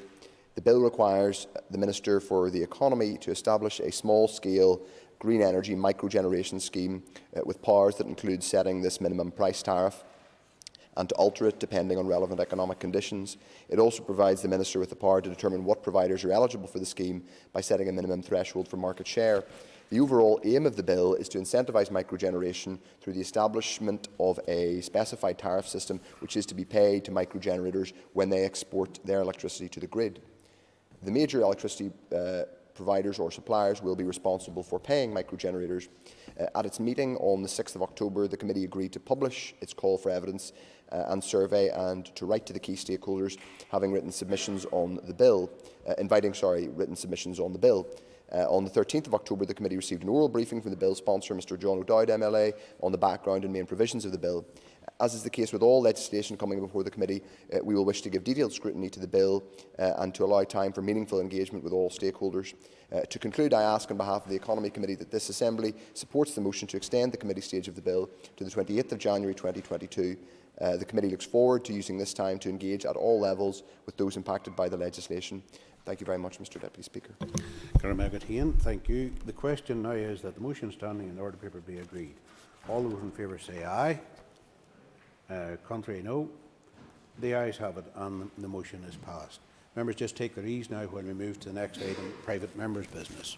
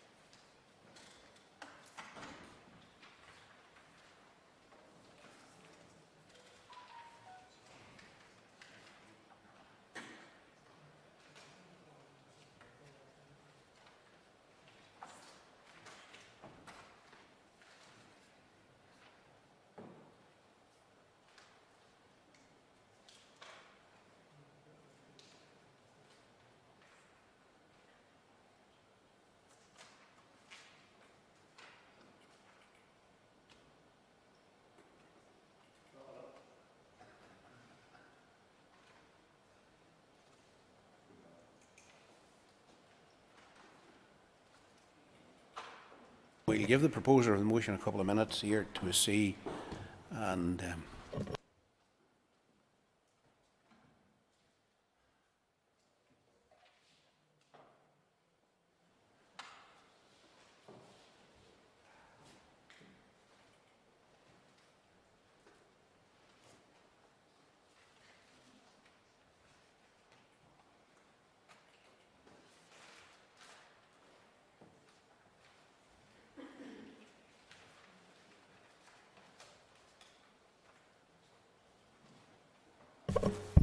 okay, members, the next item on the order paper is a motion on a ring-fenced skills fund for Northern Ireland. I will ask the clerk to read the motion, please. That this Assembly believes investing in the skills and talent of our workforce is integral to the economic recovery from the COVID-19 pandemic, stresses the need to better equip those with low or no qualifications in order to tackle unemployment, inactivity and disadvantage in every corner of Northern Ireland, endorses the Department for the Economy's draft skills strategy for Northern Ireland, Skills for a 10x Economy, including plans to rebalance graduate and postgraduate qualifications towards STEM subjects and jobs of the future, highlights the potential benefits for growth sectors and levels of inward investment, supports the creation of a Skills Council for Northern Ireland to ensure businesses, education and trade unions have a strong voice, notes that delivering on the skills strategy will require the support of all ministers, as well as significant investment, and calls on the Minister of Finance to make available the necessary funding for a ring-fenced skills fund in Northern Ireland. Thank you, and I call Mrs Diane Dodds to formally move the motion, please. I beg to move, Mr Deputy Speaker. Thank you. The Business Committee has agreed to allow up to 1 hour and 30 minutes for this debate. The proposer of the motion will have 10 minutes to propose and 10 minutes to wind. As an amendment has been selected and is published on the marshalled list, the Business Committee has agreed that 15 minutes will be added to the total time for the debate. Please open the debate. Thank you, Mr Deputy Speaker. I am delighted to propose the motion today and know that this is an issue that many in this House take a great interest in. Building the skills base is a sound investment for our economy and our people. It is the key to economic growth. It is also the key to highly paid jobs that will support families and see Northern Ireland prosper as a region. We all know, Mr Deputy Speaker, that the COVID-19 pandemic has pushed our society to its absolute limits. We have each felt the strain, whether that be through ill health, the distance from loved ones, or the struggles with mental health. Recovery will be multi-layered. Our economy has been massively impacted, but thankfully, due to the support of our national government and local schemes, we are seeing economic recovery. We now need to embrace the opportunity to build a truly world-class economy, focus on our strengths and build for the future. The Department for the Economy 10X strategy documents focus is on a building an innovation-based economy in areas where we have real strength: the digital economy, cybersecurity, fintech, advanced manufacturing, agri-tech, the green economy, the creative industries, and health and life sciences. Key to the success of all of this will be investing in the skills of our people and tailoring our education and skills programmes to meet the emerging needs of the economy.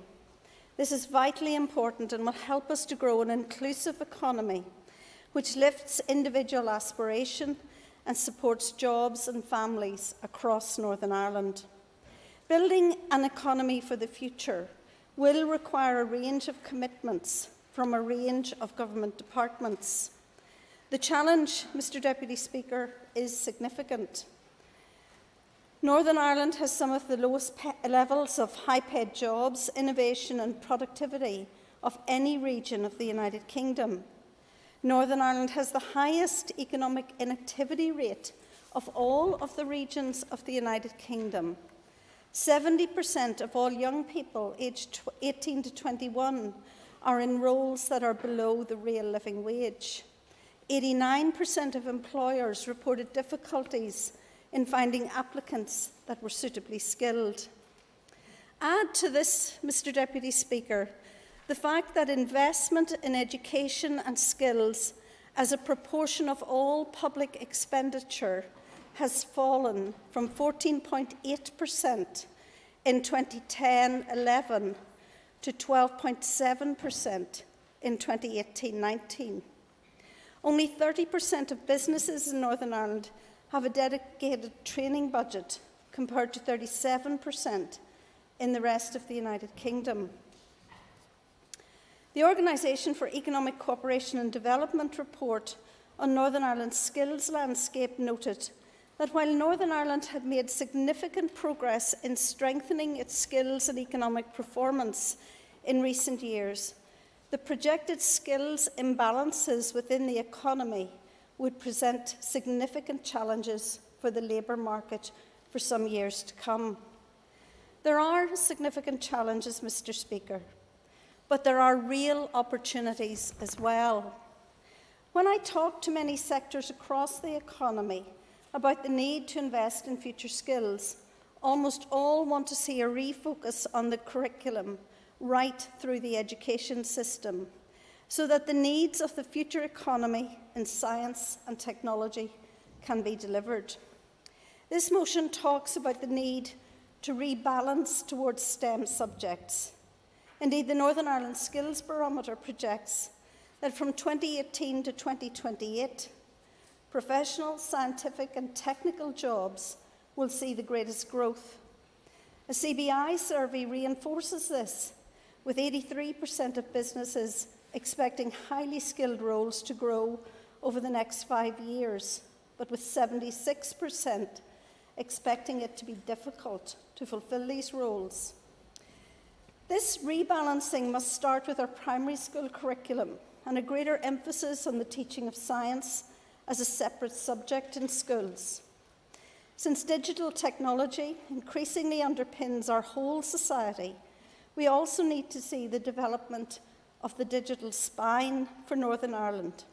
The incorporation of ICT is an integral part of the curriculum right throughout our children and young people's education. Building for the jobs of the future must have firm foundation blocks in the curriculum and in the way that young people view education. This will include greater flexibility and breadth in the curriculum at Key Stage 3, a partnership with business which will enrich and broaden experiences at school, and a greater partnership and cooperation between formal education and further education.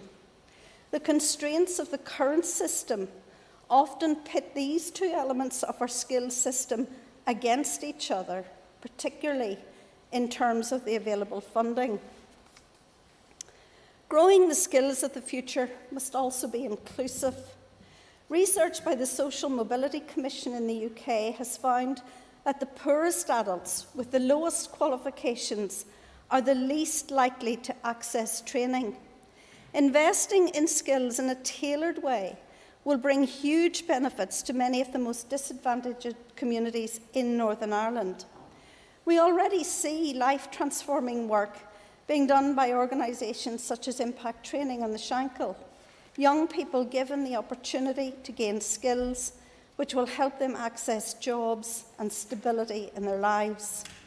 Community-based training organisations perform vital work, and community education reaches those who will never access formal education providers. Inclusivity is not just about removing social disadvantage, but also about making sure that STEM subjects are attractive and available to all. The Women in STEM Action Plan aims to make sure that by 2030, 30% of all young people moving into STEM roles are women.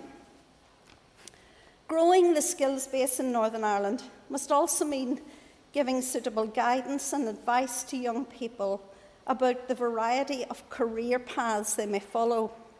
One of the barriers to achievement is the often regimented way that young people are advised about opportunity. There are many ways to a successful career, and innovative careers advice has never been more vital. In a recent submission to the Education Committee, the think tank Pivotal reported that of the 300 young people that they interviewed for their report, only 20% found careers advice helpful, and that 25% found it not helpful at all. 79% of those young people thought that careers advice could be improved. It was extremely concerning that 69% of the young people interviewed knew little or nothing of the growth areas or the areas of decline within the labour market. There is clearly a need for parents and young people to have a greater understanding of career options, including the need to raise the profile of vocational options. Mr. Deputy Speaker, there are a significant number of initiatives already in place. The Flexible Skills Fund, launched in September, is an investment of £23 million to try and address the skills imbalances in growth industries in our economy. Essential Skills aims to develop literacy, numeracy and ICT skills. Assured Skills and apprenticeship programmes all aim to deliver a highly skilled workforce for the future of the economy. But we need more, Mr. Deputy Speaker. We need to see an investment in skills that will boost research and innovation. It will mean driving increased participation in STEM subjects that are key to our future economic prosperity. It will mean ensuring that appropriate pathways are in place and that young people have access to the right advice. We need to break the cycle of the continuous funding deficit in skills and education, and that will need additional funding that is ring-fenced and available ask a member to draw over the remarks next to a close, three-year please. budget. May I finish, Mr. Deputy Speaker, by saying that the amendment to the motion is merely a distraction. The Economic Recovery Plan is a fully costed set of interventions, and the Finance Minister is aware that this is COVID money for 1 year The in member's Northern time Ireland. is up. Thank you, Okay, Mr. thank you. Deputy. Agus nish érim third John O'Dowd leis an lasú a churhantásaí go formalta. I now call John O'Dowd to formally propose the amendment. So proposed. Thank you, Goramagat. You will have 10 minutes to propose and 5 minutes to wind, and all other speakers will have 5 minutes. Please open debate on the amendment. And I welcome the opportunity to speak to the motion and also to move the amendment. It's worth noting that the mover of the substantive motion is in herself a former economy minister and the author of the 10 Acts economy document, which in itself received a broad welcome, and we've made much comment and debate on that document over this last period of time. But the opportunity to ring-fence skills funding was within the proposer's gift at that time, and has been two since DUP economy ministers had an opportunity to ring-fence skills funding. For whatever reason, they haven't chose to do that. But in terms of the amendment being brought before us, we did want to highlight the fact that we have lost substantial funding as a result of our exit from the EU. And as a result, we have a motion before us today calling for that funding to be ring-fenced from elsewhere. If it is to be ring-fenced from elsewhere, then there's going to have to be a reduction in budgets elsewhere. But as I've said, EU funding for skills had been transformative from 2014 to 2020.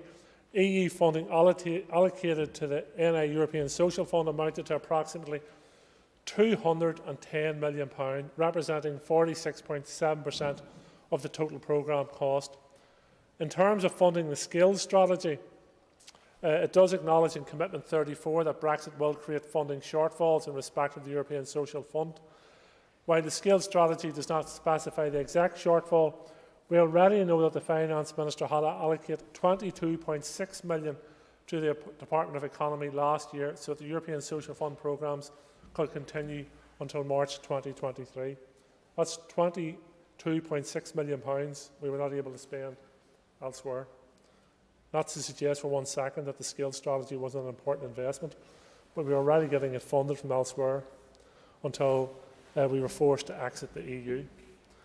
The disastrous Brexit policy will result in real funding shortfalls for skills providers and learners. The UK's Community Renewal Fund is designed to act as a stopgap and provide funding in the area of employability, skills investment in business. Will provide only £11 million worth of funding to the North from a pot of £220 million, and is clearly a significant shortfall on the funding that was available through the European Social Fund.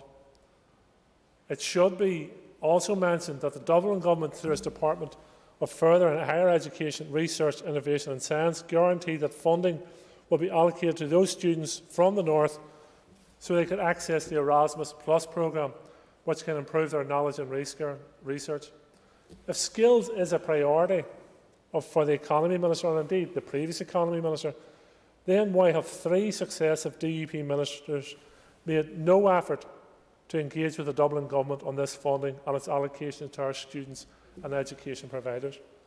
And as another real example of the futility of boycotting North-South Ministerial Council meetings, that's the sort of real work that goes on at such meetings, where cooperation between the two administrations in these islands benefits the people on this island. And again, we see our young people losing out as a result. With the black grant being slouched over the last 10 years and remaining below pre-recession levels in real terms, despite much hype around the most recent budget by Rishi Sunak, there is very little financial space for ring-fence funding for skills. The latest spending review proves that there is not sufficient funding to ring-fence skills funding. The Department of Economy has been given considerable funding over this last year for skills and economic recovery. In a previous funding round, the Department's Economic Recovery Action Plan, which I referred to earlier, received £275 million ring-fence funding, £138 million for economic support measures, and £145 million for the High Street Voucher Scheme. A further £21 million is unallocated to protect against the High Street Voucher Scheme overrun, which in itself is about 15% of the budget and has already been questioned in the Department of Economy Committee as why such a significant amount of money has been held over. But imagine £21 million being invested in skills. And these were choices, and I accept them. I'm a former minister myself. Ministers have to make choices, and they aren't always easy. But a decision was made to put £145 million into the High Street Voucher Scheme, a very welcome scheme. It lifted the morale of the community, it has to be said. was very beneficial to hard-pressed families, and it was a change from the bad news we receive almost on a daily basis moving forward. But it's not going to change the economic outlook of this society. It's not going to change the economy. It's not going to increase skills. It's not going to increase economic development. So there was a choice made there to ring-fence £145 million in that programme, not in skills. But I accept choices have to be made. During the pandemic, the Department of Finance has made numerous allocations in terms of skills. This includes £20.5 million for apprenticeships and £7.7 million for skills and youth training. Upskilling and reskilling our population is key to helping our economy recover and help to address long-standing economic issues. That's accepted and a given. And I welcome the fact, even in terms of the substantive motion and the amended motion, if accepted, it refers to upskilling those with low or no qualifications. And I listened carefully to the analysis given by the proposer of the motion and the statistical reports given by the proposer of the motion. I'm not here to argue against any of those. But there is a concern that a lot of our economic activity, our economic focus, is on those who attend university, leave university with qualifications, and what skill sets and what jobs we can bring in for those people. And not enough focus on those who do not go to university, do not wish to go to university, or maybe haven't got the qualification to go to university, and what they bring to our economy and our society. And when you look around the economic activity, I often use the example when speaking in the Economy Committee, when we used to do the Stardate meetings. When I was looking out my window of my constituency office, when I was doing those meetings, the economic activity that was going on around my office, in the high street, in the town and beyond, was not always matching what I was seeing in the papers being presented to me by the Department of the Economy. Yes, there's high-tech and fintech jobs within my constituency. I can see them from my constituency office. But I also see construction workers. I see hairdressers. I see catering. I see those who work in the caring profession, lorry drivers, shop workers, and others who before the pandemic were often thought of as unskilled. But now we can certainly see their skills. We can certainly see the benefit those people bring to our economy, and they need support, and they need support and recognition of the skills they have. Yes, upskilling is always and should be, no matter what employment you're in, should always be an option within your employment. But that part of our economy needs supported as well. And to end on these points, the member again talked about careers advice and vocational courses. And I think it's a very valid point. The main careers advisor in any family is the parents. And if you're not aware of the economy and the careers that are out there, then you will give the wrong advice.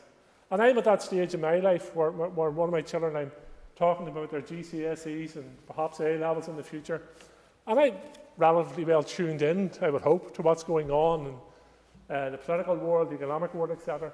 And it is quite difficult to give a young person advice moving forward.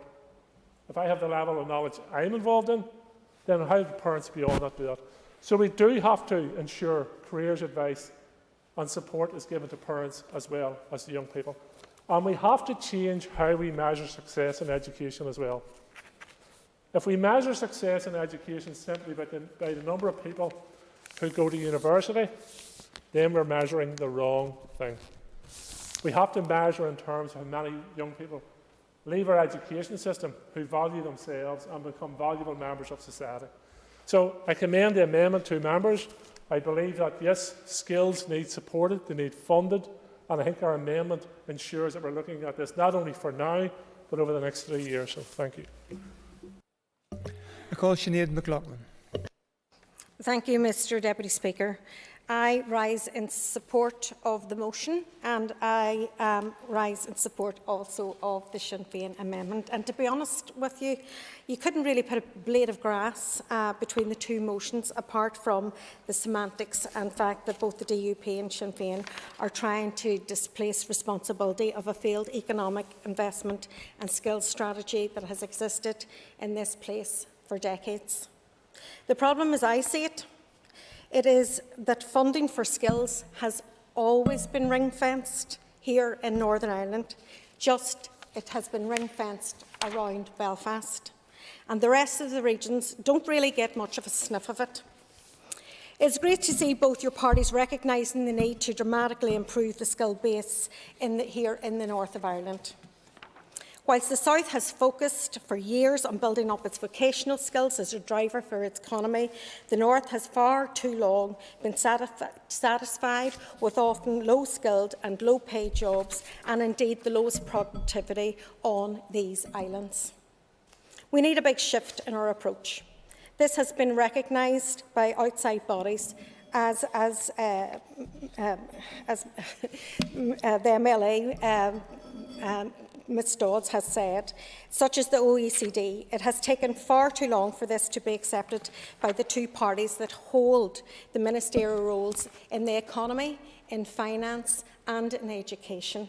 We have a serious problem of far too many of our school pupils leaving school without the basic skills that they need, and around 30% of our school leavers do not meet the minimum exam pass level objectives of 5 good GCSEs. We have a second serious problem of having shortages in a range of key roles for our society. That includes doctors, nurses, but construction workers, HGV drivers, a whole range of vocational skills that we don't have in our gift. And we then have this madcap policy idea of strangulating our economy with the Mazen cap. And as MLA for Foyle, I must stress the third serious problem, which is the regional inequality of skills provision. Whilst it is skills that drives the economy, it is the investment in the production of those skills that will boost the economy. In Derry and in the North West, creating jobs, correcting our unacceptable high levels of unemployment and the employment rate that is much below that of the east of the province. In the last few days, we've heard that the Irish Government has announced its expansion of higher education level provision within the North West. That includes in Donegal. That is likely to suck the skills and economic development across the border. But we need to build our skills and economic expansion in Derry and Strabane. While the City deal will assist, it's not enough. It was never intended to be enough. Derry's One Plan contained a promise of an expanded Magee to 10,000 students. That commitment was restated in the New Decade New Approach. We have 46,000 higher education students in Northern Ireland at the moment. 40,000 of them are in Belfast and 4,000 are in Derry. So yes, we do need a very much greater focus on vocational skills in the North. We need to address the whole picture, not just part of it. We need to deal much more effectively with the alienation of some of our school pupils, particularly working class boys, that leads to such high numbers of school leavers not having the skills and qualifications that are needed for employment. We need to ensure that our future education colleges are providing the courses that provide the skills necessary and needed by the employers, and we need to expand our university student numbers so that we no longer lose so many students to Britain, most of whom never return, thereby losing many of the skills that our economy actually so desperately needs. That is our lifeblood for this economy going forward. Mr Speaker, we support the motion, but with a very, very big caveat. Regional skills balance must be at the heart of any ring-fenced funds. Levelling up means skilling up, because skills funding has been ring-fenced for decades in Northern Ireland, and it has been ring-fenced around Belfast. Now, here's a novel idea. Why don't the DUP and Sinn Féin ring-fence funding for the expansion of Magee University up to 10,000 students? I'd definitely be up for that. Member's time is up. I call Mike Nesbitt. Thank you, Deputy Speaker. I suppose it would be strange, to the point of perverse, if the Ulster Unionist Party didn't support a motion putting a focus on resource and funding for skills of our people. So I expect we'll support the motion. Not so sure about about the amendment. Haven't heard anything yet that encourages me. Mr O'Dowd mentioned Brexit and Erasmus, but it is my understanding that local students can still access Erasmus, courtesy of the Government of Ireland, while they will also have the opportunity to access the new Turing scheme, courtesy of the Government of the United Kingdom. Now, I'm no fan of Brexit, you know that, Mr O'Dowd, but there you are. Perhaps there's more choice and resource available to students because of it. But I tell you what my problem is. Is this about going into election mode? Because I read a motion which has the DUP pointing a finger at the Finance Minister with an ask, and then I read an amendment from the other side of the House, Sinn Féin making an ask back across the floor of the Chamber at the Minister for the Economy. What happened to consociational government? What happened to the idea that and we start being partners? I'm not seeing any great sign of it here, or indeed of our commitment, in what sadly is still a draft programme for government, to change to outcome-based accountability government. I remember Mark Friedman coming to this building and the enthusiasm around this idea of stopping focusing on doing things and putting our emphasis on outputs and outcomes. What are we actually achieving by our efforts and with our resources and our budgets? Get out of these vertical silos, and yet we're still making calls on ministers. But yeah, skills are important, and when I saw the motion, I was reminded of a document the Ulster Unionist Party published in March 2016, so that's, what, 5.5 years ago, about the knowledge economy, where we recognised that our great success industrially 100 years ago was based on the talents and the ingenuity of our people. Queen's Island, the Silicon Valley of its day, if you like. And today still, it is human capital that is our greatest asset. And if we can manufacture a pipeline of talented and educated young people, that is our best hope of success. And we need to recognise that doing the same thing time and time again isn't enough, because the economy is changing in the last couple of decades. Businesses are created and they're run and they're developed in a very different way. And I think we're all now used to the idea of clustering, of companies working in partnership, in cooperation, in workspaces that are shared, where ideas are equally shared. And the interesting thing to me, engaging with business leaders across the border in the Republic of Ireland, is that they don't put a great deal of emphasis anymore on goods. And isn't that interesting, because we debate almost on a daily basis the movement of goods and the impact on that of the Ireland-Northern Ireland Protocol. And yet if you speak to business leaders in Dublin, they'll say, no, don't be worrying about goods. That's not where our wealth, our value comes from. It comes from intellectual property, it comes from patents, it comes from innovation. And skills is clearly at the heart of that. And I could list a whole series of areas where the knowledge economy is important. The mover of the motion quoted some stats from the CBI. I want to quote some stats from the CBI from a survey they did some time ago into the most important factors that employers considered in recruiting school and college-age leavers. And academic results came fourth at 30%. Qualifications, third at 38%. Literacy and numeracy was important, but the most important thing was aptitudes towards work and character.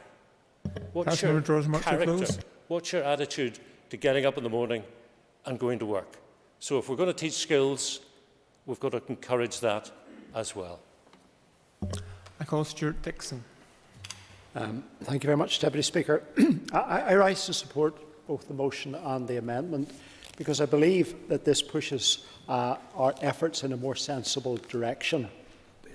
It's important that we support skills funding. We should not just pay lip service to improving the standards of living standards of people in Northern Ireland. We need to invest in the development of their skills, and we need to encourage and support people to reach their full potential if we are to create a genuinely fair, equal and inclusive society that I believe all of us want to achieve around this chamber. The skills and talents of our citizens here in Northern Ireland are the fundamental basics of our economic success. They are what attracts industry and jobs and investment. So we must create a skills framework to secure future jobs. More than ever, we have the opportunity to invest in a green economy, an economic opportunity that prioritises the well-being of our people, our country and our planet. Before anything, we need to be able to finalise a new skills strategy and understand that there is a cross-cutting executive responsibility rather than cutting lumps out of one another. We need to be able to invest more in skills across the board. In fact, the Alliance Party believes that the Executive must and should be investing at least a further £100 million per annum. A skills fund will have a role, but it is only one piece of a much larger offering. 20 years ago, many of the jobs in Northern Ireland, quite simply, that people do today, didn't exist. We must use investment as the key driver of economic growth and consider skills, research and infrastructure through a much greener lens. They are the building blocks to delivering a more sustainable economy. The Alliance Party's Green New Deal represents this, and it recognises that we must build a secure and thriving green economy, an economy that delivers for everyone through a revolutionary shift in policy, focusing on promoting sustainability and reducing inequalities. Our Green New Deal has the potential to create new skills strategies for citizens through a reformed and employer-driven apprenticeship system. It will combat youth unemployment and present them with new, fresh and sustainable opportunities. A decrease in economic activity has hit our young people, school leavers and the lowest qualified the hardest. In the last year alone, youth employment for 16 to 24-year-olds has faced the most significant drop. An ageing population and technological changes have created a two-tier labour market, providing those fortunate enough to have in-demand skills with flexibility and security, and indeed rising wages, while many other traditional roles face uncertainty. We must address this by investing in skills and in social development. More than this, Deputy Speaker, we need to retain our students in Northern Ireland, but the task is to prove to them that there are advantages in staying here. We must ensure that our further education colleges are a first-choice alternative for those who do not want to or go to local universities. The reality is that this represents a better alternative for many students, as we have an excellent further education sector, one that we need to continue to develop moving forward. Overlooking the deepening disparities and inequalities in our society will only lead to more hardship. The Northern Ireland Index of Multiple Deprivation Measures reported that in some of our communities, up to 80% of school leavers are not gaining a Level 2 qualification. Over 60% of working-age people in these communities have little or no qualifications. They suggest that the impact on low employment, high deprivation rates and crime are detrimental for all these communities. The skills strategy must place a focus on ending these inequalities. It must enable more individuals and opportunities to gain skills that are more balanced, that will deliver a more balanced economy. We must engage with those who have missed out so far so that they don't miss out again. An all-encompassing skills strategy is needed more than ever before. As I've said, I have reservations about making a ring-fenced fund. Ministers should be capable of managing their budgets across a range of headings. A ring-fenced fund does indeed provide a statement of intent, but it creates difficulties where underspends occur. Too often, long-term cross-departmental planning is a weakness in this executive. The lack of engagement with other departments on the economic recovery plan shows this and limits impact. It is time to emphasise action, not strategy, to focus on people, society and economy. Thank you, Deputy Speaker. I call Podrick Delargy. There are several glaring omissions within the motion, and the most stark is around Brexit. We've seen over the last number of months, particularly with the EU funding for skills, it's been transformative. We've seen from 2014 through to 2020, EU funding has allocated to the Northern Ireland European Social Fund that's amounted to more than €210 million. And that represents, as my colleague Mr O'Dowd mentioned, over 46% of the total cost of the programme. In terms of Brexit, it's also the skills strategy doesn't specify the exact shortfalls. We already know that Finance Minister Conor Murphy has had to allocate £22.5 million to the Department of Economy last year so that the ESF programmes could continue until March 2023. So, while I welcome the premise and the notion that the member has tried to do something to benefit particularly young people, I have to say that I am rather sceptical of it, and I'm sceptical for the following reasons. At last week's committee, as you know, we had quite a lengthy discussion about Erasmus. I raised the social, economic and the political benefits of that programme, particularly for my generation and for young people who seek to augment their skills. It doesn't suit the DUP narrative, and I don't think it's good enough to throw that out purely because it doesn't suit your narrative. Yes? Can I thank the member for taking a question? I have engaged with many young people over many years on the issue of Erasmus. Would the member accept that Erasmus only ever reached 9% of European young people, and as such was quite an elite programme available to very few? I wouldn't accept that at all. The vast majority of people who I talked to and who I went on Erasmus with were actually from working class backgrounds.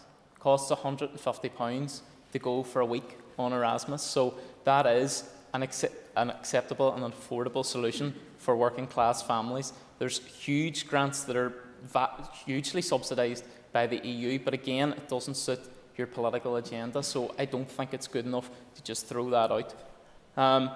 For young people, there were 26,000 young people between the ages of 16 and 24 who weren't in employment, in education or in training.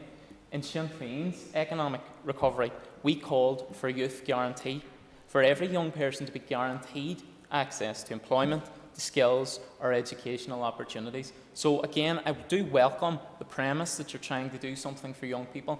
I raised several weeks ago with the current Economy Minister the fact that 16 and 17-year-olds don't have access to the High Street Voucher Scheme.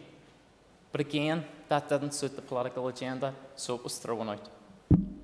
In education, it's not just about young people. For mature students, the enrolment in further education colleges has decreased by over 21,000 in 4 years. As part of the skills strategy, more needs to be done to remove barriers to education for mature students. What I find most bizarre in all of this is that in the Action Recovery Plan that the Economy Minister was allocated £275 million, there's still £21 million of that sitting in the pot. Now, I'm quite concerned that an Economy Minister wouldn't be able to work out how that could be respent or how that could be reallocated. So the notion that something needs to be done to improve our skills, we agree with, certainly. But what must be done by the member and by the current Economy Minister is to look at what is already in place, to look at what solutions can already be done to make sure that you don't take away from another department and that other departments and other projects don't fall by the wayside because the Economy Minister can't prioritise his spending. I call Keith Buchanan. Thank you, Mr Deputy Speaker. I rise in support of the motion before us. Investing in the skills and talents of our workforce is essential to the workforce fabric of Northern Ireland, as the speed of change in working conditions continues to transform the future of work in a post-pandemic society. The creation of new opportunities that meet the evolving technology and economic contexts and demands are essential for a fully functioning working society. We need to invest in future-proofed and essential skills for the youth who are now entering the workforce and those employees and employers whose work is now in a transitional phase. Some existing initiatives that currently are there, essential skills, which my colleague had previously mentioned, which are aimed at the development of literacy, numeracy and ICT skills for employees, This initiative is free and can be delivered in the workplace or at a local college. JobStart provides funding for employers to create new job opportunities for 16 to 24-year-olds who are at risk of long-term unemployment. There are also currently two main types of apprenticeships available to bolster the workforce, and the Skills Focus Programme, which is targeted at the small to medium-sized enterprises to support and facilitate collaboration between businesses and colleges. These small to medium-sized enterprises are the backbone to any successful economy. The support to them is essential. As has already been stated, the Minister for the Economy and his predecessor have already taken action to support learners during COVID-19. This includes the Apprenticeship Recovery Package.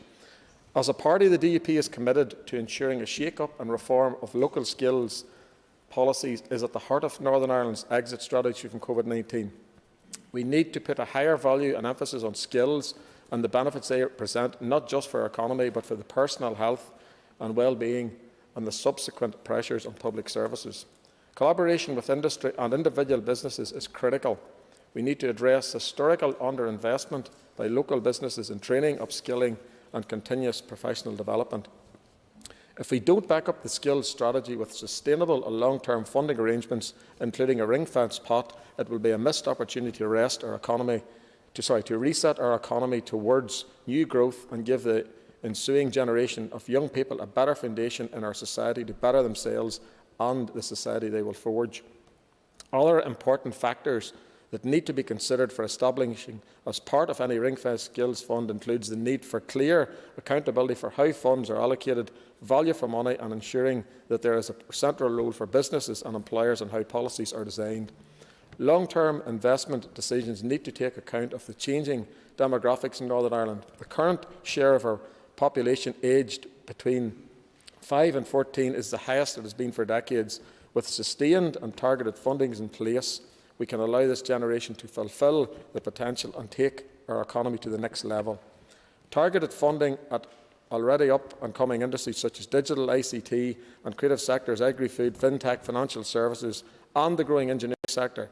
These areas should be at the forefront of all our minds when it comes to a ring-fenced skills fund. Thank you, Mr Deputy Speaker. Members, as this is Aisling Riley's first opportunity to speak as a private member, I would remind the House that it is convention that the maiden speech is made without interruption. However, if you choose to express views that would provoke an interruption, you are likely to forfeit that protection. I call Aisling Riley. As a newly selected MLA for West Belfast, I am delighted to be making my first speech in support of the Sinn Féin amendment to this motion. Creating skills, opportunities and employment for our young people, particularly in areas of need like West Belfast, should be a priority for all of us. To that end, I want to pay tribute to my predecessor, Fran McCann, who did so much work in this regard for and on behalf of all of the people of West Belfast. It is an honour to follow in Fran's footsteps, and I certainly intend to build on the solid foundations he has laid by using my role as an MLA to deliver on the priorities for West Belfast, such as health and education services, housing, jobs and infrastructure investment.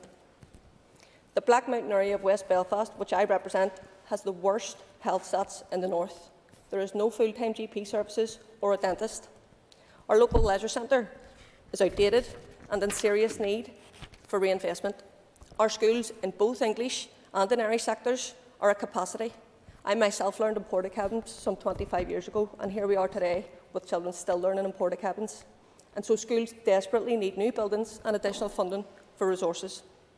We need better infrastructure and traffic calming measures on our roads in places such as the Springfield Road at the top of the White Rock Road, where there have been fatalities and near misses in very recent times.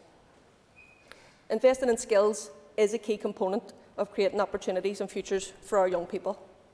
So while I welcome the focus of this motion, it has to be pointed out that the Assembly's own research found that West Belfast and North Belfast has the highest percentage of people with no qualifications at a staggering 49%. So why then is the Department for Economy pursuing with its plans to move Level 2 qualifications out of locally based training providers in places like West Belfast, North Belfast and beyond? This will create barriers to skills attainment, it won't reduce them. This flawed plan should be reversed. Similarly, it is ironic that the DUP proposed today's motion, considering what we now know about the impact on skills providers and learners from the hard Brexit that they demanded. This motion is absent of any awareness of the irony that is brought forward under the name of former Economy Minister Dodds, who, as Minister, could have acted decisively on this issue but failed to do so. Between 2014 and 2020, the European Social Fund contributed approximately €200 million in the skills agenda here. That was a transformative investment, but it has now been lost due to Brexit. And look, if anyone believes that the British government that has decimated our block grant over the past decade will now replace that funding, you're only kidding yourselves. Brexit has made the job of improving skills and opportunities all the harder. But there is still an onus on us to do this work. Therefore, we need greater investment, we need ring-fence skills funding, we need to rebalance qualifications to make them more relevant. And as the Sinn Féin amendment says, we need to create a skills council and to work with businesses, to work with educators and trade unions for the betterment of the economy and our young people. Investing in skills is an investment in the future. It is not only crucial in terms of the economic recovery of the COVID-19 pandemic, but it is vital to ensure that we redress the legacy of unemployment, inactivity and the disadvantage that still persists, and to ensure that families, workers and communities have a real chance at a better future. I support the amendment to this motion. I call Mark Durkin. Thank you, Mr Deputy Speaker. I rise in support of both the motion and the amendment. Recovery from the COVID pandemic will shape and inform all policy in the time ahead, as will the impact of climate change. Both will have and have had a profound effect on the local economy and how we do business here. The current climate demands that we do things differently and do things better.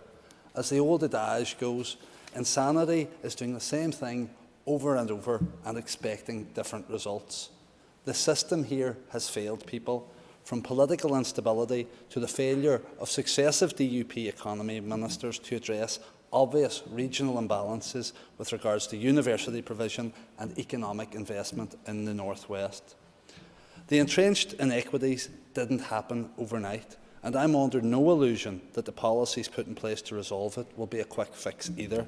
This is about setting our sights towards long-term, innovative strategies which will account for the historic problems plaguing the economic framework here, as well as tackling the impact of COVID on unemployment figures and the outworkings of Tory austerity. In terms of a green economy, it's fitting that today's motion coincides with COP26, a pivotal moment upon which not only our direction of travel, but everywhere else's will be determined. The ring-fencing of funds towards investment in our workforce, its skills, and the economy of the future is a necessity and offers a chance to make green recovery our primary focus. Rather than sounding the death knell for industry, Northern Ireland should grasp the opportunity firmly with both hands. Since 2010, we have developed world-leading management techniques in wind power. As a result, we didn't just reach the 40% electricity targets from renewable resources ahead of time, but overachieved, hitting 47% by 2019. We could be a global leader in terms of renewable energies. Work here has already shown others what can be achieved. Any future skills strategy must invest in educating for the jobs of the future, and special focus must be placed on incentivising and equipping small businesses to seize the opportunities presented to them by the green transition. The rapidly growing renewable sector has the potential to create thousands of jobs here, guaranteeing both the improved health of our economy and our environment. The financial and practical benefits of a shift towards clean energies are clear-cut. It's why governments everywhere are investing in renewable industries. New markets, for example, solar energy, electric vehicles, have witnessed massive growth worldwide. There's no reason, therefore, why we can't invest in those areas, ride the wave of energy efficiency demand, and be at the forefront of change to the benefit of both the planet and the economy. It's effectively a win-win scenario. Would the member also acknowledge that, and apologies, just missed the start of his remarks, but would he acknowledge that, particularly in relation to the green transition and Green New Deal, Northern Ireland also stands to benefit from being the crossroads of both the UK Green Deal, as it were, and the European Union-wide Green Deal via the protocol? We could have green manufacturing at the heart of that, and we could be benefiting from our crossroads position at the access to dual markets under the protocol. Members, an extra minute. I thank the member for that intervention. I do recognise our unique circumstance and the unique advantage that gives us, and it's important that we work around that and see what much more we can do with it. Now, to turn briefly to the matter of regional imbalance, which my party colleague Sinead McLaughlin has spoken on at length, I lament that the DUP motion omits this crucial narrative, yet it's more than just a tired narrative. The historic economic neglect of the North West, perpetuated by over a decade now of DUP and Sinn Féin leadership, is proven and recognised by the OECD. The Executive must work harder to ensure that the North West is no longer the poor cousin. Sustainable job creation and substantial investment to tackle regional inequalities must form a core part of any ring-fenced skills fund, as well as any future economic policy. Derry hasn't only suffered decades of underinvestment, but the piecemeal approach to university provision beggars belief. That the proposer of this motion and the former Economy Minister should express her disappointment at 850 undergraduate places being moved from Belfast to Derry's Magee campus instead of Coleraine earlier this year. That's after almost 6 decades of us fighting for investment in Magee, confirms what we already knew. Regional imbalance has been a political choice. But we will continue to raise our voices and advocate for our constituents until Derry gets its fair share. Foyle, alongside Newry and Armagh, has among the highest unemployment levels across the UK, standing at more than double the regional average. The removal of the UC uplift and the end of furlough will place upward pressures on those figures. The TUC has shown that the UC cut will impact heavily on low-income workers, a fact that doesn't bode well for citizens here, Mr Deputy Speaker. We know about the pride that comes with coming out of unemployment and the sense of purpose that brings. We believe it's high time that Derry was given some of that pride back, but it can't happen in a vacuum. In order to tackle long-term unemployment and the challenges posed by a post-COVID and post-Brexit society, there needs to be a cross-departmental framework to strengthen the government of skills policies. We've been given an opportunity to build back better. That means doing things differently. Let's do it together. I call Kelly Armstrong. Thank you, Deputy Speaker. As my colleague Stuart Dixon has already indicated, Alliance will be supporting the amendment today and the motion. As the amendment confirms, we need a cross-departmental approach to skills development in Northern Ireland. For example, we need to review our education system and the type of courses that are being offered. Are these delivering the skills we need to develop a future workforce? When was the last time our GCSE level courses were reviewed in partnership with our businesses to consider if we are enabling our young people to have the skills needed for a future workforce? We have a false system here where newspapers promote as the best those schools with pupils achieving A stars. But where do these young people go? Many of them leave Northern Ireland never to return. We need an education system that is celebrated for delivering access to employment and life opportunities here at home. The DUP's own underachievement piece is betrayed by the commitment to the transfer test. We need to get real with our education system. We also need to consider how the Department for Communities is identifying skills gaps and other development opportunities through the Job Start scheme, or indeed any future employment schemes, or how work coaches and how work coaches in the jobs and benefit offices are identifying and helping people not in employment to access training and development of their skills. And I'll give way. Would the member agree with me that the loss of the European Social Fund will have a crucial role to play in those courses and schemes that were being delivered by communities and also by the Department of the Economy as we move into a very uncertain future with regards to the UK Shared Prosperity Fund, which has still not been delivered, which this Assembly is in the dark about, and it's highly unlikely that any local minister or an Assembly will have an influence over how those funds are spent? Members, an extra minute. Thank you. Yes, I absolutely agree, and I am extremely concerned about the Shared Prosperity Fund. The fact is that on the Committee for Communities we have heard time and time again that, for instance, something like supporting people could fall by the wayside. We don't know how that's going to be funded. But this is not just about young people, it is about people of all ages.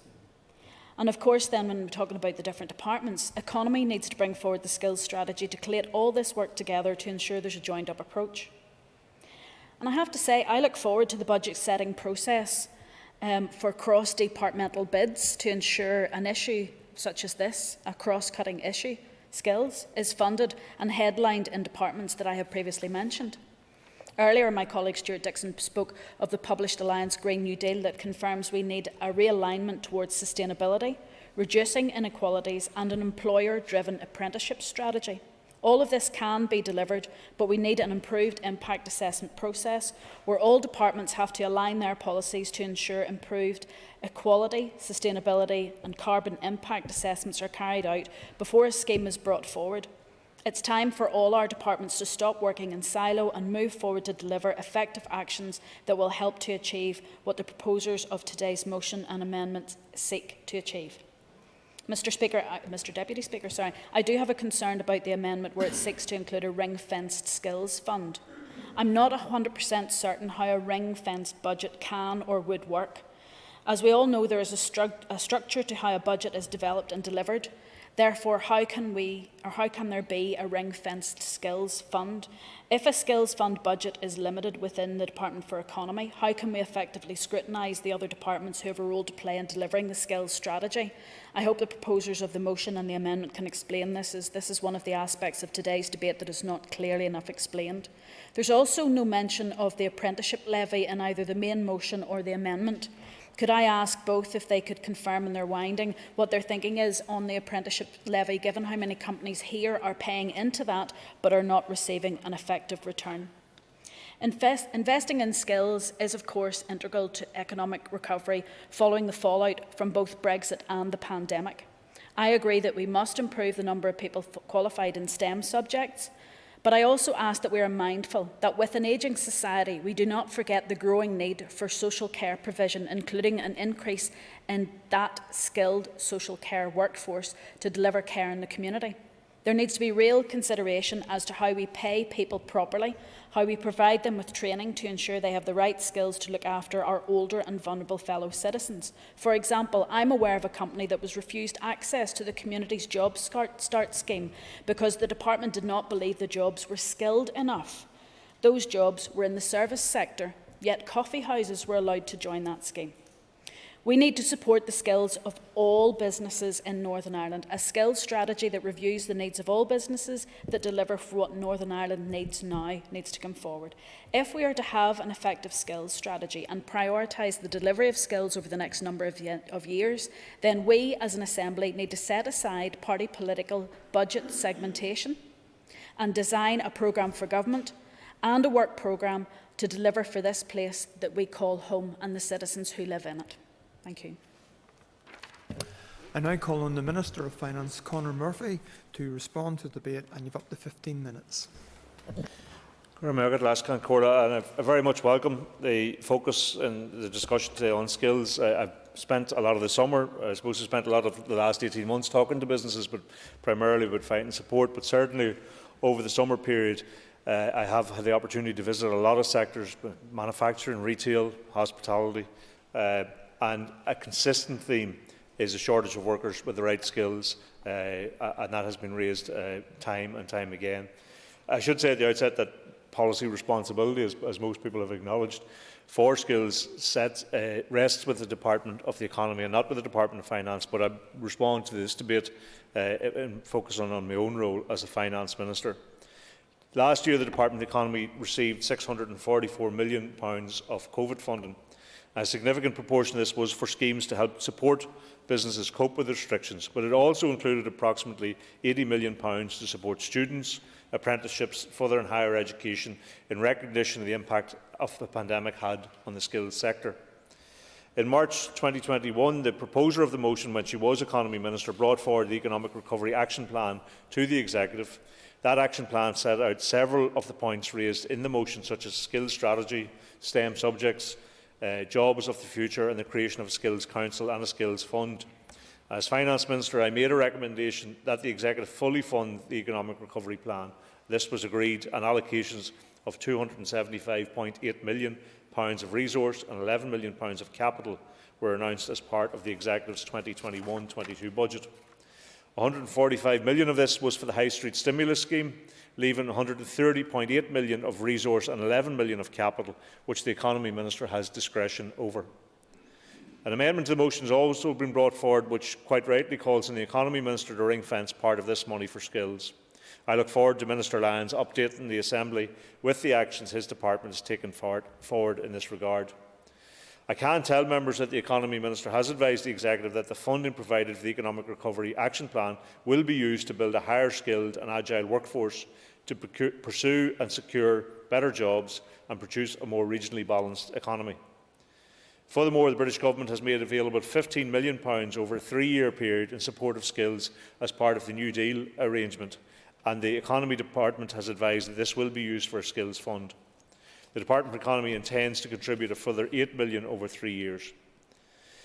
Now that we have received the outcome of the British Government spending review, the Executive is considering its budget for the next 3 years. This is the first opportunity in 10 years for the Executive to agree a multi-year budget, which will enable departments to make long-term spending plans to deliver on the Executive's priorities. These priorities include sustainable economic development, tackling inequality, both of which are underpinned by the skills agenda. And of course, while health will be the top priority, I therefore expect budget 22 to 25 to include a focus on skills. Unfortunately, as has been said on a number of occasions, as a consequence of Brexit, we will no longer have access to the European Social Fund, which was worth on average £26 million a year. This money was used by the Department of the Economy to address the skills imbalances and create a culture of lifelong learning. It was also used by the Department of Communities to support disadvantaged people into employment and to reduce economic inactivity. This money has not been replaced by Whitehall, and whereas we had control over how the European Social Fund was spent, the Shared Prosperity Fund, as I think the last speaker alluded to, is to be delivered by Whitehall via the financial assistance powers of the Internal Market Act, of which we have very little input. On a more positive note, though, Brexit has not impacted on Peace Plus programme, which has received funds of €1.1 billion over the next 7 years. The Department of the Economy will benefit from between £300 and £400 million sterling of that. One of the investment areas for Theme 2, delivering economic regeneration and transformation in skills, has an indicative budget of €50 million. I agree, of course, that investment in skills is key in helping our own people avail of new and better employment opportunities and to have the necessary skills to contribute economically. Setting up a ring-fence skill fund is not for the Executive as a whole, nor for me as the Finance Minister to lead on. Rather, it's for the Economy Minister to implement, but I believe this has been correctly reflected in the amendment to the motion. You will, Lascan Corley, be aware that Minister Hargey, Minister Lyons and myself recently launched a new operational delivery apprenticeship scheme for the civil service, which offers the opportunity to develop skills and gain a recognised qualification with a guaranteed permanent role within the civil service on successful completion of the apprenticeship. So where I and my department have been able to play a part in bringing forward opportunities to develop skills in the workplace, I have done so. Funding for the Economic Recovery Plan has been provided for the 2021-22 year. As for 2022-23 and future years, the Executive will be considering this as part of our 2022-25 budget process. To conclude, Lascan Corley, I am sure you will agree that the Department of Economy has been given significant funding by the Executive to take forward plans for economic recovery, including investment in skills, and it is, of course, with the Economy Minister to use the funding already allocated to his department to set up this fund and use it for the purposes set out in the Economic Recovery Action Plan. I call Gemma Dolan to wind on the amendment, and you have 5 minutes. I'll get Lascan Corley, and I have notes everywhere, so please bear with me if I lose my place. I want to thank everyone for their comments, and I'm not going to repeat or recap what everyone has said. It seems we're all in agreement that upskilling and reskilling is important and needs support and investment for any economic recovery. But one comment from a DUP MLA that there's been historical underinvestment in the Department for the Economy, yet the DUP have held this ministry for over 10 years. if this wasn't so serious, it might be amusing that you just admitted this. I'd also actually want to welcome my colleague Aisling and congratulate her on her maiden speech and welcome her to the Chamber. So as we know, the needs of the workplace are changing at a really fast pace, and that's probably been accelerated by COVID. The digital skills are becoming more important, with the majority of jobs requiring a certain level of expertise. Investing in skills will mean that all of our people can feel they can be part of the changes that are happening in the global and local economies. This should also mean that our businesses have the right people with the right skills at the right time. And adopting this approach will also be key to attracting businesses to invest and support companies to start up and scale up.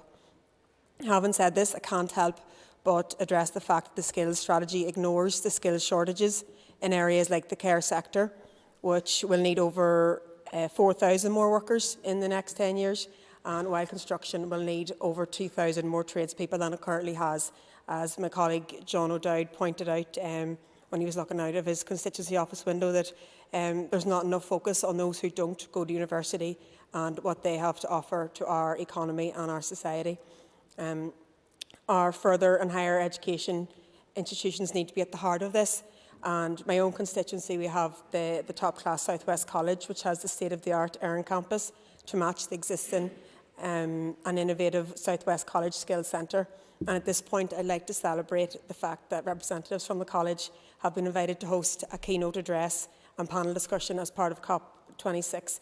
The South West College panel discussion will use the Erin campus as an innovative international demonstration of how to successfully design and implement cutting-edge energy efficiency processes in the delivery of new buildings. But returning to the motion and the amendment, and given what I have outlined, it takes numerous cogs to turn in tandem in order to allow us to come back stronger and help to address long-standing economic issues. And one massive cog that is fundamental to this, as we have spoken about, is funding.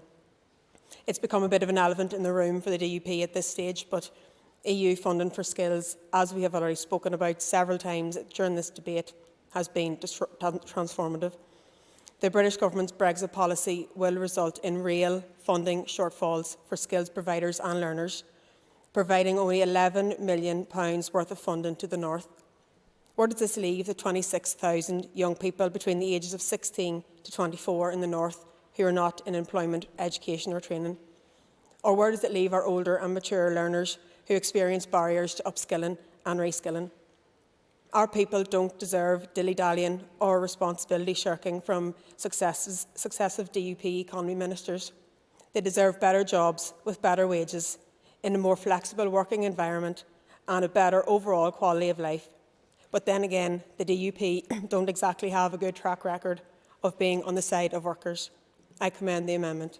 I now call Robin Newton to conclude and wind up the debate on the motion, and you have 10 minutes. Thank you, Mr Deputy Speaker. And can I first of all thank the Minister for being here today, and indeed to thank everyone for taking part, even though there were many different emphases placed on the motion and indeed the amendment. But there is a recognition, I think, across the Chamber that action is required, that something has to be done, and indeed that we need a skills agenda for all our people, not just one sector or one type of employment. And indeed the importance of a recognised skills base to the Northern Ireland economy, I don't think can be overestimated. And recognising the potential growth sectors and developing a strategy to provide the necessary knowledge and the skills in order to exploit all the opportunities within either identified growth strategies, growth sectors, or those sectors where there is a shortage of skills. And I note that the Minister had discussions over the holiday period where he was talking to employers, was finding that employers were saying that there are not the people there with the necessary skills at all levels to fill the jobs. And I recognise that the Department for the Economy cannot address all the issues on its own, and indeed that the Minister for Finance has a vital role to play in this, and particularly around the funding.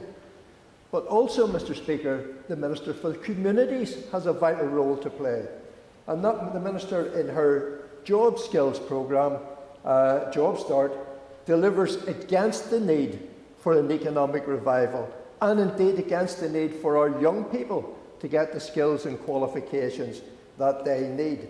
Now, I am, and I'm going to express, and that's not the first time I have in this chamber, expressed disappointment in the Job Start scheme. And the last answer that I got, dated the 13th of September, the Minister's Department or officials had approved 2,002 Job Start opportunities, but only 192 people were in place in the Job Start scheme. Less than 10% of the places had been taken up. Well, that's not really addressing the needs of a section of our young people that really do need to be invested in. But I note that the new decade, new approach, and it has indicated that the Executive will invest strategically, ensuring that Northern Ireland has the right mix of skills for a thriving economy. And this statement in itself confirms the holistic approach that is required to tackle all of the issues. And there was a time in the Northern Ireland economy, and the ministers were supported in their work by the Northern Ireland Training Authority, NITA. In addition, each important industry sector had a sector skills council. And this motion calls for one sector skills council for Northern Ireland. But the strength of the NITA and the sector bodies was the makeup of the organisations involved in the business community. It was made up of the business community, trade unions, further and higher education, and those with acknowledged expertise in a particular field wishing to make a contribution. The sector skills councils were statutory bodies, but offered a constructive approach and a representative role both on behalf of the sector and a lobbying role with government. Now, I've no wish really to look back on what happened previously. We're in a different set of circumstances and different economic conditions, and we face the challenges more today of a global economy where it's not easy, the easy movement of investment from one country to another country, or indeed even from continent to continent. And this is a massive subject, and today's debate can only be an opener on the opportunity of discussions that must come in the future. In doing a wee bit of research and a little bit of, from some sides of the chamber have been to place, well, those with qualifications are in an okay position. We really need to be delving down into those where there are no qualifications, and I don't disagree wholly with that. But it is worth mentioning that inward investment is frequently brought to Northern Ireland because of the qualifications and the qualities of our young people. And it's worth mentioning that at level 4+ qualification level, there is a wide gap across constituencies. Now, I wouldn't have expected anything less from our members from the North West in speaking up for the North West. But in South Belfast actually tops the league table in level 4+ qualifications, where 70% of people in employment have level 4+ qualifications. East Belfast has 54% of level 4 qualifications. Lagan Valley has 46. North Belfast has 30. I need to level up even within the Greater Belfast area, Mr. Deputy Speaker. These figures highlight the potential of skills of employees across Northern Ireland and highlight the skills and indeed the knowledge gaps in education. And we talk very often, Mr. Deputy Speaker, about the cost, about budgeting. We seldom talk about investing in our education. And until we start investing and considering investment in our education, then we won't really see the true picture. And we want an economic investment and a return on our investment in our young people at all levels. The Organisation for Economic Cooperation and Development has recommended that a ring-fenced skills fund should be established to lever greater opportunities for trainees and employees at all levels, all ages and all backgrounds. A building block on which the skills strategy can be built is the encouragement of more and more of our school pupils to actually embrace the STEM subjects and opening up the opportunities, and particularly, as the proposer of the motion, Mrs Dodds, has said, for young women to go into the STEM subjects. Now, there must be a strategy. If we're going to develop a strategy, and I note that the Minister has also said that the Economy Minister is working on taking action on a skills fund, and that is a welcome thing, but it must be a strategy that will embrace all sectors of our community and all sectors of our economy. A strategy to encourage and enable businesses to change and implement and sustain change. A strategy that recognises and acknowledges employees as an asset, not a strategy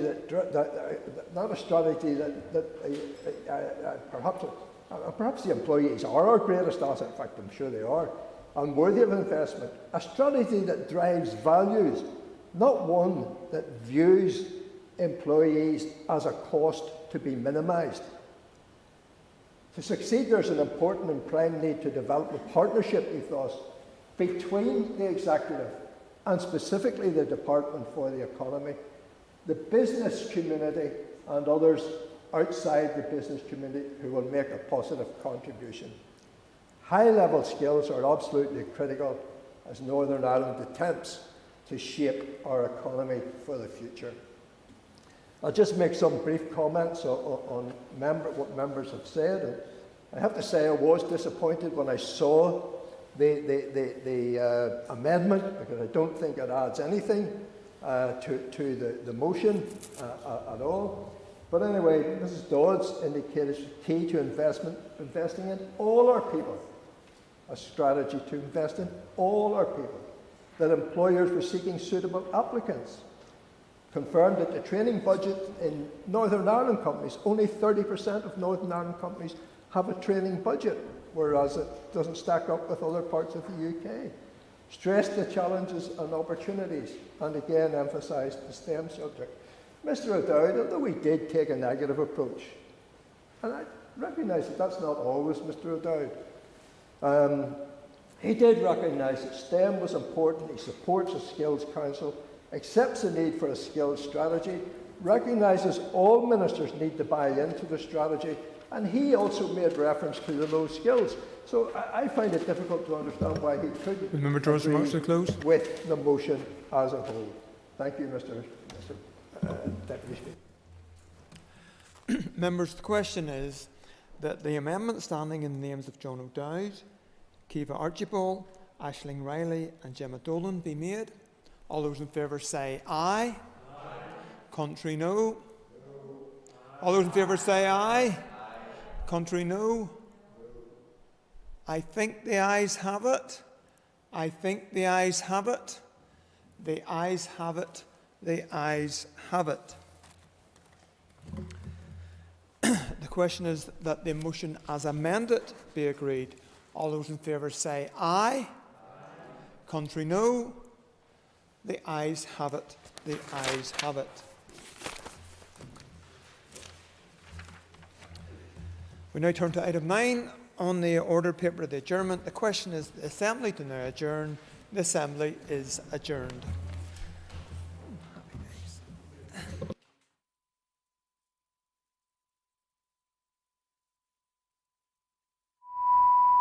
This is the Northern Ireland Assembly Plenary, programme signed.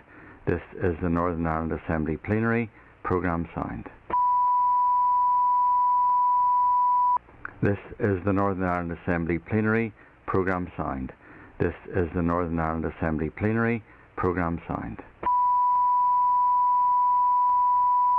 This is the Northern Ireland Assembly Plenary, programme signed. This is the Northern Ireland Assembly Plenary, programme signed. This is the Northern Ireland Assembly Plenary Programme Sound. This is the Northern Ireland Assembly Plenary Programme Sound.